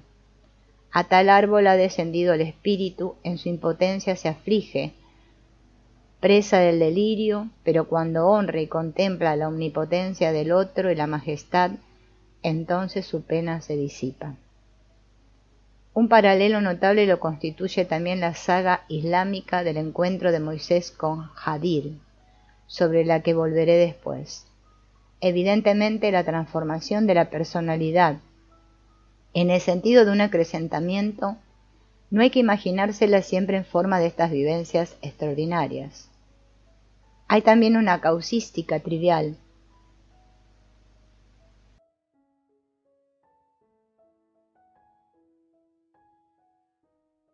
que se podría confeccionar basándose en los historiales médicos y en el proceso de curación de pacientes nerviosos. Finalmente, pertenece a esta categoría cualquier caso en el que al reconocer algo más grande, salta un aro de hierro que oprime el corazón. C. Cambio interior de estructuras. En este caso no se trata ni de acrecentamiento ni de disminución, sino de un cambio estructural de la personalidad. Menciono como forma principal el fenómeno de la obsesión o posesión, que consiste en que un contenido, una idea cualquiera, o una parte cualquiera de la personalidad, por las razones que fuere, se apoderan del individuo. Los contenidos posesores se presentan como convicciones curiosas, idiosincrasias, planes absurdos, etc. Por lo general no admiten corrección. Hay que ser un gran amigo del obseso-poseso y estar dispuesto a tomar sobre sí un montón de cosas si se quiere hacer el intento de luchar contra esa situación. Yo no quisiera comprometerme a trazar una frontera absoluta entre la obsesión y la paranoia. La obsesión puede ser formulada como una identificación de la personalidad del yo con un complejo de representaciones. Un caso frecuente es la identificación con la persona. el sistema de adaptación o el trato que tenemos con el mundo. Así, prácticamente, cada profesión tiene una persona característica. Estas cosas se pueden estudiar hoy fácilmente porque los personajes públicos continuamente aparecen fotografiados en la prensa. El mundo obliga a un cierto comportamiento y los profesionales se esfuerzan por estar a la altura de esas expectativas. Pero el peligro está en que uno se vuelve idéntico con la persona, por ejemplo, el profesor con su manual o el tenor con su voz. De esa manera ha ocurrido la desgracia. Ya no se vive entonces más que en la propia biografía. Ya no se puede llevar a cabo con naturalidad la más simple tarea. Pues está escrito, y entonces fue allí y allá, y dijo esto y aquello, etc. La túnica de Deyanira se le ha quedado incrustada en la piel.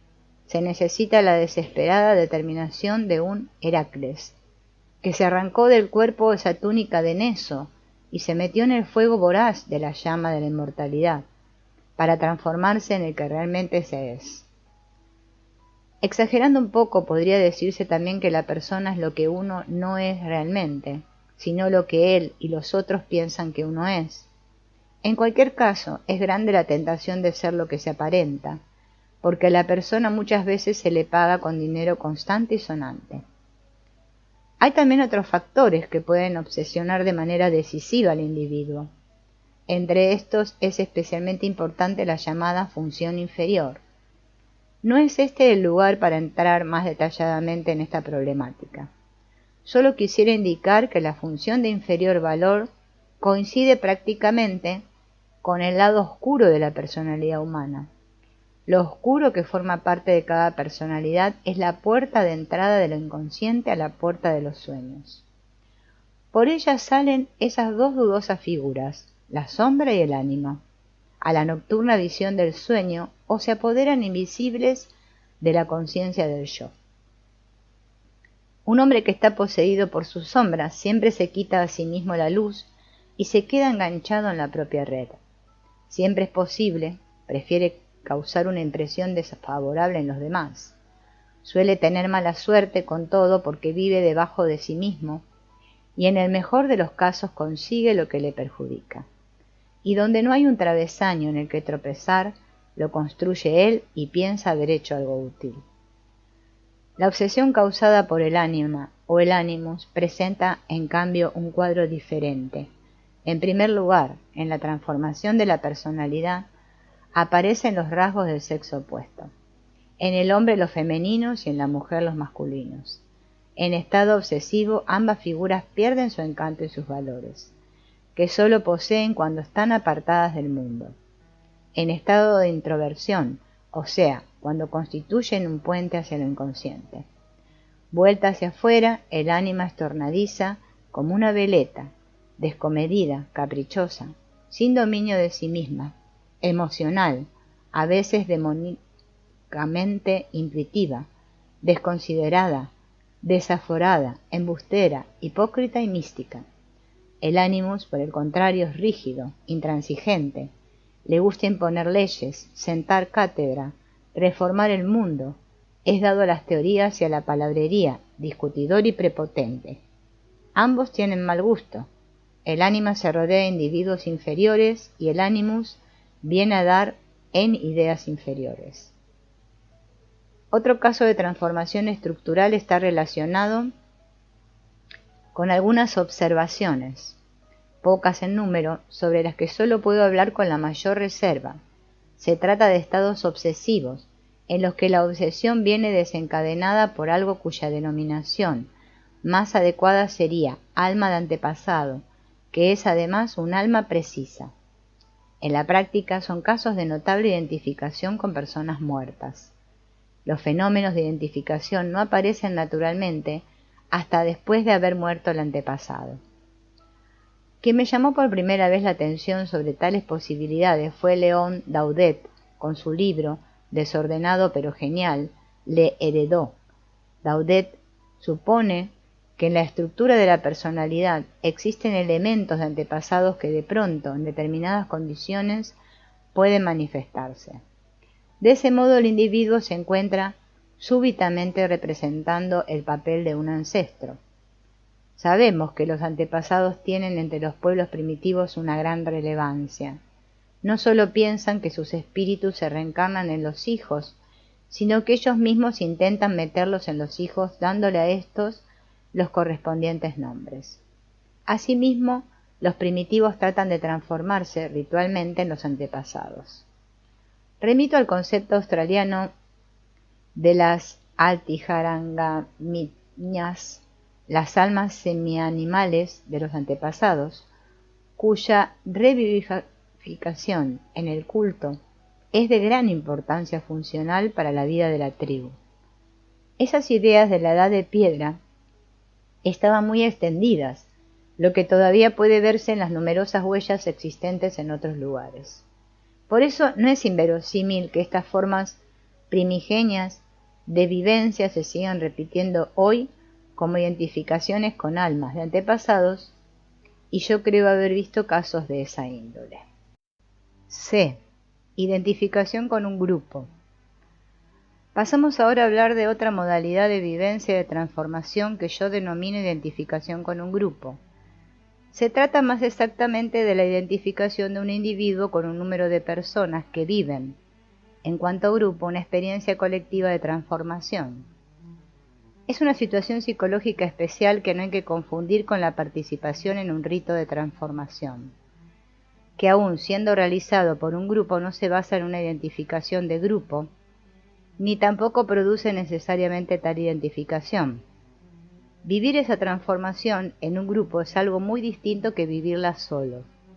En un grupo relativamente grande de personas, unidas por un estado de ánimo especial e idénticas entre sí, se vive la transformación de un modo que solo tiene que ver muy remotamente con la experiencia de la transformación individual. La experiencia de grupo tiene lugar a un nivel de conciencia más bajo que el de la vivencia individual. Es un hecho indiscutible que cuando se junta mucha gente unida por un estado de ánimo común, de ese grupo resulta un alma colectiva que está por debajo del nivel del individuo.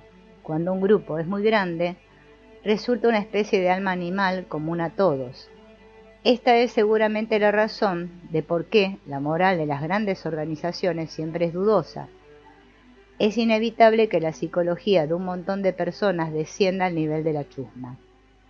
Así pues, si tengo en el grupo lo que se designa con el nombre de vivencia colectiva, esta ocurre a un nivel de conciencia relativamente bajo. Por eso esa vivencia de grupo es mucho más frecuente que una vivencia individual de transformación. Es también mucho más fácil de alcanzar, porque al estar reunido con muchos otros tiene una gran fuerza de sugestión. El individuo que forma parte de la masa es fácil que se convierta en víctima de su capacidad de sugestión. Solo falta que ocurra cualquier cosa, por ejemplo, que se le proponga algo que ya tiene toda la masa y lo aceptará, aunque sea inmoral. En la masa no se siente responsabilidad, pero tampoco miedo. Así pues, la identificación con el grupo es un camino fácil, viable, pero la vivencia de grupo no cala más hondo que ese nivel en el que se está. Algo cambia en uno, pero ese algo no tiene duración en el individuo aislado. Al contrario, se necesita cada vez la embriaguez de la masa para fortalecer la vivencia y creer en ella. Porque cuando ya no se está en la masa, se es otra persona que ya no sabe reproducir el estado anterior. En la masa domina la participación mística, que no es otra cosa que una identificación inconsciente. Se va, por ejemplo, al teatro, al punto, todas las miradas penden de todas las miradas, cada uno mira como mira el otro, y todos están presos en la red invisible de la inconsciente relación recíproca. Si se intensifica este estado, entonces uno se deja arrastrar, literalmente, por la ola general de la identidad común. Eso puede ser una hermosa sensación, una oveja entre 10.000 ovejas. Si además llega a mis oídos que esa masa es una grande y maravillosa unidad, entonces soy un héroe, me crezco con el grupo. Cuando vuelvo después en mí, descubro que mi nombre civil es fulano de tal. que vivo en la calle de Perengano, piso tercero, y que esa historia en el fondo ha sido estupenda. Ojalá se repita mañana para que pueda sentirme otra vez como un pueblo unido, cosa mucho mejor que ese XI del registro civil. Es un camino fácil y cómodo para hacer subir de categoría la personalidad. De esa manera el hombre siempre ha formado grupos que hacen posible las vivencias colectivas de transformación, muchas veces a la manera de estados de delirio. La retroidentificación con más bajos y más primitivos estados de conciencia va siempre unida a un aumento de sentimiento vital. De ahí el efecto de estímulo vital de las retroidentificaciones de la edad de piedra con los antepasados semianimales. La inevitable regresión psicológica en el grupo queda neutralizada, al menos en parte, por el rito, es decir, por la ceremonia cultural que convierte la solemne representación de los actos y hechos sagrados en el centro de la actividad del grupo, impidiendo así a la muchedumbre caer en un estado instintivo e inconsciente. Como el acto de culto reclama el interés y la atención del individuo, le ofrece a éste la posibilidad de tener también en el grupo una relativa vivencia individual y de conservar hasta cierto punto la conciencia. Pero si falta la relación con un centro que exprese lo inconsciente mediante un conjunto de símbolos, el alma de la masa se convierte inevitablemente en el fascinante punto central que atrae su órbita a todos los individuos. Por eso, las aglomeraciones humanas son siempre lugares de incubación de epidemias psíquicas, de lo que constituye el ejemplo por antonomasia lo que está sucediendo en Alemania.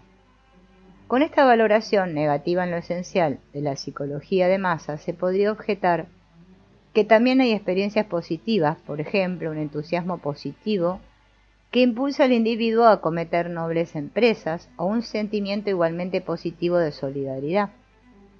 Es innegable que existen hechos de esta índole. La comunidad puede dar al individuo coraje, entereza y dignidad, todo lo cual podría perderlo fácilmente estando aislado. Puede hacerle recordar que es un ser humano entre seres humanos. Pero eso no es óbice para que así reciba como aditamiento algo que no poseería en tanto que individuo. Tales regalos, muchas veces inmerecidos, constituyen momentáneamente una gracia especial, pero a la larga existe el peligro de que el regalo se convierta en pérdida, ya que la naturaleza humana tiene la debilidad de considerar los regalos como algo normal, reclamándolos por eso, en caso de emergencia, como algo a lo que tiene derecho, en lugar de exigirse a sí mismo un esfuerzo. Desgraciadamente se ve esto con muchísima frecuencia en la tendencia a exigir todo del Estado sin pensar que éste consta por su parte de esos mismos individuos que exigen y reclaman. Un consecuente desarrollo de esta tendencia lleva al comunismo, en el que cada individuo esclaviza a la comunidad y esta última tiene como representante a un dictador, a un propietario de esclavos. Todas las tribus primitivas que poseen un orden social comunista tienen también un cacique que ejerce sobre ellas un poder ilimitado. El Estado comunista no es otra cosa que una monarquía absoluta en la que no hay súbditos sino solo siervos. Identificación con el héroe cultural. Relevante para la vivencia de transformación es asimismo la identificación con el dios o héroe que sufre una transformación durante el ritual sagrado. Muchos actos de culto tienden a generar identificación. Un claro ejemplo lo hallamos en las metamorfosis de Apuleyo, en las que el mista, un hombre común y corriente elegido como Helios, coronado con una corona de palmas y envuelto en el manto místico, recibe el homenaje de la muchedumbre. La sugestión de los fieles provoca la identificación con el dios. También hay participación de los fieles cuando el mista no es objeto de apoteosis, sino que el acto sagrado solo tiene lugar en el relato, lo que después, en largos periodos de tiempo y solo poco a poco, origina cambios psíquicos en el individuo. El culto de Osiris es un ejemplo de este género. Primero el faraón participaba del dios transformado y solo él tenía un Osiris. Posteriormente fueron los nobles del imperio los que recibían un Osiris, y por último, el cristianismo ha coronado esta evolución asignando un alma inmortal a cada individuo, que así participa directamente de la divinidad. En el cristianismo esta evolución continúa en el sentido de que el Dios exterior o Cristo se convierte gradualmente en el Cristo interior de cada uno, y aunque ese Cristo está en muchos, siempre sigue siendo uno y el mismo, una verdad ya que viene anticipada en la psicología del tótem, cuando en los banquetes del tótem el animal totémico es sacrificado y consumido en muchos ejemplares, aunque siga siendo siempre uno y el mismo, lo mismo que solo hay un niño Jesús y un Santa Claus. Mediante la participación de los misterios en el destino del Dios, el individuo se transforma indirectamente. En el cristianismo sancionado por la Iglesia, la vivencia de transformación es indirecta, pues tiene lugar por participación en lo que se hace o lo que se cuenta. Lo que se hace, la acción, es una forma, el relato, la palabra, el mensaje, la otra. La primera forma es característica del culto, tan ampliamente desarrollado de la Iglesia Católica. La segunda es el anuncio de la palabra en el protestantismo. D. Procedimientos mágicos. Otro género de transformación se alcanza mediante un rito aplicado con este fin. En lugar de vivir por participación la experiencia de la transformación, se acude expresamente al rito para provocar una transformación. Tal rito se convierte así en una especie de técnica en la que hay que someterse. Por ejemplo, un hombre está enfermo y a consecuencia de ello debería ser renovado. La renovación debería sobrevenirle. Para que le sobrevenga, el hombre es pasado a través de un agujero que hay en la pared junto a la cabecera de su cama y entonces ha nacido de nuevo, o recibe otro nombre y con él otra alma. Así los demonios no lo reconocen o tiene que pasar por una muerte figurada, o se somete al acto grotesco de ser llevado a través de una vaca de cuero, que por delante lo devora, por así decir, y por detrás lo vuelve a expulsar.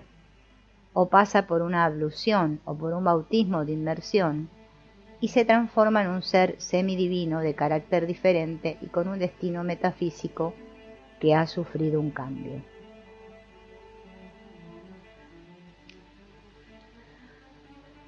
E.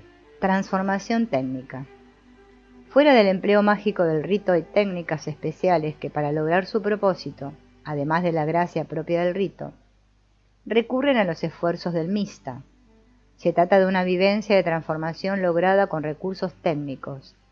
En este contexto hay que incluir los ejercicios que en el Oriente llevan el nombre de yoga y en Occidente el de ejercicios espirituales.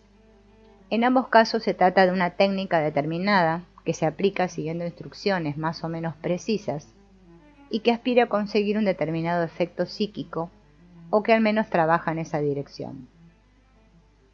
Este es el caso tanto en el yoga oriental como en los correspondientes métodos occidentales. Se trata pues de técnicas, en el pleno sentido de la palabra, resultantes de la remodelación a que han sido sometidos los procesos de transformación originariamente naturales.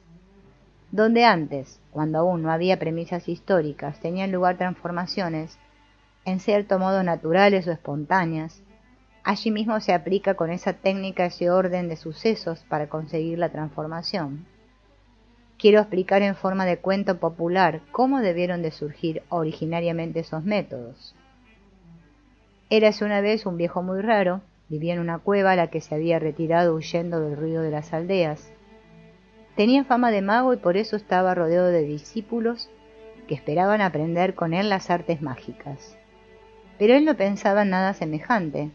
Solo trataba siempre de saber qué era lo que él no sabía y que sin embargo de eso estaba seguro siempre ocurría. Cuando había meditado mucho tiempo sobre lo impensable, en su desagradable situación, no le quedó otro remedio que tomar un lápiz rojo y pintar en la pared de su cueva toda clase de dibujos. Con el fin de averiguar qué apariencia tenía aquello que él no sabía, tras muchos intentos le vino la idea del círculo. Esto está bien, fue su sensación. y además un cuadrado dentro. Y así era todavía mejor.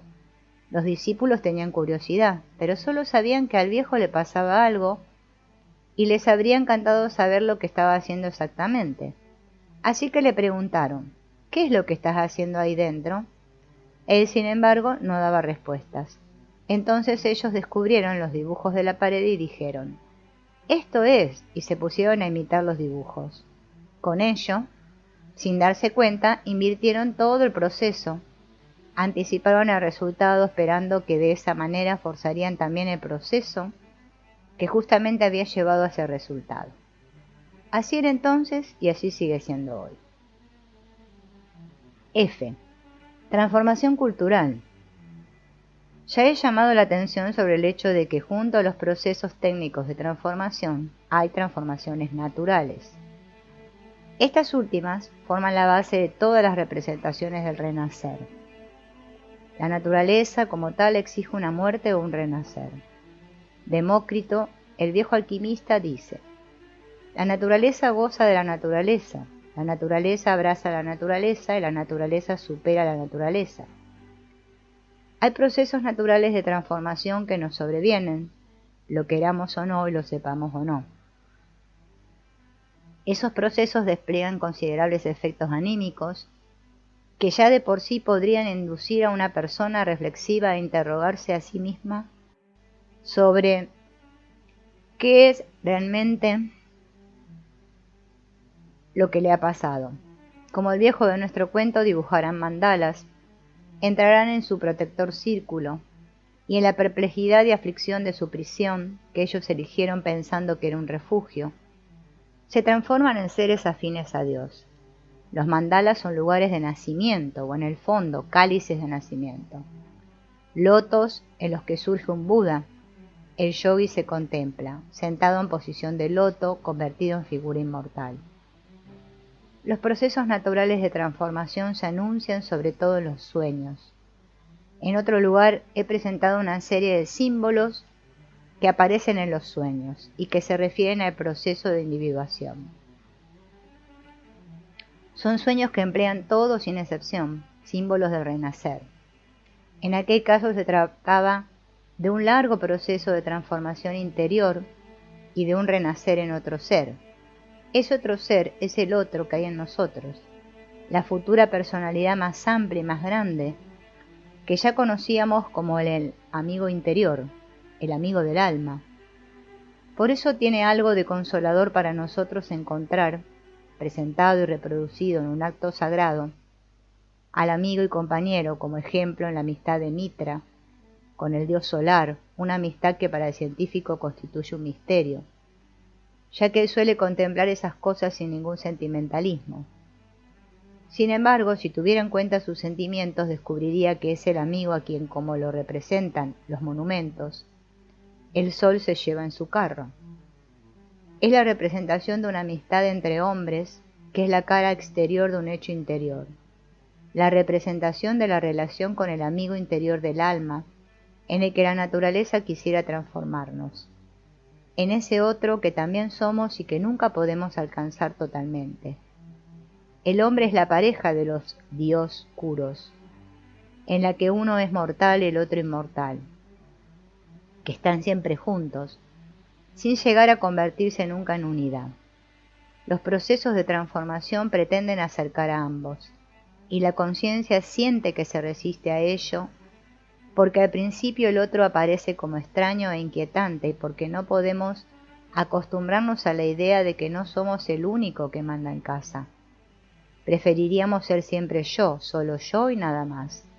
Pero estamos confrontados con el amigo o enemigo interior, y depende de nosotros el que sea nuestro amigo o nuestro enemigo. No hay que ser un enfermo mental para oír su voz. Es, antes bien, lo más sencillo y lo más natural. Uno puede, por ejemplo, plantearse una pregunta a la que él da una respuesta. El proceso mental continúa como en una conversación normal. Se lo puede llamar serie de asociaciones o soliloquio, o una meditación, en el sentido de los antiguos alquimistas, que llamaban al interlocutor aliquen alium internum, alguien distinto, interior. Esta forma de coloquio con el amigo del alma hasta ha sido emitida en el método de Ignacio de Loyola, aunque con una limitación: solo habla el que medita, se prescinde de la respuesta interior. Como se supone que ésta proviene únicamente del hombre, se la consideraría reprobable, y así sigue siendo hasta el día de hoy. Ese prejuicio ya no es moral metafísico, sino peor aún, intelectual.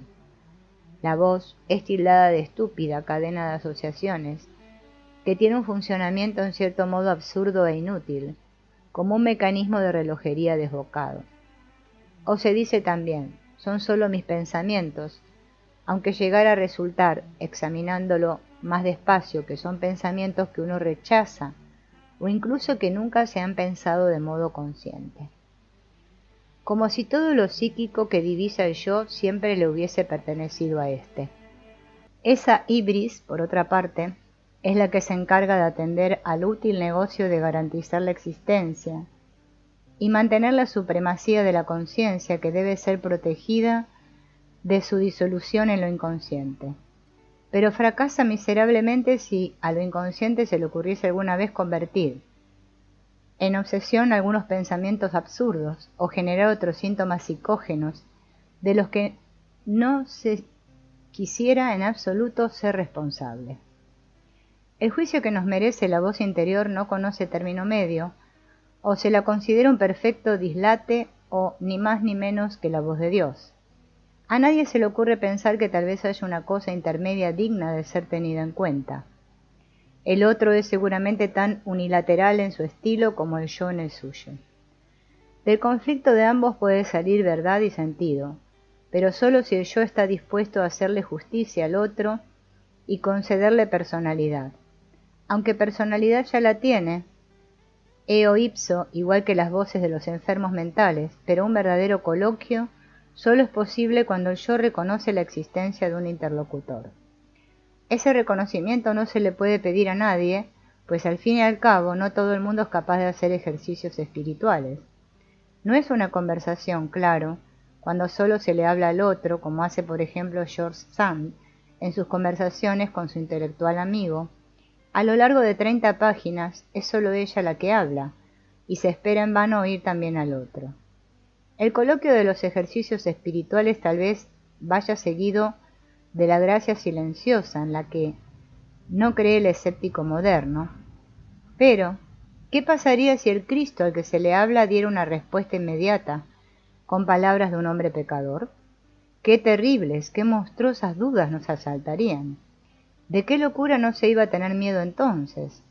Se comprende que es preferible que los dioses sean mudos y que la conciencia del yo prefiera creer en su supremacía a que se sigan haciendo asociaciones en serie. Se comprende que el amigo interior aparezca tantas veces como enemigo, y por qué está tan lejos y habla con tan poca voz. ¿Quién está cerca de él está cerca del fuego? Tal vez pensó aquel alquimista algo semejante cuando dijo: elige como piedra a aquel en virtud del cual los reyes son venerados en sus coronas y los médicos curan a sus enfermos, por estar él cerca del fuego. Los alquimistas proyectan el acontecer interior en figura exterior, y por eso el amigo interior aparece para ellos en forma de esa piedra de la que se dice: comprended, hijos de los sabios, lo que os grita la piedra. Protégeme y te protegeré, dame lo mío para que yo te ayude. A este respecto comenta un escoliasta: el investigador de la verdad oye hablar a la piedra y al filósofo como por una sola boca. El filósofo es Hermes y la piedra es idéntica a Mercurio, que es precisamente el Hermes latino. Desde los tiempos más remotos, Hermes es el mistagogo y psicopompo de los alquimistas, su amigo y consejero, que los lleva a la meta de su obra. Es como el preceptor que está en la piedra y el discípulo. A otros el amigo se les aparece en la figura de Cristo o de Jadir, o de algún gurú visible o invisible. También puede aparecer en la figura de algún líder social o personal. En tal caso el coloquio es muy unilateral. No tiene lugar ningún coloquio interior, sino que la posible réplica aparece como acción del otro. como algo que sucede en el exterior.